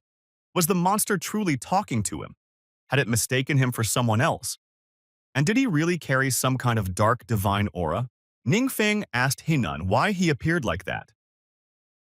Henan responded with an apology, saying he couldn't fully explain it, but their group had been ambushed by rival followers and suffered devastating losses. Henan had perished in that battle, but somehow ended up here. He had been plagued by eerie whispers and overwhelming urges to kill, until Ningfeng's presence brought him clarity. That jogged Ningfeng's memory. He recalled the followers of the omnipotent god of magic being attacked. Could this Lord God title be another name for that deity? With tears in his eyes, Henan asked if Lingfeng had come to rescue him. Lingfeng awkwardly admitted he wasn't sure, noticing Henan's deep disappointment upon hearing it. He quickly followed up by saying he might not be the Lord God Henan believed he was, explaining he was just a student assigned to eliminate him. Henan froze, visibly surprised. But then, a glimmer of hope crossed his face as he asked if Ningfeng had come to release him from his torment. Ningfeng responded honestly. He didn't know. Henan speculated that perhaps Ningfeng had lost parts of his memory. While he wasn't sure what exactly had happened, he insisted that even if Ningfeng wasn't the Lord God, they must have had a strong connection. He continued, reverently calling him the master of all laws, the venerated omnipotent god of magic. That stunned Ningfeng. He suddenly realized his profession truly was linked to the omnipotent god of magic. Laughing, Henan declared that he had known it all along and urged Ningfeng to end his life. Ningfeng hesitated, asking if there was another way to obtain the elemental emblem without killing Henan. With a sorrowful smile, Henan admitted he didn't know but told him not to worry. Death might be the only peace left for him. Ningfeng paused, locking eyes with Henan, then asked if he had any last wishes. Henan nodded and requested a little time to talk, saying that after so long, even a short conversation before dying would give him peace. Ningfeng agreed, commanding Henan to share memories from the past. Henan began reminiscing how Ningfeng used to disguise himself in human form to visit the mortal world. Though they all knew he was the Lord God, they had to act like they didn't, which had been painful. Ningfeng remarked that the behavior didn't sound very divine, and Henan laughed, saying he had always been carefree. They had truly cherished those times, just as they cherished this moment, without feeling pressured. Henan then inquired about Ningfeng's recent life. Ningfeng casually responded that it wasn't much, just classes, leveling, and gaming in his spare time. Henan, intrigued, asked what he meant by games. Ningfeng offered to show him, only to become annoyed upon realizing there was no connection available in this realm. Hanuman stood and acknowledged that their time together was almost over, saying how much he had enjoyed the conversation. The two exchanged a quiet look, and Ningfeng made a promise that if the opportunity arose in the future, he'd take Henan to experience those games himself. Smiling warmly, Henan replied that it was just like old times, just like the promises Ning used to make when visiting the mortal world. Without any hesitation, Ningfeng slashed at Han and stood silently as he saw the elemental emblems lying on the floor. Once Han faded away, elsewhere, at a leadership meeting, Yinchuan briefed the group, confirming that high-tier skills did exist within advanced secret realms, but current strength levels were insufficient to conquer them. Mark proposed that they consider hiring the mysterious powerhouse to help them breach those challenging domains. Old Fing replied that he'd already reached out, but the mysterious powerhouse wasn't interested in collaboration. Ark argued that someone of such power should stand with them in times of crisis. But Old Feng clarified that the powerhouse operated solely on personal interests and couldn't be bound by obligations. Still, he suggested asking them one more time to see if their stance had changed. Old Feng agreed with Ark's sentiment, but then added he planned to step down soon and recommended that Ark take over as director, advising him to use any means necessary to manage the powerhouse. Ark, caught off guard, pleaded with Feng not to make such a drastic decision. Old Feng, visibly upset, reminded them all of the time the Penguin Gang had targeted his family.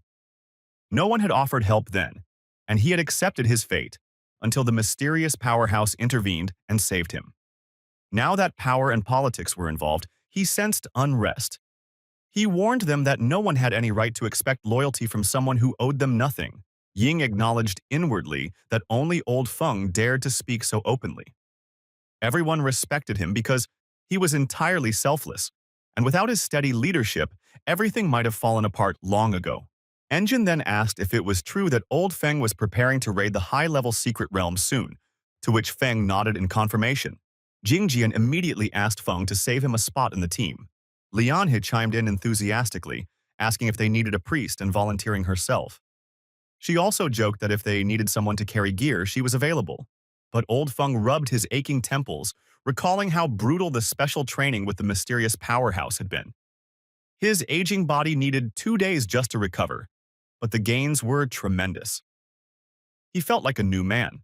Yet, deep inside, Ying was again reminded how even without personal agendas, Feng still carried the weight of responsibility heavily. Back in the profession hall, the system informed Ningfeng that he had completed his second transformation mission. He received a new passive skill, Mystical Barrier, which granted immunity to all detection abilities. Reflecting on the memories he had absorbed from the endgame relic, he realized the omnipotent god of magic was far from evil. That god merely wished to live according to his own ideals, something Ning could deeply relate to. He recalled Henan's words about how their emotions mirrored those of the omnipotent god of magic. That made him wonder if it was the system itself that linked them. Why had Henan, long deceased, become a secret boss in the realm? His attention shifted to the necklace in his hand. The system identified it as Hanlon's Pendant, a high-grade orange item with upgrade potential. It boosted mental attributes by 12, increased spellcasting speed by 15%, and added a 5% chance for critical spell hits. It also granted the spells Solid Ice Wall and Ice Burst. According to the system, Hanlon's spirit had been blessed by divine power and had not dissipated, but had instead bonded with the pendant itself. Eventually, the Supernova training camp was split into 2 divisions, the high school division and the university division. The camp brought together some of the brightest young adventurers from all over the country. The high school division alone had 180 participants, including 32 top-tier 5-star professionals from the Supernova list and 148 4-star contenders, each selected from different regions. One enthusiastic student whispered to his friend that the event had caught the attention of not just the principals of the top 3 universities, but also representatives from all 7 major guilds and the Adventurers Management Bureau. He explained that the scale of this event was completely unprecedented, and those who stood out might even receive direct recruitment offers. The best performers could gain exclusive resources and possibly secure team leader roles in top guilds right after graduation. The student added that he hoped to leave a lasting impression. Otherwise, in a crowd this size, he'd be completely forgettable. Just then, the second student stared in awe at a man confidently walking toward the high-ranking guests. The first student scoffed and asked if his friend really thought he could compete with someone like that. He introduced the man as Hei Qishan, the current #1 on the Supernova list, and the younger brother of Hei Shi, president of the Razor Sharp Guild. Another student joined in, saying that ever since Qishan had awakened his powers, he had never trained with peers. Instead, he had always been accompanied by elite members of his family's guild. A nearby girl sighed and remarked that people like him lived on a whole different level. She then asked if anyone had heard the buzz about the recent success in the trial of the god's secret realm. According to rumors, the one who conquered that realm was a fighter, just like Hishan, and that he had even mentored her. Alongside this guidance and the rare high-level experience potions from the Azure Sharp Guild, Chishan's strength had likely surpassed everyone's expectations. At that moment, a bus pulled up and someone shouted that the team from Kinu No. 7 High School had arrived. The students buzzed with curiosity, wondering if this was the team that had been trending online. They were eager to see what kind of people they really were. As the bus doors opened, Ningfeng was the first to step out, followed closely by his teammates, each wearing a solemn expression. Their aura was undeniable. The spectators were stunned, unsure whether this group had a real battlefield experience or if they were just putting on an intimidating front. Principal Fang observed the reactions around them and nodded internally. Just as he had predicted, all eyes were locked onto them. He knew this kind of visibility would make them instant targets. The fierce gazes confirmed. They were now seen as competitors. Meanwhile, Ningfeng paused as the system popped up, informing him that the mystical barrier had successfully blocked any attempts to scan his level. That moment made him realize just how many people were trying to assess his power. The nearby students were surprised that no one could read his level. One girl asked aloud if he was really a high schooler like them. She didn't recall seeing him on the supernova list. Even Ark, watching from behind, was puzzled by the lack of information. He couldn't sense Ningfeng's level at all. Lian Yu turned to Ark and asked if that was really Ningfeng. If so, why wasn't his level showing up as higher than Ark's? She speculated that maybe he was equipped with an item that blocked scans. Ark agreed that it was certainly possible. She then noted how Ningfeng had instantly drawn everyone's attention, making her wonder just how powerful he really was. Ark remembered watching the footage of Dune's secret realm conquest, something he had studied and simulated repeatedly with his guild's elite. But no matter how many times they tried, Dune's performance was beyond replication. He suspected that Ningfeng might be on a similar level. If so, then his training methods were something Ark and his older brother Shifu desperately needed to uncover. Old Feng, nearby, asked whether he was going to try probing Ningfeng's level. Yanjun shook his head, saying it would be impolite. Just then, Old Feng gave the group a friendly wave. When one of them returned the gesture, the watching students were stunned. Old Feng had actually acknowledged them. Someone called out to Old Feng, teasing that he was drawing way too much attention to himself. Laughing heartily, Old Feng replied that he was just worried he might end up recruiting all the top talent. Jing Jing, clearly annoyed, snapped back that they all represented official institutions with offerings just as attractive as his. But Old Feng playfully suggested they compete to see who could do better. Rolling her eyes, Yingnan scolded him, reminding Old Feng that he wasn't exactly young anymore and should stop borrowing cringy internet slang. Later, at the check-in station, the students were nearly done completing the formalities. A staff member called out for all team leaders and students to finalize their check-ins and proceed to the main venue, where they would receive an overview of the training camp's structure and upcoming activities. Once everyone was seated inside the large auditorium, a woman stepped onto the stage and addressed the crowd. She reminded them that, in recent years, secret realms had undergone drastic and unpredictable changes. To keep pace with these shifts and seek new avenues for human progress, there was a pressing need to cultivate and select exceptional talents. She emphasized that this training camp had captured the attention of many powerful factions. During the announcement, Principal Jiang leaned over and asked Principal Feng whether Ningfeng was a hidden trump card from his school and why he was being so secretive, especially about restricting level detection. Principal Feng offered a vague smile and simply replied, "Just keeping a low profile." He knew full well that ever since Muk had transferred from his school to Jiang's, Principal Jiang had been probing for information. But thanks to Feng's vigilance, Jiang hadn't managed to uncover anything. Jiang's current sarcastic tone was just another attempt to provoke him. Feng reminded himself to stay composed and not rise to the bait. Then Principal Mook stood up and addressed the gathering, commenting that many principals present were especially curious about the education standards at Kinu No. 7 High School, particularly given its consistent record of producing supernova-level talents. Principal Zhang continued making snide remarks toward Principal Feng, but Feng remained quiet, his thoughts elsewhere. He reflected on how, not long ago, Ning Feng and the others had gone through intense special training. While he had no doubt that Wang Yu, Feng Rui, and Cheng Nuku would perform well, they were, after all, top-ranking supernovas, he wasn't so sure how Ning Feng and the rest would fare under such grueling trials.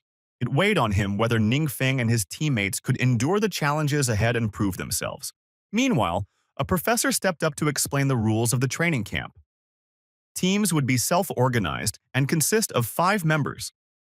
The final evaluation would combine both individual and team scores.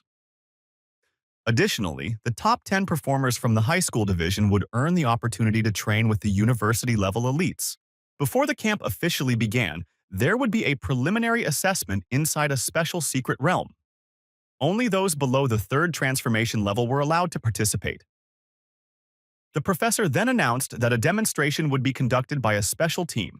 Gasps echoed through the crowd as the screen revealed the top 5 supernova-ranked individuals from the past 5 years. It became instantly clear why these particular elites had been chosen. Only the best of the best could showcase what was to come. Meanwhile, the 5 elite supernovas arrived at the gate to the secret realm. The long-haired man chuckled, suggesting they tone things down so as not to overwhelm the younger students watching. But the brown-haired man quickly rejected the idea. With so many influential eyes on them, this was a once-in-a-lifetime opportunity to display their full potential.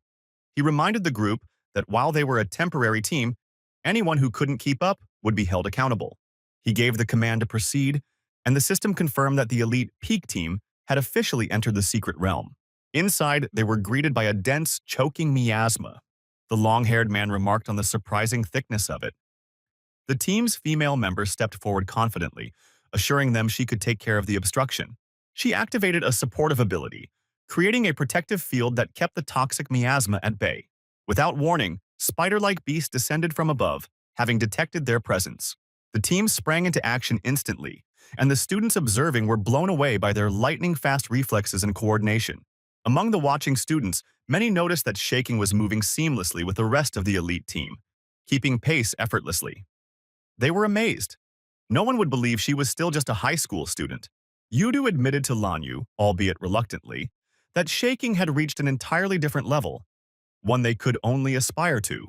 Old Fang Lin commented that he had heard the 5 young elites had recently been training together intensively. He wondered aloud whether, with continued guidance, they might soon be ready to tackle high-tier secret realms. Yanjun nodded in agreement, saying it was certainly within reach. As the team pressed deeper into the realm, they encountered elite-level monsters. But without pausing, they pushed forward with unwavering momentum. When the final boss emerged, it did so with an eerie calm and a knowing smile, but the team responded instantly, rushing in without hesitation to engage the powerful foe. Eventually, they triumphed and successfully cleared the secret realm, setting a new record time, 48 minutes and 18 seconds. After the simulation ended and students exited the observation hall, excited chatter filled the air. Many were still in awe of the top 5 supernovas, each one expressing dreams of one day making it onto that legendary list. In the midst of their conversation, someone approached Ningfeng. It was a confident young woman who introduced herself as Kai Yuncheng, niece of Kai, the current mayor. Ningfeng was taken aback. One of the top 5 elites from the peak team was now standing in front of him. Yuncheng explained that she had heard about him from her uncle and came over to say hello. Ning Feng responded with calm politeness, saying he appreciated her visit. Nearby students looked on in disbelief. Why was Yuncheng from Beijing University chatting with a high schooler? But then someone realized she was talking to Ning Feng from Kinu No. 7 High School. Still stunned, Yudu asked Yuncheng if she was the granddaughter of the founder of the Yuancheng Trading Center. Yuncheng confirmed it with a smile and greeted them all warmly. She added that if they needed anything during the training camp, they could just let her know. She'd arrange for it to be delivered from Yuancheng. Ning Feng thanked her graciously, saying she was too kind. Meanwhile, Shooting teased her, joking that Yuncheng should keep an eye on Ning Feng. Every girl he met seemed to be both talented and beautiful, with powerful family backgrounds to boot. Yuncheng laughed, explaining that while her uncle often spoke highly of Ning Feng, she had yet to see his true strength. This training camp, she said, was the perfect opportunity to judge for herself. Not far away, the brown-haired man suggested that the team should go rest for a while. But Yunjin shook her head, saying she preferred to stay and watch a little longer. The man seemed puzzled. He asked why she was interested in watching the preliminary trials. Hadn't the strongest already performed? Just then, Shaking spoke up, saying she also wanted to stay and observe. The brown-haired man, though reluctant, gave in and agreed. The competition officially resumed, and the professor explained the format. 6 teams would enter the secret realm simultaneously, each receiving unique assessment tasks. Their final evaluation would be based on task completion and effectiveness. As teams lined up to enter, anxiety began to spread. Some students looked visibly shaken. Panic was setting in. Observing the scene, Principal Feng raised his voice, warning that the current secret realm might be too difficult for high schoolers. Principal Zhang chimed in, agreeing and predicting that at this rate, no team from the high school division would even manage to clear it. Sure enough, with only Shaking's team left to attempt the trial, no other team had yet reached the rankings board. Most teams hadn't even caught a glimpse of the boss. They were being overwhelmed by the lesser monsters alone.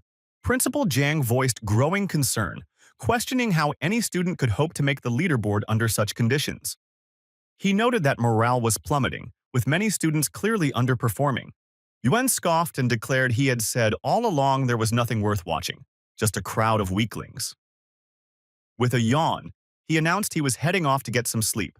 Meanwhile, Ningfeng and his teammates approached the professor, stating that they were the next scheduled group and were ready to receive their task assignment for the secret realm. After receiving instructions, the team stepped into the Iron Jaw Swamp and began carefully reviewing the system prompts that popped up. Ningfeng recalled that professional teams were generally categorized into 4 primary functional roles. The assault team was the main offensive unit, responsible for pushing into unexplored secret realms and serving as the vanguard against formidable threats. The research team specialized in investigating secret realms, extracting knowledge, and translating it into advancements for human civilization.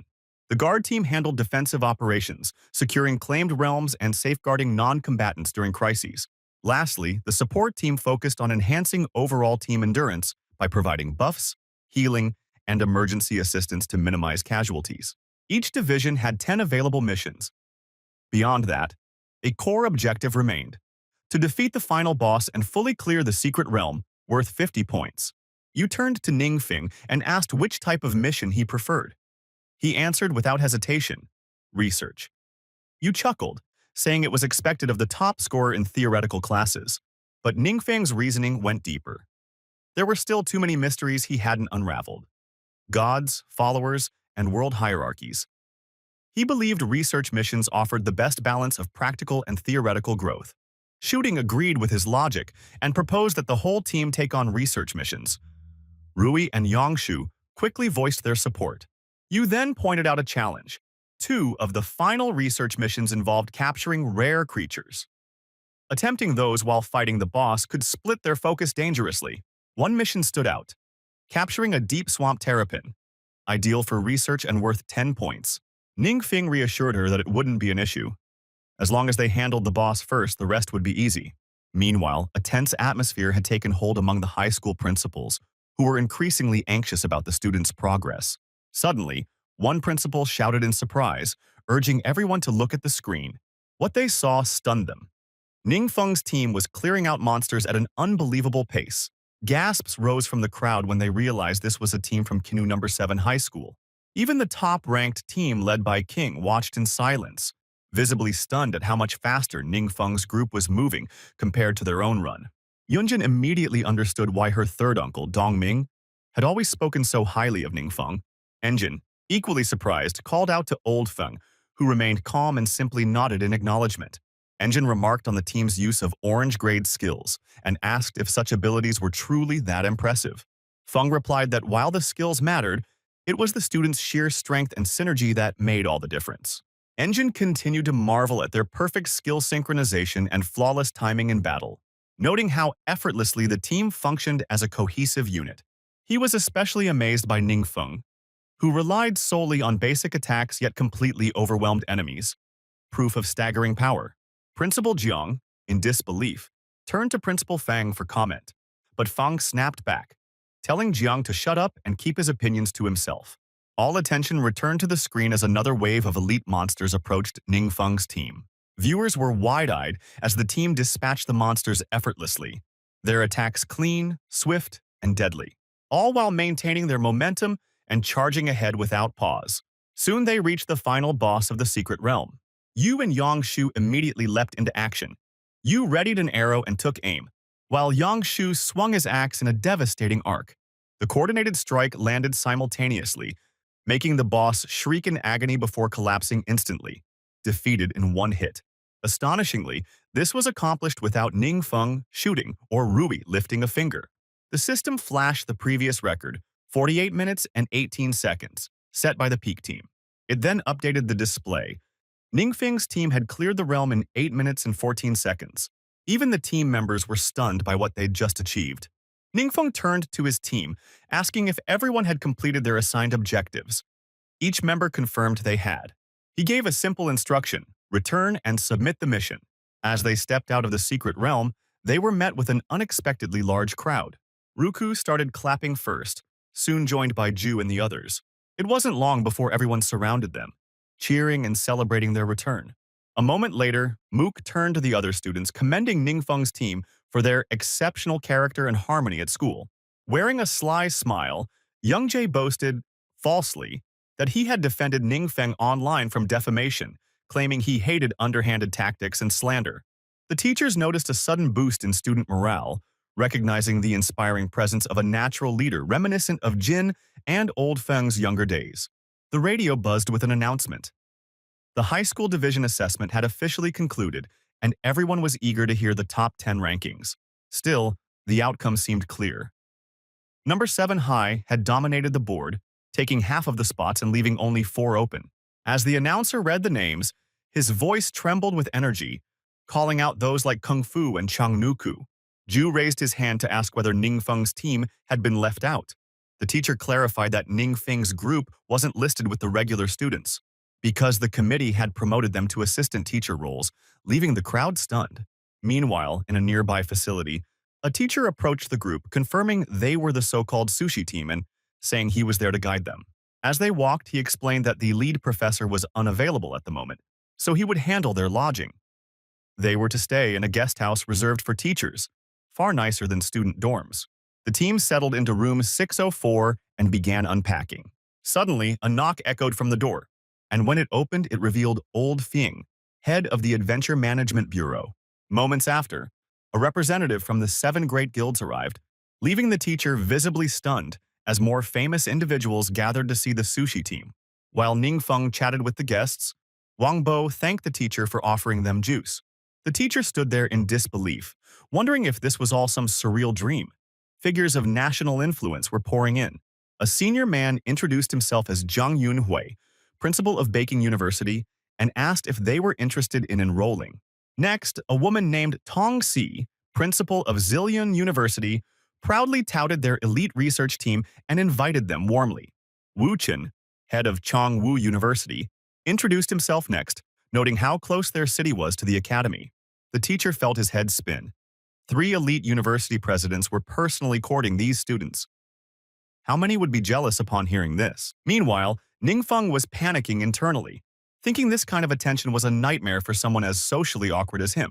Sensing his discomfort, Old Feng told the university heads to ease off a bit. They were putting too much pressure on the kid. He recommended they let the students focus on the training camp first and revisit the rest later. All 3 principals agreed, at least outwardly, admitting the students needed rest, though none wanted to lose the recruitment race. With the pressure lifted, Ningfeng finally began to open up and talk freely. The following morning, Ningfeng stepped out of his room, yawning. To his surprise, Rui and Jiangshu were already awake. He asked why they looked so off so early.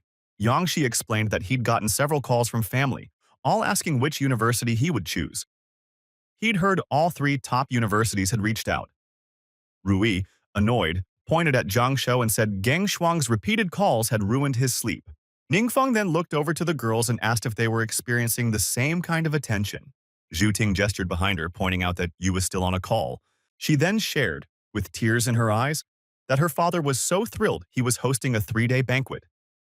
Yong Shu chimed in, saying his home had been overrun with guests, and his parents were finally enjoying a moment of pride. Rui gave a tired sigh, admitting he was lucky his grandfather was handling everything and planned to just go along with Ningfeng's decision. Ningfeng smiled softly, but a trace of sorrow lingered in his eyes as he thought of his own parents and grandfather. Suddenly, his phone began to ring. It was his teacher, Chi. She asked how the camp was going and whether he was settling in comfortably. Then she mentioned that all three top universities had reached out to her about his future enrollment. He chuckled, caught off guard, and she explained she'd waited to call because she knew he was a night owl. He replied that she knew him better than anyone and that her timing was perfect. He had just been hoping to hear her thoughts. Later on, a professor greeted everyone and addressed them as members of the university division, including the 10 standout students from the high school ranks. Whispers spread among the university students, impressed that the high school division had produced 5 individuals already at teacher level, 3 of whom weren't even on the famed supernova list. The professor then briefed them that their special training would begin today, focusing on conquering uncharted secret realms. He warned them that these areas hadn't been fully explored and carried many potential dangers, urging caution and teamwork. He also instructed everyone to check their group assignments with their supervising teachers before departure, noting that each of the 10 high school students would be paired with a university team. Cheng Miku walked up to her instructor and said she was student number 95, asking which group she'd been placed in. The teacher recognized her instantly and directed her toward her team. When she turned to look, she saw Ning Feng smiling and waving at her. Not long after, they entered the untamed area known only as an unnamed secret realm. As monsters swarmed them, Ning Feng coolly analyzed the threat, identifying the creatures as a new breed of lizardmen, each over 5 meters tall. Rui stepped up and intercepted one of them with his shield, throwing it off balance. Without hesitation, he lifted his elbow and struck the creature down with sheer force, then casually sat on its back as he explained that the lizardmen were incredibly heavy, between 800 and 1,000 kilograms, and had armored skin with high resistance. Ukyo realized how far they'd ventured into the realm, noting they had already surpassed the record for the fastest progression. She noticed their experience was spiking, almost like they were all boosting her level directly. Glancing around, she observed how drastically everyone had improved since their first meeting. It made her wonder if she could achieve the same kind of growth, if she could earn their respect. During a short break, Ning Feng mentioned that Kai had told him Zillion University boasted an elite research department but operated under strict management. Kai feared it wouldn't suit his personality. In contrast, Baking University offered more academic freedom, which might be a better fit. You laughed and said that was exactly what you'd expect from Kai, always the insightful prize student, thinking ahead even for someone else. Shu Ting then raised his phone and told everyone to check the class group chat messages. They did so immediately and were stunned by what appeared. In the chat, Juna had asked where their teacher Kai was.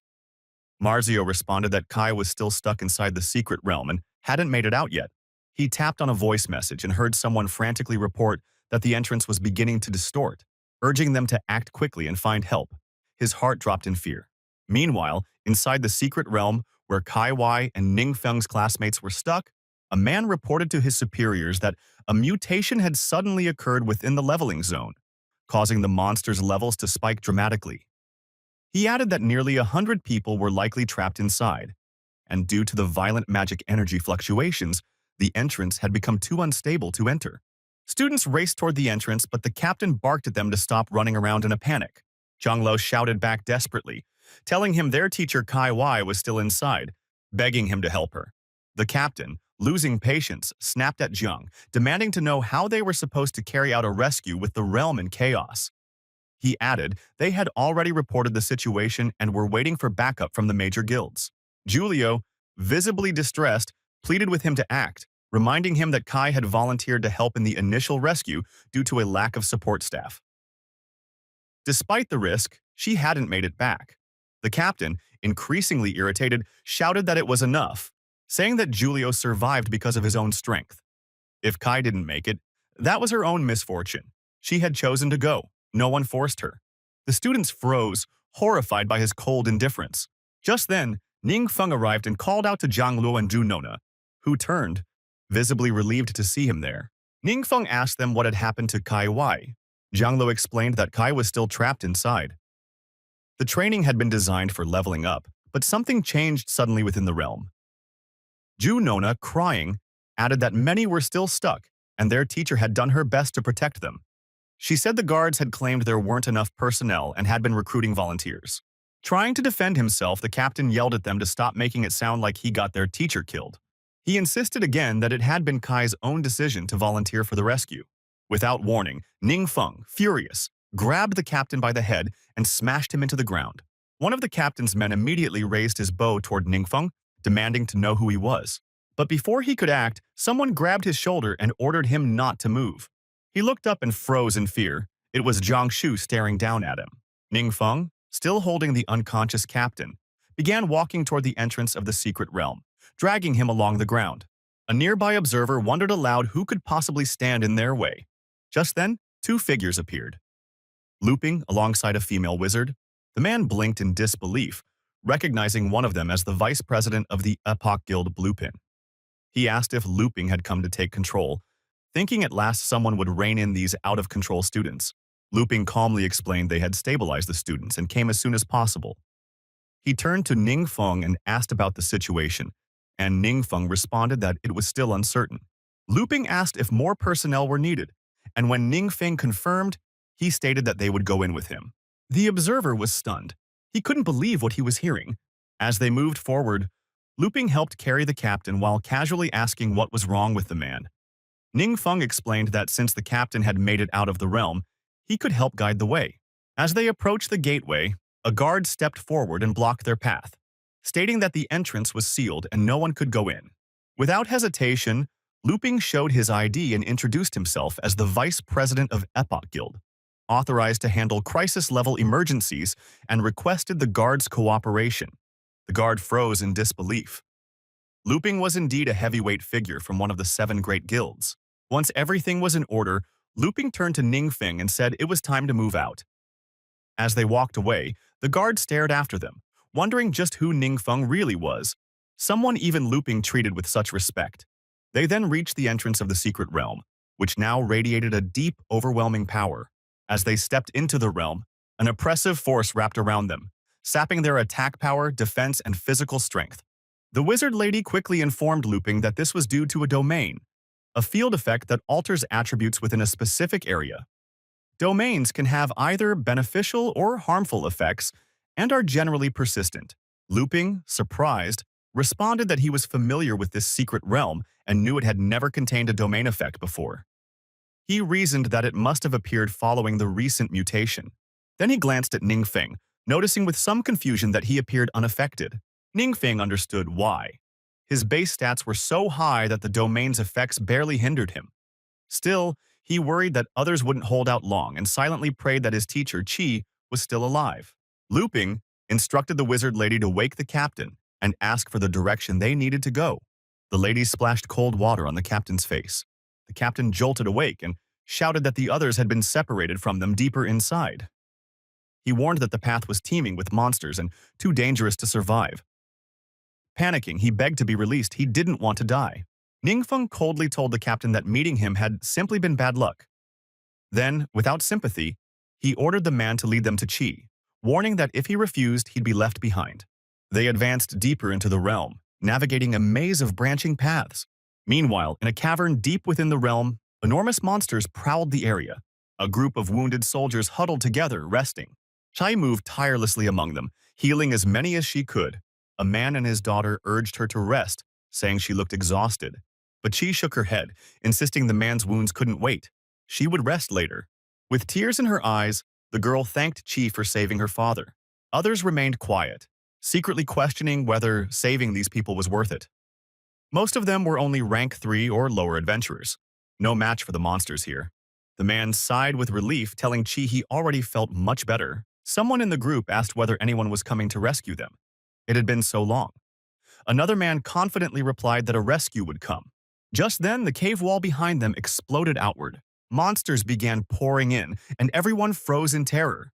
One lunged at the group, and the man who'd been healed earlier stepped forward, sacrificing himself. He was bitten by the monster, but held it back with all his strength. His daughter screamed, but he only shouted for them to run. More monsters appeared, and the group scattered in panic. One of the beasts leapt straight at the girl and Chi. The girl stood frozen in fear until suddenly, a thick ice crystal burst from the ground, forming a solid wall of protection.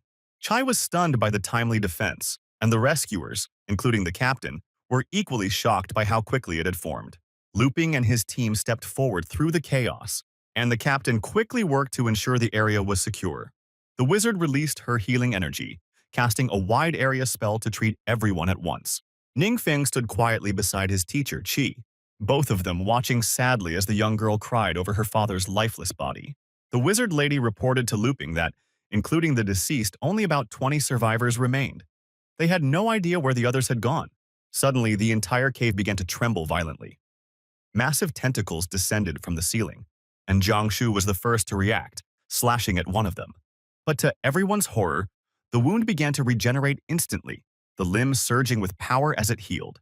Yangshu shouted in shock, realizing that the tentacles could regenerate on their own.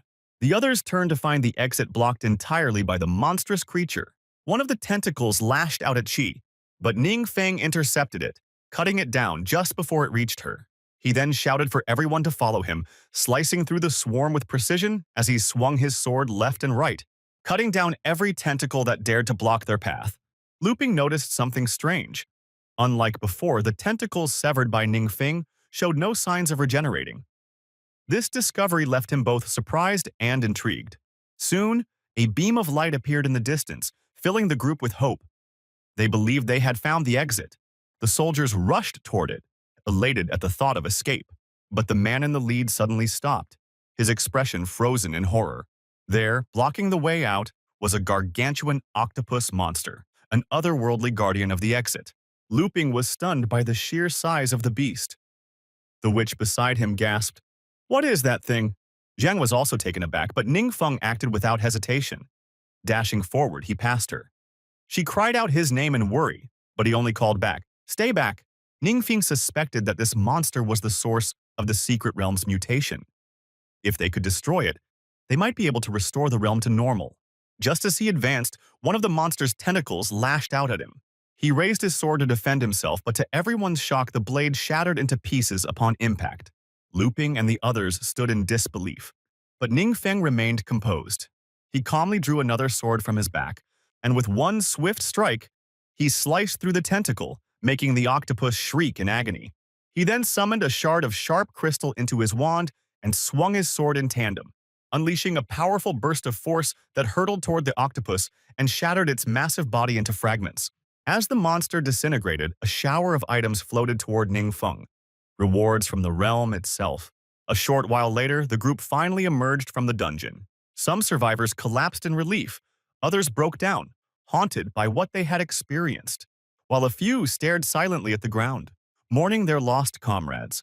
Blue Pink turned to Ningfeng and praised him, saying it was thanks to him that the mystical realm was brought under control. Without his intervention, it might have spiraled into catastrophe. Ningfeng didn't respond. His eyes were fixed on his teacher, Qi, who stood quietly, her face solemn. He approached and handed her something, simply saying, "This is for you." She took it, and upon closer inspection, her eyes widened in disbelief. It was a healing emblem, an orange-quality consumable that permanently increased both physical and mental stats by 5 and enhanced all healing effects by 50%. Both she and Looping were stunned. Blue Pink, curious, asked whether it was the legendary divine emblem. Ningfeng confirmed it, saying the item had dropped from the octopus monster. Looping acknowledged the rarity of the drop. No one had obtained a divine emblem since the secret realm was breached during the trial. Yet Ningfeng showed no pride. He remained calm. Kai was stunned by the emblem's value and expressed doubt about whether she was worthy of it. Being only a 3-star professional, Ningfeng gently insisted she accept it without hesitation. After some reluctance, she finally did. Meanwhile, he considered arranging extra training for Kai to strengthen her self-defense. Though the training camp strictly prohibited absences, waiting over 2 months wasn't an option. He planned to speak to Looping about it. He asked if he could take half a day off over the weekend. Looping not only agreed but offered additional time if needed. Ningfeng declined politely. Others viewed Looping as distant and harsh, but Ning found him quite approachable. Looping mentioned that only some final wrap-up tasks remained before they could return. But just as they began to leave, they were ambushed. This time not by monsters, but by reporters eager for answers.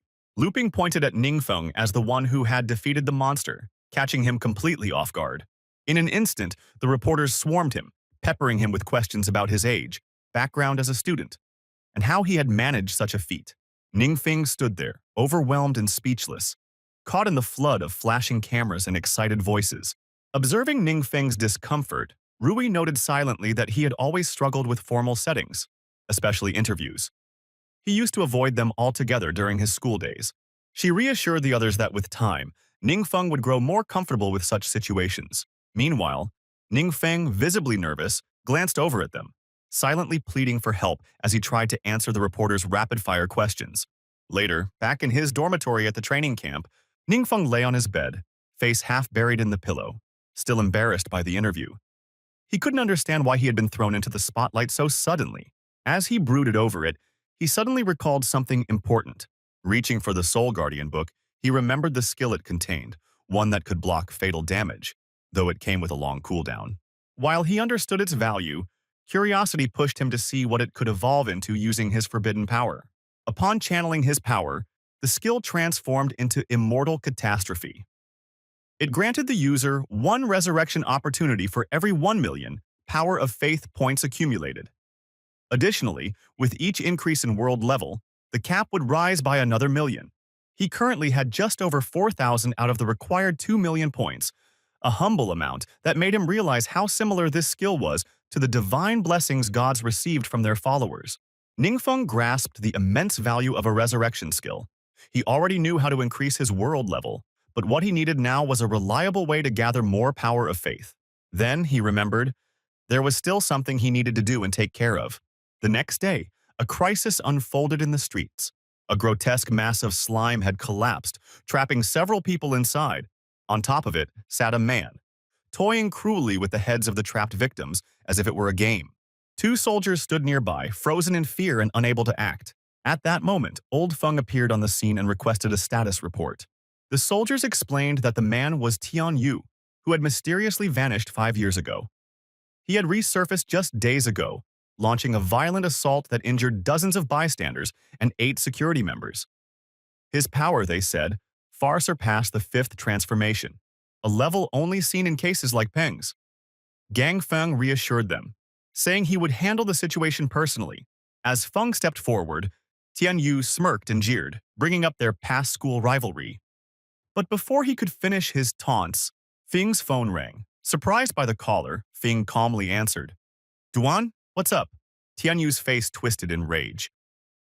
"You're answering a call in the middle of this? Do you not see me as a threat?" Ignoring him completely, Feng asked Duan if the boss was looking for him. "Tell him I'll be there soon," he added coolly. "Just cleaning up a little mess first." Tian Yu was speechless. "Arrogant old man!" Tian Yu roared, unleashing his power. The slime gathered into a massive hand, its clawed fingers rushing toward Feng. But the elder calmly ended the call and summoned his signature skill, Flame Serpent Frenzy. A majestic fire dragon burst from Feng's aura and collided with the slime hand, disintegrating it effortlessly. Tian Yu stared, dumbfounded. Feng assessed his opponent. His strength was comparable to Gang's, but after completing training under the big boss, Feng's abilities had grown exponentially.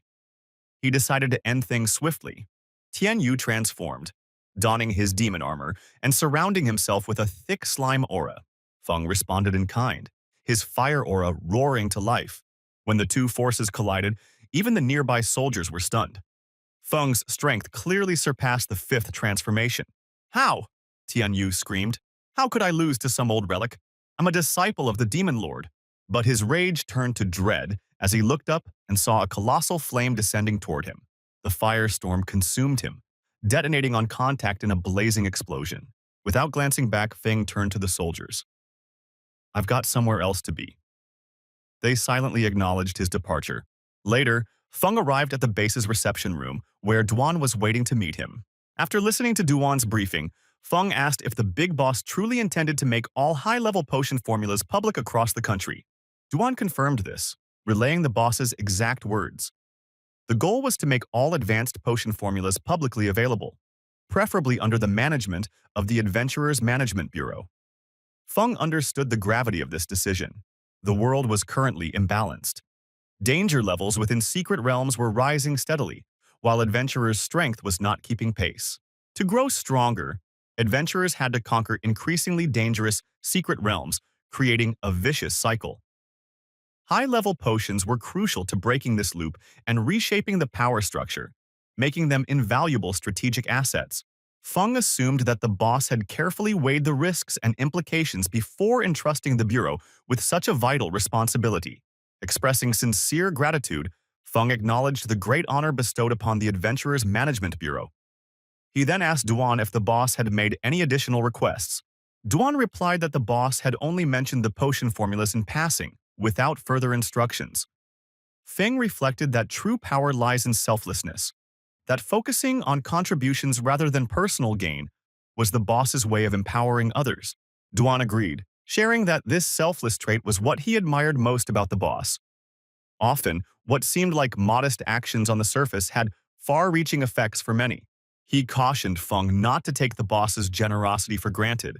They needed a thorough plan to ensure the boss's efforts weren't wasted and promised to report back soon with their strategy. That night, in the Azure Sharp Guild, a man reported to his Shifu that high-level experience potions and forgetfulness potions were being sold on the black market. While the packaging differed, the effects were indistinguishable from the guild's own. Another guild member added that all high-level potions were produced under Shifu's direct supervision and were used exclusively within the guild, making it nearly impossible for any to have leaked. He questioned where these black market versions could have originated. Shifu speculated that the only other individuals capable of producing such potions were the so-called mysterious powerhouses. Perhaps the formulas had come from them and made their way to the black market. She immediately ordered an investigation. When the man asked if she meant to target the mysterious powerhouses, she sharply corrected him. "Investigate the black market," she commanded. The man quickly acknowledged the order. The next day, in the teacher's dormitory, Ningfeng and Yu were walking down the corridor when Yu held up her phone, asking if he wanted to see his interview video. Ningfeng, stammering and shy, declined with a nervous laugh. Yu reassured him, saying the video actually wasn't bad. Many viewers had praised him. He glanced at the comments. Many mentioned how his shy demeanor was a charming contrast to his overwhelming strength. Viewers admired that even someone so powerful had things he found difficult. Some called him a savior, a real hero, more than just a celebrity. One commenter even volunteered to be his spokesperson for free. Ningfeng reflected on the sudden surge in power of faith he had been experiencing lately.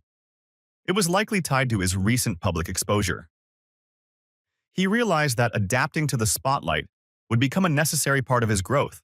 As they exited the building, a group of students spotted them and began cheering. "Assistant Ning!" they called out excitedly. He smiled and greeted them in return. "You noticed something." Ever since Ningfeng had demonstrated abilities far beyond conventional comprehension, all previous doubts had disappeared. Even senior fourth-year students now addressed him with genuine respect. As they walked further, nearly everyone they passed greeted Ningfeng respectfully, many students trailing behind him, full of admiration, wishing aloud they had even half his strength. Meanwhile, in Kent Yu City, Captain Shu remarked that the city had gained considerable recognition lately, thanks to Ningfeng's feats. However, Mayor Jiangyi let out a long sigh, his expression troubled as he stared at his phone screen. Yu noticed and asked why he was sighing, just as Kuanglan excused herself to take a call. Jiangyi then voiced his concern, saying that Ningfeng would soon be heading to college, and he feared that the mysterious powerhouse might leave with him. He added that Duan had recently contacted him to return to the villa, since Ningfeng was no longer staying in Kent Yu City regularly. Zhang Gai worried that without a powerful protector, the city might revert to its once vulnerable state. He admitted he was already losing sleep over the two secret realm disturbances and the recent realm invasion. Just then, they noticed that Kuanglan was standing completely still, staring at her phone in shock. Curious, Zhu asked her what was going on. Kuanglan snapped out of her daze and excitedly announced that Fang had just called, informing her that the mysterious powerhouse had offered to give her special training. Still in disbelief, she asked aloud if it might all be a dream. Jiang Yi, now visibly emotional, told Kuanglan that the future was in her hands. Captain Shu laughed and said he'd treat her to dinner, jokingly reminding her to look out for him later. Flustered by their teasing, she asked what was going on, clearly embarrassed. Meanwhile, in a basement meeting room, someone questioned Old Feng, asking if what he said was really true. Old Feng confirmed it, explaining to the founders that the mysterious powerhouse had agreed to share all high-level potion formulas with the nation. He planned to submit an application to the higher-ups to establish a national alchemy workshop in collaboration with the powerhouse. He noted that, at present, the Azure Sharp Guild was the only group with access to these formulas, creating enormous pressure. If the state could produce these potions itself, it would help stabilize both the supply and the market. Great news for the general public, but not necessarily for everyone. Old Feng glanced subtly at his Shixiong. She responded, saying that while she supported the public release of the formulas, she questioned whether the mysterious powerhouse's motives were truly as noble as they seemed. Jingjian asked Shu for clarification. Shu explained that high-level potions, identical in effect to their guilds but with different packaging, had been found on the black market. He assured them that their own stock had been accounted for. None were missing. Furthermore, any potions auctioned through official trading posts were tracked with spells. There was no sign that any had ended up on the black market, which made the origin of these rogue potions deeply concerning. She reminded the group that, on the day of the Secret Realm trial's completion, Duan had mentioned the mysterious powerhouse already possessed the knowledge to make high-grade potions. Ark chimed in, pointing out that the black market operated through a vast underground network far beyond the reach of lawful oversight. If these high-level potions ended up in the wrong hands, it could be a major threat. Intentional or not, it would be equivalent to empowering dangerous forces.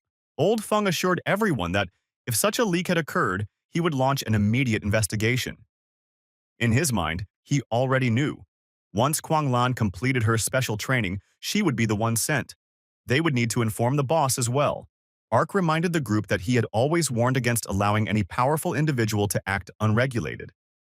No matter how well Old Feng handled things, unchecked power was a danger. Ark said that their Epoch Guide organization would also be sending personnel to assist the Azure Sharp Guild in the investigation. He emphasized that, should the potions be tied to the mysterious powerhouse, Old Feng must remain impartial and not claim full authority. Old Feng nodded, assuring Ark that if the investigation uncovered any connection, he would take full responsibility and deal with it appropriately. The next evening, Feng and his team gathered in a specific secret realm. Zhu Ting reported that potion management under Zhu Wei was tightly controlled, with detailed logs for every entry and exit. No anomalies or missing stock had been discovered. Ruyi added that at his home, potions were managed by both himself and his grandfather Feng, and were checked regularly. Chang Mu also stated she personally counted all potions twice a day, morning and evening. Ningfeng was surprised by the level of diligence. He hadn't realized just how seriously everyone took potion oversight. Still, he appreciated their efforts. It helped ensure traceability. After hearing their reports, Ningfeng concluded that since there were no leaks on their end, and the Azure Sharp Guild also denied any involvement, the mystery remained. He asked the team if it was possible that, aside from him and the Azure Sharp Guild, someone else might have knowledge of the potion formulas. Elsewhere in the black market, mysterious merchants were actively dealing in a variety of potions. Not far away, inside a secluded inn, a man clad in a red cloak discreetly watched the scene, surprised that all 7 major guilds had dispatched investigators over a single potion bottle. His companion reassured him, reminding that those from the lower world remained clueless about their presence, and that they had already demonstrated the potion before the guilds. The red-robed man spotted another customer approaching, seemingly interested in purchasing a potion. A man dressed in blue conversed with 2 bulky men, remarking how difficult it had been to locate this cursed place. The bald man standing beside the red-robed figure referred to him as boss, and commented that the duo was there for high-tier experience potions. The man in blue, however, corrected him, saying they were actually searching for someone. He elaborated that around a week prior, a young assassin dressed in white had bought potions from them and hadn't been seen since. He questioned the red-robed man about the assassin's whereabouts. Suddenly, another shadowy figure materialized behind the red-robed man, cautioning that these newcomers might be here to stir up trouble. In response, the red-robed man revealed his true monstrous form, releasing tentacles that lashed out and ensnared both the blue-robed man and the larger of his two companions, lifting them effortlessly into the air. The tentacles then injected a bizarre fluid into their bodies, making them convulse violently before losing consciousness. Moments later, the bald man apologized, claiming they had been deceived into believing the visitors were legitimate buyers. The red-robed man remained unfazed, stating that this was precisely why he had chosen this location, since disappearances in the black market rarely raised suspicions. With a dismissive toss, he flung the unconscious man aside and told the bald subordinate to bring them below. Obeying, they descended into a concealed chamber where a deep pit held multiple unconscious bodies, suspended beneath a floating, eerie, purple liquid. The bald man deposited the blue-robed individual into the pit as well. The red-robed figure then announced that they had gathered enough subjects to proceed with the next stage and instructed everyone to rest. He said that once the next wave of warriors awoke, the operation would begin. He declared confidently that they would soon rise as the new rulers of the world. He added that he couldn't stay and had to return. His body dissolved into a swirling essence of purple and black, which shot out of the black market. The soul form then flew swiftly toward an enormous estate. Upon arrival, it located a man pretending to be absorbed in reading. The soul invaded the man's body, taking possession and corrupting him from within. A few days later, Ningfeng reached out to Duan to check if there had been any breakthroughs. Duan reported that several people had been offered high-grade potions in the black market, but the vendors had vanished, likely alerted to danger and now in hiding. Ningfeng acknowledged the update and instructed Duan to keep him informed of any further findings. Resolved to succeed, Duan thought to himself that if he failed such a small task, he'd lose the right to serve under Ningfeng. At that moment, Duan's phone buzzed again. Seeing the caller was Huang Lan, he quickly picked up and asked if she had uncovered anything on her end. Huang Lan replied casually that she hadn't found anything yet, as she strolled through the black market alongside others. Meanwhile, back at the enemy's underground base beneath the inn, the hall had emptied, and the purple liquid had completely evaporated. Those who had previously been unconscious now stood, awakened and possessed by dark energy. The next day, in the school cafeteria, Ningfeng shared lunch at a long table with his squad and other students. Many students were pleasantly surprised by Ningfeng's friendly and humble demeanor, so unlike the arrogance often seen in other top-tier talents. Spending time together had helped everyone grow more comfortable around him. As Ningfeng glanced around, he recognized that the room was filled with the nation's brightest youths. With his goal of reaching world-class rank and mastering the power of faith, he saw great potential in earning their support. A young woman seated nearby asked if he'd thought about joining any guilds, pointing out that someone as gifted as him must have already received countless offers. Ningfeng calmly replied that he didn't have any intention of joining a guild at the moment. Another student followed up, wondering if he planned to start his own guild, or if the Solemn Lion team was already affiliated with one. Ningfeng clarified that the Solemn Lion Guild belonged to Yu, and they were simply operating under her banner. Many assumed the Solemn Lion Guild was just a small local faction with little recognition. However, given the elite members in Ningfeng's circle, they believed it had enormous potential.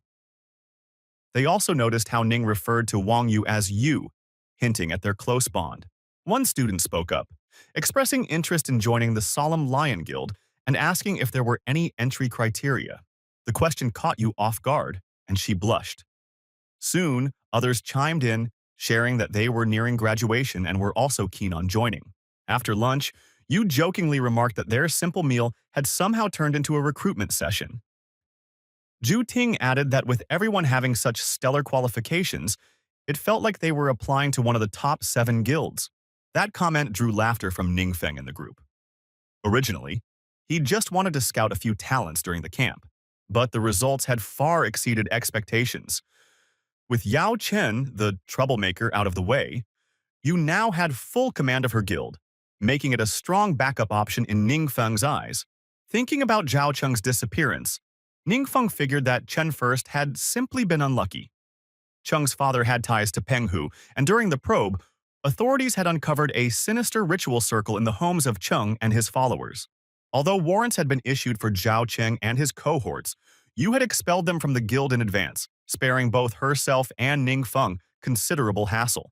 Just then, Ningfeng's phone vibrated, snapping him out of his thoughts.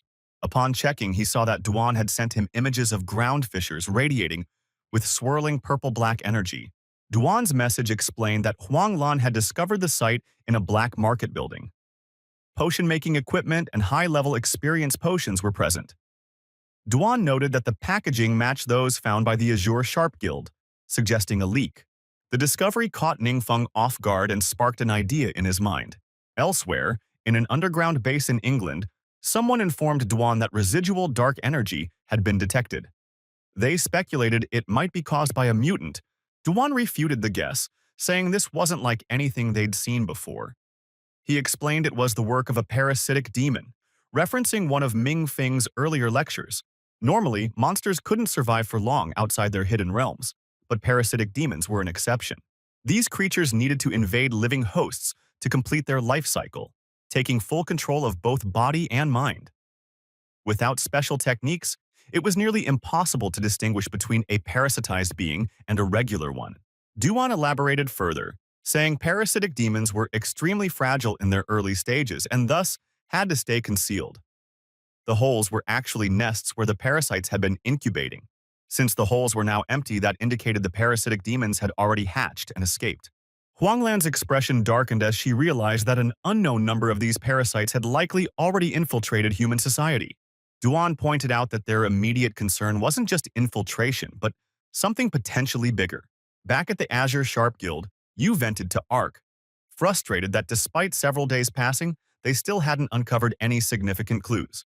At that moment, the door slammed open and someone barged in unannounced. The possessed man advanced toward them, his eyes burning with malicious intent. She recognized him as Huang and asked what was going on, but he only responded with a sinister smile. Without warning, enormous tentacles burst forth from his body. They swiftly ensnared both Q and Ark, and she realized with horror that this was no longer the healer they once knew. Fear and confusion flooded her mind. What kind of abomination was this thing? Before she could react, a tentacle pierced into his body and injected a foreign substance. The injection spread like wildfire through his system, causing his eyes to roll back uncontrollably. Once both men had been injected, the parasitic demon within Huang released them. It let out a loud, maniacal laugh, clearly thrilled by what it had just accomplished. Huang glanced between Q and Ark with interest. He had only expected Sha Yu to be there, but finding Ark of the Epoch Guild present as well was an unexpected gain. With two fifth transformation powerhouses, his strength would soon surge. Sneering, Huang referred to them as pitiful beings, proclaiming that helping propagate his kind was the greatest role they could ever serve. Meanwhile, in the underground base, Duan explained to Huang Lan that while parasitic demons were not that powerful individually, they possessed a terrifying ability known as swarm. As their numbers multiplied, they amplified each other's strength. And the king that bred them would grow even stronger than the rest. Huang Lan asked if the demons were hiding in the black market, slowly amassing power. Duan confirmed this, noting that human potions had no effect on them. In fact, the potions might be bait to lure unsuspecting hosts. Alarmed, Huang Lan asked what methods they had to counter the parasitic threat. Duan answered that once the swarm's strength reached a particular threshold, tools and spells that detect dark energy would start picking up disturbances. However, to truly eliminate them, they would need a god's gift. She asked what exactly a god's gift was. Duan explained that it was likely an item blessed or imbued by the goddess herself. Realizing how urgent the situation had become, she said she'd contact her master and start searching for it. Though Huang Lan didn't yet know where to find a god's gift, she trusted that with the clue from the boss, it was only a matter of time. Meanwhile, Ningfeng thought over the idea of the mysterious god's gift. Recalling knowledge passed down from the last demon lord, he had learned that parasitic demons lived inside their hosts and could redirect serious injuries to their vessels, letting the demons survive unharmed. This resilience made them nearly impossible to kill unless one had a god's gift, which could forcefully separate demon from host. But the more Ningfeng considered it, the more he doubted such an item even existed in their current world. Knowing how quietly these demons spread and how devastating they could become, he worried how they could be stopped in time. Just then, his phone rang. It was Duan, reporting a massive spike in a dark energy at the Azure Sharp Guild. The energy matched the signature Ningfeng had described earlier. Duan added that all contact with those inside the guild, including Shu Yu, had been cut off. To make matters worse, several adventurers were acting strangely and had begun to gather near the guild. Ning Feng quickly grabbed his jacket and told Duan to prevent anyone from approaching the guild. He said he would head there personally to assess the situation. At that moment, inside the Azure Sharp Guild, Shiyu and Ark stood at the rooftop with Huang, now entirely under the demon's control. Huang was ecstatic, announcing that there was no longer any need to hide. As he looked out over the swarm of parasitic demons he'd summoned, Shiyu and Ark, now fully enslaved, bowed before him and addressed him as their lord, reporting that all their kin had gathered as commanded. However, his confident expression faltered as the sound of approaching footsteps echoed through the air. Turning his head, he saw Ning Feng walking toward them, calm and composed. Despite the parasitic demons baring their teeth at him, exuding malevolent glee, Ning Feng remained unshaken. Huang recognized him from the video he'd watched earlier and narrowed his eyes. What was this young man doing here alone? Ning Feng quickly took stock of the scene. With so many hosts already under control, using any widespread destruction spell would only sacrifice the victims. He began to wonder, could the weapon he carried possibly qualify as a god's gift, capable of bypassing the demon's regeneration and defenses? One of the possessed hosts sneered at Ning Feng's arrival, mocking him for coming alone and suggesting that his allies must have been too frightened to accompany him. Unfazed, Ning Feng calmly asked if Huang was the parasitic demon king. Huang grinned in amusement, seemingly pleased by the title. Yet he scoffed, declaring that humans of this inferior world weren't even qualified to serve under his command. Still, he acknowledged Ning Feng's strength, remarking that his body might produce even more powerful spawn. Without further warning, he launched his tentacles at Ning Feng, but Ning Feng swiftly drew his blade and, with a single graceful arc, sliced them apart, stunning Huang. Enraged, Huang roared that while Ning Feng was indeed formidable, it wouldn't be enough. The difference in their power, he claimed, was as wide as the gulf between mortals and deities. Huang had assumed that no weapon from this lower world could harm him, and he was convinced that Ning Feng's sword was nothing special. But then, Ning Feng closed his eyes and tapped into his inner strength. The sky itself began to fracture, stunning Huang and the others watching. Looking up, they saw with horror as the heavens cracked apart. Ning Feng had activated his forbidden skill, Dark Gate, a power that either summoned an endless wave of dark creatures for 12 hours or called forth a high-ranked demon lord indefinitely. As the gate slowly opened, an oppressive and ominous energy began pouring into the world. Laughing, Huang shouted that everything now made sense. Ning Feng's strength must have come from serving some powerful demon. He taunted further, claiming Ning Feng had called his master for help, unable to face the battle alone. Huang mocked the idea that any demon lord could be of use, explaining that when a powerful being from a higher world descended into a lower one, their power would drastically weaken, unless an evil god manifested directly. In this world, Huang believed himself untouchable. Still, he was curious. If Ning Feng had summoned a true subordinate of the evil god, then perhaps the demon might carry sacred relics capable of purging parasitic demons. He hoped it wouldn't be too outrageous. Suddenly, a glowing red eye appeared within the rift in the sky, glaring down with unnatural intensity. Everyone, including Ning Feng, was taken aback when a tiny, almost comically cute demon stepped through the gate. Disbelief swept over the crowd. Was this diminutive creature truly a high-level demon lord? The small demon wandered over to the enemy's side, then deliberately flopped onto the ground as if it had tripped. Huang burst into laughter, ridiculing the creature and declaring that it didn't even radiate dark energy. But his laughter was cut short. He was violently slammed headfirst into the ground by an unseen force. The demon's innocent demeanor had masked its true power, and now its overwhelming aura had paralyzed everyone in the area, including Huang. As the demon casually walked toward him, it bit into Huang and began consuming the parasitic demon hidden within his body. Ning Feng watched in stunned silence, utterly unable to grasp how this small creature could devour such a powerful entity with ease. Clearly, it was more effective than any god's gift he had ever heard of. Inside, the parasitic demon was panicking. This wasn't just a demon lord. What stood before it was something even greater. And for the first time, it was completely suppressed. Ning Feng asked the demon if it still claimed to be invincible in this lower world. The parasitic demon, now humbled, admitted that it had been bluffing. As Ning Feng began recording the scene, the demon groveled for mercy, begging to be spared. Ningfeng, however, remained cold and demanded answers. He ordered the creature to explain how it had managed to infiltrate their world. The demon confessed that Huang and his team had once trespassed into its hidden realm. During that incursion, it had parasitized Huang while he was distracted. From there, it latched onto him and was brought into this world. When Ningfeng asked if the creature had been a hidden boss in that secret realm, the demon confirmed that was the case. At first, it was weak and had hidden in the black market, where disappearances wouldn't raise alarms. But as its strength grew, it could bypass the larval hatching stage and directly infect humans, giving it the boldness to attack the Azure Sharp Guild. In a later video, the demon was seen groveling beside the cute demon before vanishing completely. The footage, recorded by Ningfeng, was shared with the guild leaders and national authorities. The guild president watching the video addressed the group. He admitted that due to their lack of proper containment measures, they couldn't imprison or preserve the parasitic demon. The situation had been entirely left in Ningfeng's hands. Reluctantly, he acknowledged that in this lower world, they were powerless against such escalating threats. One of the elders agreed, pointing out that if Ningfeng hadn't stepped in, the Azure Sharp Guild would have been wiped out. Wang Bo, however, argued that the threat extended far beyond the guild. Without Ningfeng's intervention, the 7 great guilds, and possibly the entire world, might have collapsed. Elder Feng urged everyone not to lose hope.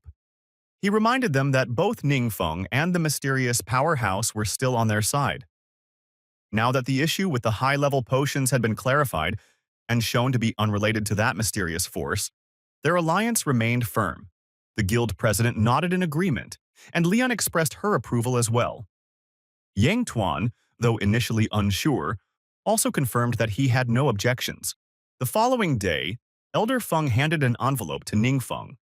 He explained that the government planned to establish a dedicated enterprise for producing and distributing high-level potions. Of all future profits, 80% would go to the mysterious powerhouse, leaving Ningfeng with 20%. He assured Ningfeng that compensation would not be a concern. Elder Feng emphasized that this was a genuine offer.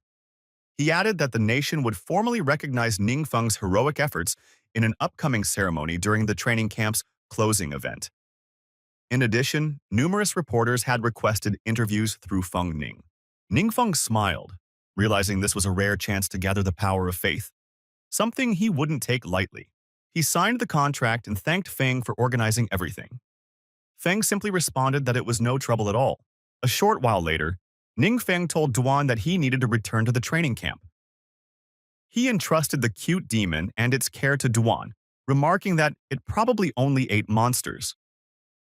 Duan said he'd take it to a secret realm to hunt for food and assured Ningfeng not to worry.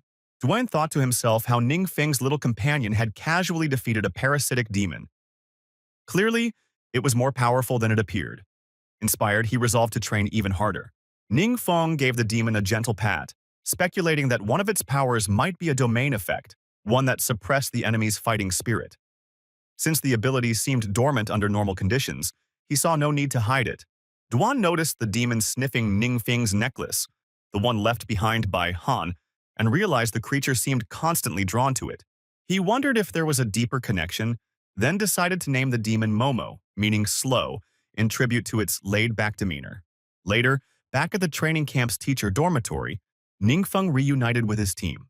Suddenly, someone called out to the great hero, grabbing his attention. When he turned, he saw a small woman approaching and wondered why a child would be on campus. She asked if he was really the great hero Ningfeng, but he deflected by asking what she meant by hero. Rui stepped in, addressing her respectfully as Professor Sai, and noted that it had been a long time. Both he and Jiang Shu were stunned. They asked Rui how he knew her, and why he was calling her Professor. Rui introduced her as Professor Jai, a distinguished guest lecturer at Peking University, an honorary advisor to the 7 major guilds, and a former classmate of his father. Rui added that many of the current theories and technologies regarding secret realms were based on Professor Jai's research. Ningfeng responded with genuine admiration. Jai smiled, then turned to Ningfeng, humbly saying that if anyone deserved praise, it was him, for saving so many lives. She explained that she had just returned from conducting research in a secret realm and upon hearing about his heroic deeds, came to see the famous young hero in person. Ning Feng chuckled awkwardly, telling her she was being far too generous. He recalled her name from the training camp orientation and realized she was the head of their research team. He'd imagined her as a serious, elderly academic, not the lively, enthusiastic woman standing before him. She grinned and guessed that he hadn't eaten yet, then invited him to join them. Pointing to the table full of unusual dishes, she explained that they were all delicacies she had prepared using monster-based ingredients. As they began eating, everyone was surprised by how unexpectedly delicious the food was. Yangshu commented that Teacher Lai hadn't come to wake them up that morning, and Rui agreed, noting how rare it was for Lai to sleep in. Meanwhile, over in the lab, Teacher Lai was slumped over his desk, mentally grumbling. Jai, the infamous workaholic, had pulled them into an all-night work session the moment she returned. Still, she had made the deliberate choice not to summon Ning Feng or his team, saying the hero deserved a proper rest. Lai sighed, muttering to himself about how different people received different treatment. Later, Jai told Ning Feng she had watched the video of his assessment exam and was impressed, especially with how flawless his on-site decision-making was, remarkable for someone his age. Yu chimed in, proudly adding that Ning Feng consistently ranked #1 in theoretical knowledge. Jai nodded, saying it had been a long time since she'd seen someone with such strong theory and combat skills. Coincidentally, she mentioned she had brought back some special items from the secret realms and thought Ning Feng might want to take a look. Intrigued, Ning Feng asked what these items were. Moments later, they entered the lab where Teacher Lai was still working. He looked up, surprised to see them. Jai introduced the space as the training camp's research lab. She admitted it was a bit messy, as it was only a temporary setup. Lai and the other researchers greeted her with clear respect, but she waved them off, telling them to carry on as she gave Ning Feng and his team a tour. Despite knowing they were just teaching assistants, Lai couldn't shake the feeling of being scrutinized by high-level inspectors. Meanwhile, Ning Feng and the others observed him with focused interest. Suddenly, Ning Feng's pendant began to glow. He felt a faint energy ripple coming from Han's pendant and wondered if it was reacting to something in the lab. Jai noticed and redirected Ning Feng's attention to a set of artifacts, asking what he thought they might be. Examining them, he guessed that, judging from the repaired edges and their design, they looked like fragments of man-made structures, possibly parts of a wall or a statue. Jai confirmed his observation. She explained that most secret realms usually only contained ecosystems or civilizations specific to the monsters living there. But this particular realm was different. It showed evidence of a lost civilization. Curious, Ning Feng asked what she meant. Jai elaborated that the fragments were found in a valley inside the secret realm. The monsters there were so powerful that the team couldn't explore far. They had only retrieved a few items, but she suspected there might be an entire buried city hidden within. That made Ning Feng pause. Could Jai have discovered the world Han once lived in? The thought stirred awe in him. He asked if he could examine one of the fragments more closely. As he touched a crystal piece, he noticed subtle energy waves pulsing from it. His pendant and palm began to absorb the crystal's essence, making him wonder if there truly was a connection between them. Jai asked what he thought.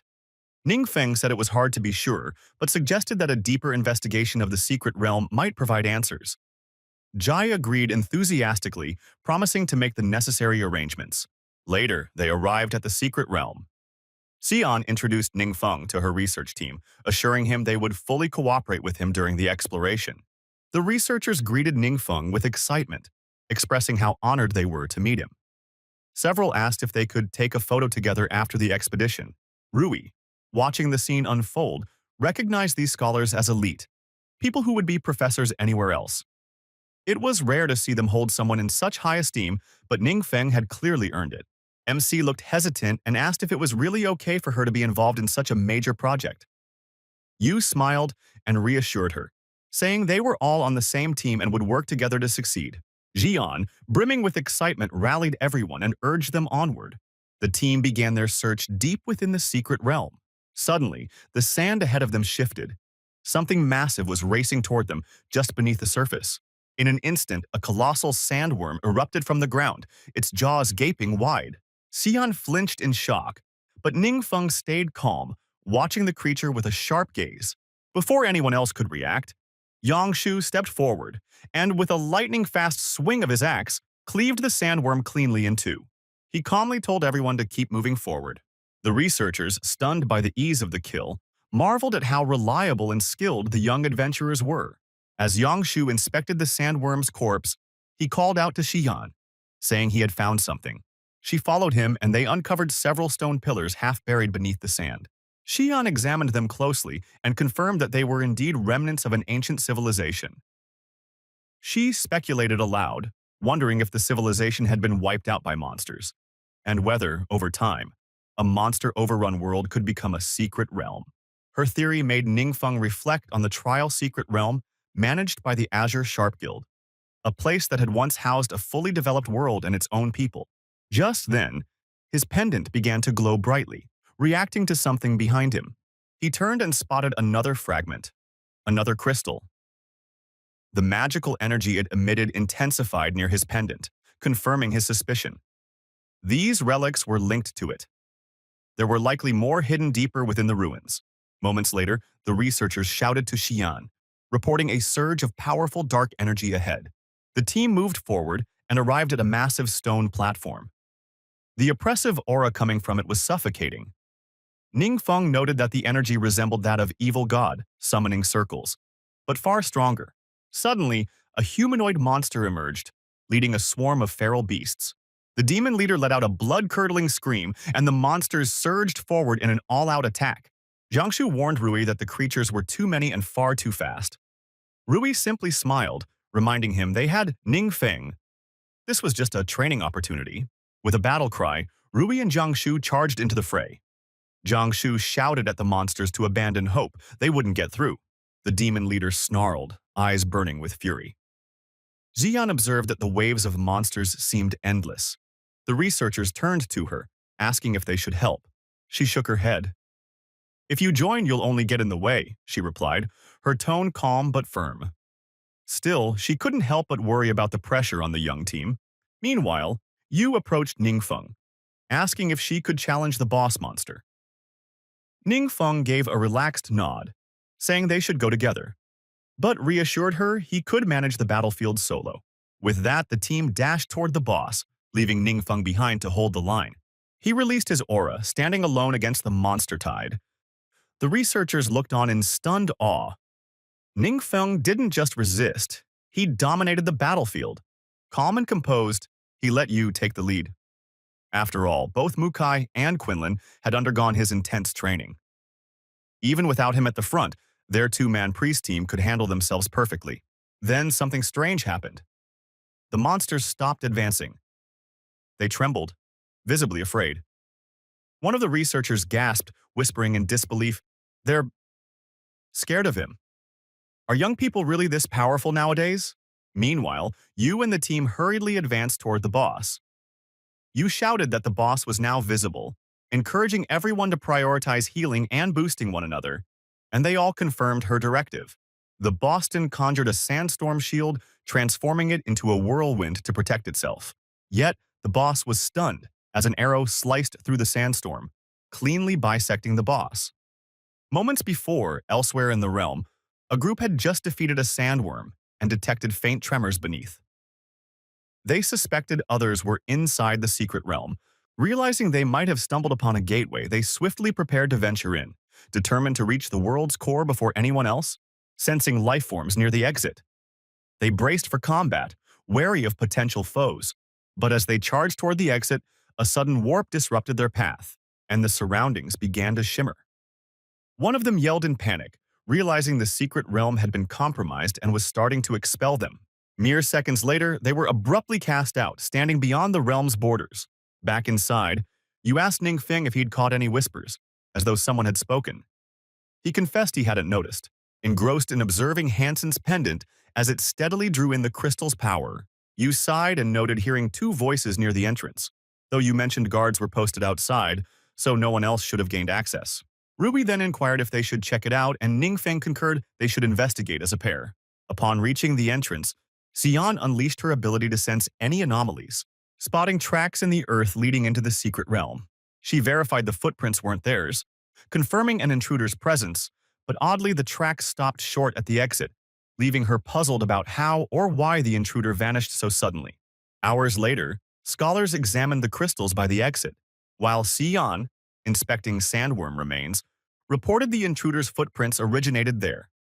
She proposed they might have entered via the main gate or teleported. She also suggested the dead creatures were likely the intruders' doing.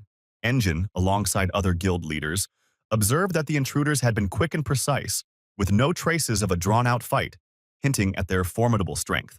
Fang chimed in, theorizing the intruders were speedrunning. He elaborated that speedrunning involves clearing secret realms as fast as possible, using streamlined tactics to vanquish foes and claim only key treasures, leaving the rest behind. It requires immense skill and flawless teamwork. Wang Bo remarked he couldn't fathom anyone pulling off a speedrun in such a grueling realm. Except perhaps Ning Feng's crew. You sighed and wondered if it could have been an adventure from another realm, which left Wang Bo puzzled. You explained it was just a hypothesis, but not implausible, given relics from other worlds had already surfaced in this realm. You pondered if there were other worlds like theirs, or even advanced ones capable of crossing realms. Ningfeng mulled over your words, recalling visions of other worlds from the Demon Lord's memories. He'd never thought worlds could intersect. He suggested that if the intruders came with peaceful motives, or if it was a fleeting encounter, it might not matter. But Xian warned that if their intentions were hostile, they could face new threats beyond the monsters. The intruders' abrupt disappearance also raised doubts about their goals or potential return. Wang Bo exhaled heavily, noting it felt like problems kept piling up. At that moment, Fang nodded to Engine as a cue. Engine turned to you, saying they wanted your input on a matter. He asked if the Solemn Lion Guild would consider taking the Azure Sharp Guild's place among the 7 major guilds, leaving you stunned and bewildered. Engine elaborated, confessing he wasn't concerned about ridicule from younger members after the recent parasitic demon fiasco. Both the Azure Sharp Guild and the Epoch Guild had encountered serious troubles. The Epoch Guild's leader had stepped down willingly, with no replacement named yet, while the Azure Sharp Guild had lost many members and formally requested a downgrade. Hesitantly, you responded that you were just a high schooler, and the Solemn Lion Guild was fairly modest in scale. But Yanan reassured you there was no cause for concern, as the guild leaders had already conferred and were eager to embrace you. Wang Bo voiced his support as well. Bashfully, you glanced at Ningfeng for advice. He offered a steady, encouraging nod, urging you to follow your instincts, assuring you he'd back your choice, whatever it might be. The guild presidents acknowledged that Ningfeng's endorsement alone was sufficient to secure your spot among the 7 major guilds, rendering your age or guild size unimportant. After a moment's hesitation, you murmured that you'd be willing to try, politely asking for their guidance if you stumbled. The presidents chuckled, delighted by the news. Yang Shu then teased, admitting he felt a bit dizzy after a secret realm mission turned into an unexpected ascent to the 7 major guilds. Shu Ting whispered in disbelief, still grappling with the announcement. Meanwhile, Ningfeng realized your promotion had greatly accelerated his own plans for gaining influence, sparking a quiet sense of pride. Abruptly, a voice addressed him as Lord God Sovereign, jolting him. But seeing no one else react, he questioned if he alone could hear it. Just then, Hansen's pendant flared with light, and he suspected it might be Hansen's voice. Moments later, the head researcher urged the team to hasten their efforts, warning everyone to stick together in case the intruders returned. They were to stay vigilant and report anything odd to Xian immediately.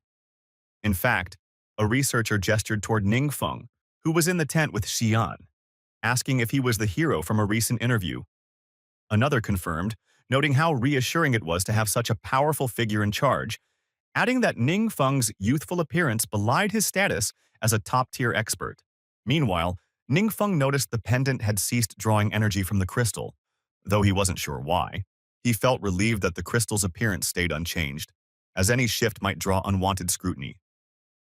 He reflected on the voice he'd heard, wondering if it was his imagination, when the enigmatic voice again called him Lord God, this time with striking clarity. Alarmed, he whispered, asking if it was Hansen. To his astonishment, Hansen answered, thrilled to reconnect, his tone brimming with excitement. Ningfeng pressed Hansen to settle down and clarify what was happening. Hansen admitted he wasn't entirely certain, saying he'd somehow regained awareness. Ningfeng wondered if his return tied to the pendant, which had been siphoning the crystal's energy. Hansen explained that the heart of the world is a world's core essence, forged by the blending of cosmic laws. Even if a world suffers catastrophe, an intact heart allows gradual restoration. But if the heart shatters, the world faces total annihilation. He continued, saying the heart's power is the true wellspring of a god's strength. Long ago, gods wielded it to revive their most devoted followers. But as Hansen went on, he suddenly halted, leaving Ningfeng perplexed. Panicked, Hansen apologized, saying his memories felt fragmented, and despite his efforts, he couldn't recall more. Ningfeng comforted him, encouraging patience in recovering. Yet Hansen, feeling unworthy, lamented his uselessness, fearing he'd let Ningfeng down. Hansen's missing memories troubled Ningfeng, particularly the possibility that the resurrection method carried risky side effects. Nearby, a researcher told Xian the excavation was nearly done.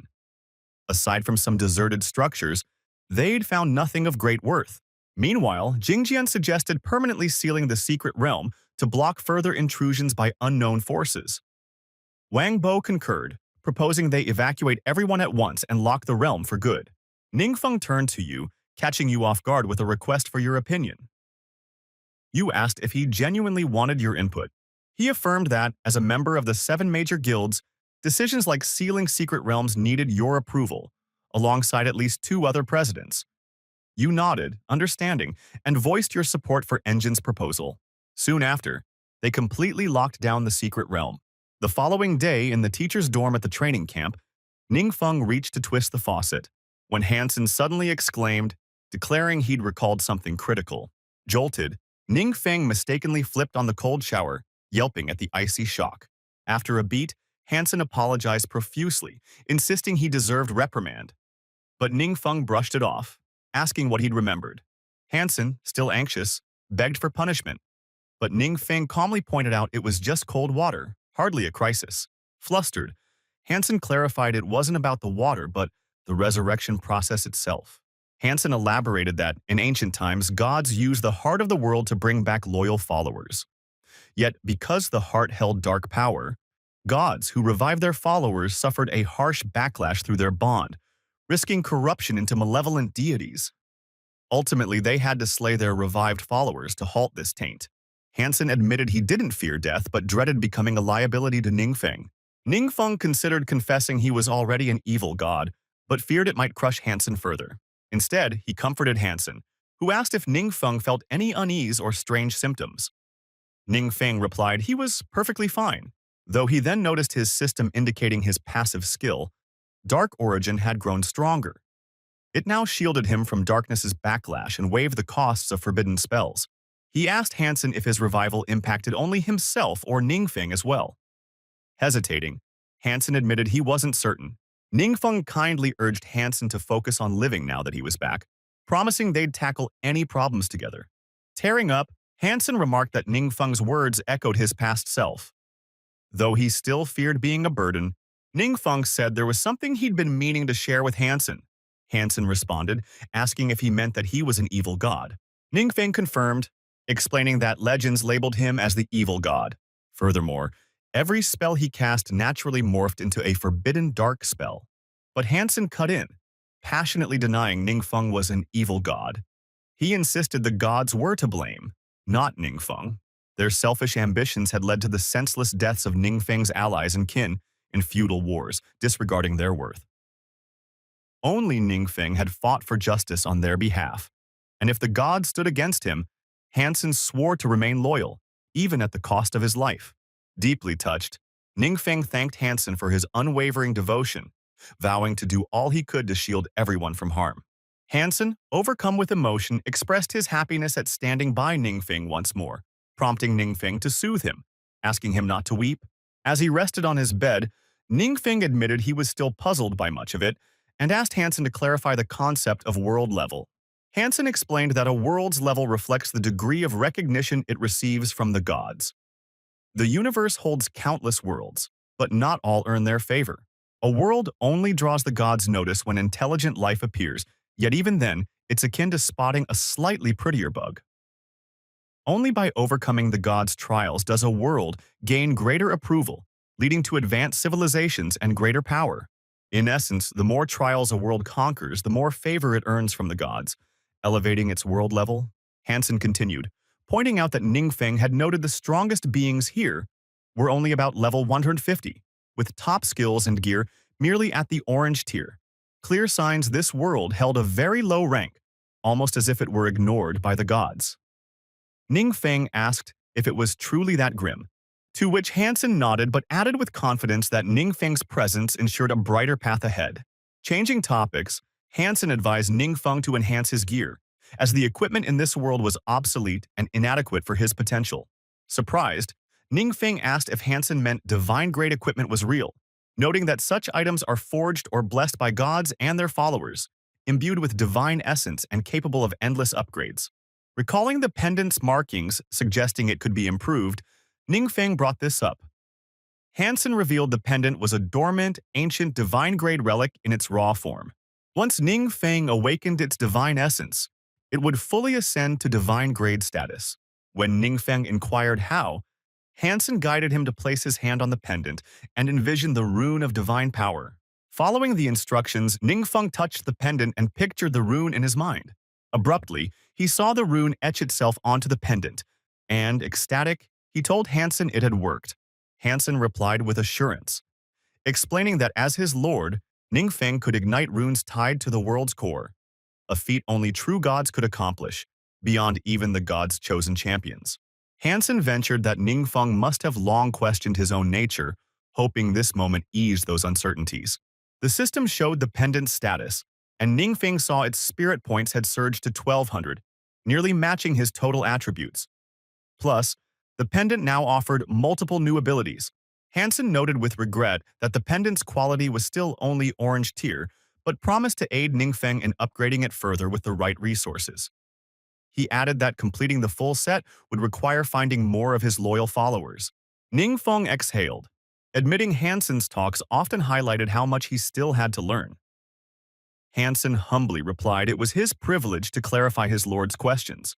The next morning, Hansen greeted Ningfeng with bright enthusiasm. Ningfeng remarked that Hansen seemed refreshed, to which Hansen chuckled, saying just being near Ningfeng filled him with optimism. Ningfeng reflected that he'd spent much of the prior day absorbed in conversation with Hansen. Though Hansen's old world was vastly different, rendering some knowledge less relevant, he remained an invaluable guide. Later, in an uncharted secret realm, a beast lunged forward, but before it could close the distance, Ningfeng hurled a radiant ice shard, obliterating it instantly. His teammates stood in awe, while Ningfeng grinned, savoring the immense power from the pendant's 1,200 spirit points. Ping turned to Xian, remarking that Ningfeng was downright fearsome. Xian agreed precisely. Ping added that, before, they'd have battled a boss for ages, but now Ningfeng could end it in one strike. Xian echoed precisely again, leading Ping to playfully chide her for mimicking him. Ningfeng then asked Ping if there were more secret realms to tackle today. Ping replied there weren't, noting their team was already outpacing others, and today they'd moved even faster, causing the committee some stress. Curious, Ningfeng pressed why. Ping explained that the training camp housed elite participants, and with Ningfeng's team wrapping up early, their members were diving into extra secret realm runs at the camp for practice. Consequently, their team's levels and strength had far surpassed the other groups. Ping mentioned that students from rival teams had jointly petitioned to rotate all groups starting next month, surprising Xian.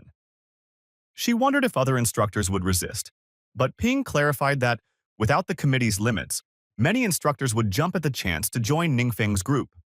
Some had even tried slipping their names into the student petition, only to be caught. Laughing, Xian declared triumphantly that no one could steal their teaching assistant, Ningfeng, from them. Suddenly, Hansen stammered, gesturing at Ningfeng's spell. Puzzled, Ningfeng asked if something was amiss.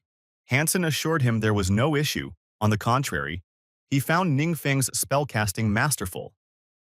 He praised how Ningfeng expertly balanced conditions, keeping the spell's impact perfectly within its intended scope. Ningfeng mentioned he had a few classes that evening and invited Hansen to tag along and observe.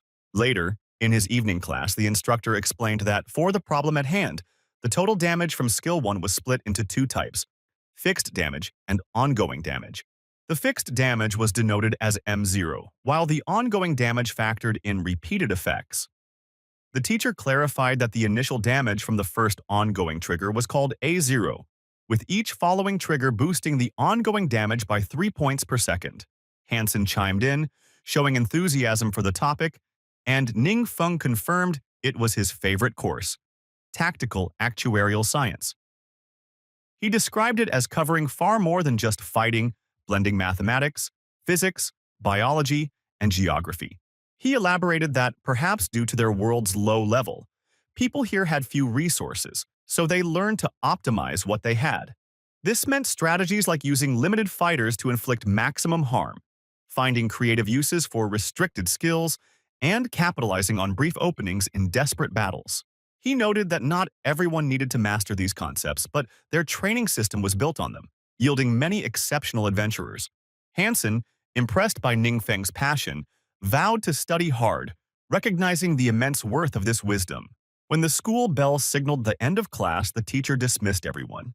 Ning Feng left with you, but soon Xing approached, calling out to him. Recognizing Xing, Ning Feng wondered if he'd come specifically to find him. He recalled that during the training camp, Xing had rarely spoken to him, and Ning Feng hadn't paid him much mind. Seeing Xing's anxious look, Ning Feng grew intrigued. Xing bowed low, expressing deep gratitude, saying that without Ning Feng's help, he, his brother, and the Azure Sharp Guild would have perished. He called Ning Feng their rescuer, but Ning Feng chuckled, downplaying it as mere chance and saying no thanks were needed. Xing pushed back, admitting that, because of his brother, he'd kept his distance from Ning Feng and even judged those close to him. He now realized his mistake. If he'd connected with Ning Feng earlier, the Azure Sharp Guild might not have fallen into such dire straits. Noticing Xing still hadn't raised his head, Ning Feng wondered if he had more to say, though their lack of closeness left him unsure what else they might discuss. Xing then offered a glowing object, explaining it was a modest gift of thanks.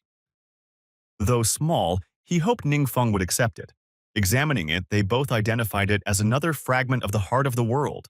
Ning Feng recalled Hansen's explanation that when a world collapses, its heart's fragments may scatter across other realms. Collecting them could unlock a path back to that world. Piecing it together, he told Hansen that Sion likely used this method to access the secret realm, even without fully grasping it then. He also reasoned the intruders were hunting these fragments too. Hansen nodded, adding that in higher worlds, the heart of the world is a vital asset, driving some to seek out these fragments. But since Ning Feng conquered the secret realm first, universal laws expelled the intruders back to their realms. Xing shared that his brother had won the fragment as a secret realm reward and had always treasured it. He felt that, given Ning Feng's recent success in a similar realm, the fragment belonged with him. Ning Feng accepted it graciously, thanking Xing earnestly and saying he truly valued the gesture. The following day, they reached the site signaled by the fragment. Xian urged Ning Feng to quickly decipher its use, promising to inform him right away if she found anything similar later. Her words were exactly what Ning Feng hoped to hear.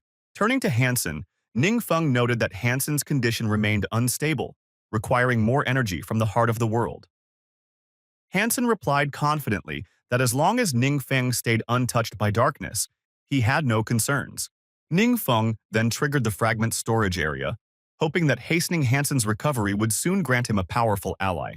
As he completed the activation, they stood in awe, gazing at a breathtaking landscape. Stunned, Ning Feng asked if this was a secret realm, while you gasped in excitement at the dazzling view.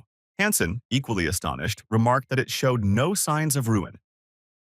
Ning Feng asked if Hansen had ever seen such a place, and Hansen confirmed it was his first time.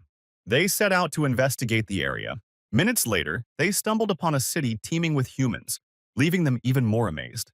Zhu Ting asked you if the city's residents could be ordinary people, but you countered with a question, wondering if they'd slipped into another world. Hansen clarified that shouldn't be possible. A heart of the world fragment would only link to its own realm. Even if it were a mirage, it felt far too vivid. Nearing the city gates, guards halted them, inquiring about their origins. Ning Feng rubbed his neck, unsure how to respond. Then a guard ventured a guess, suggesting they were adventurers from another world, catching Ning Feng off guard. He asked how the guard knew, and the guard explained their attire and hesitant speech gave them away.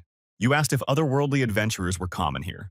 The guard said they showed up now and then, but smirked that it was unusual to see youngsters like you. Xian snapped back, yelling she wasn't a youngster. The guard laughed, letting them pass, but cautioned them to stay out of trouble if they wanted to leave in one piece. As they crossed the threshold, he shouted to keep an eye on the kid and not let her stray. Infuriated, Xian retorted that she wasn't a kid. Inside, Ningfeng noted this world seemed to have its own adventurers, explaining the locals' lack of surprise at their arrival. They soon spotted a statue and approached to read its plaque, which honored Hero Alita, Heaven's Daughter, and Empire's Protector. Ningfeng told Hansen that despite never seeing this script before, he could understand it instantly.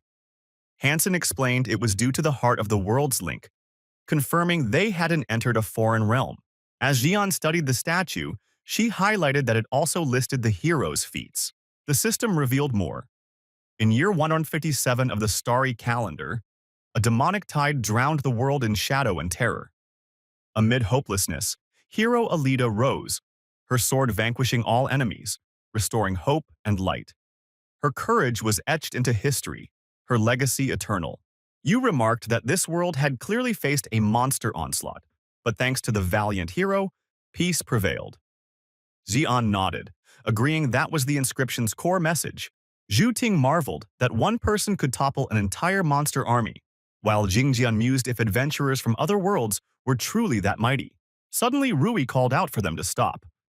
Jingjian rushed over asking what was wrong.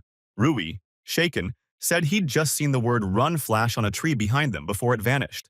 Ningfeng felt uneasy, sensing odd stares from nearby onlookers. At that moment, Hero Alita's statue began to dissolve, emitting a sinister aura. The surrounding people morphed into undead creatures, and Ningfeng realized they'd been illusions all along. Hansen, stunned, questioned how the illusion masked the undead's presence. As the undead surged toward them, Ningfeng unsheathed his sword. With ease, Ningfeng carved through the undead rushing toward him. Jingjin dashed forward to confront another undead, brandishing his axe.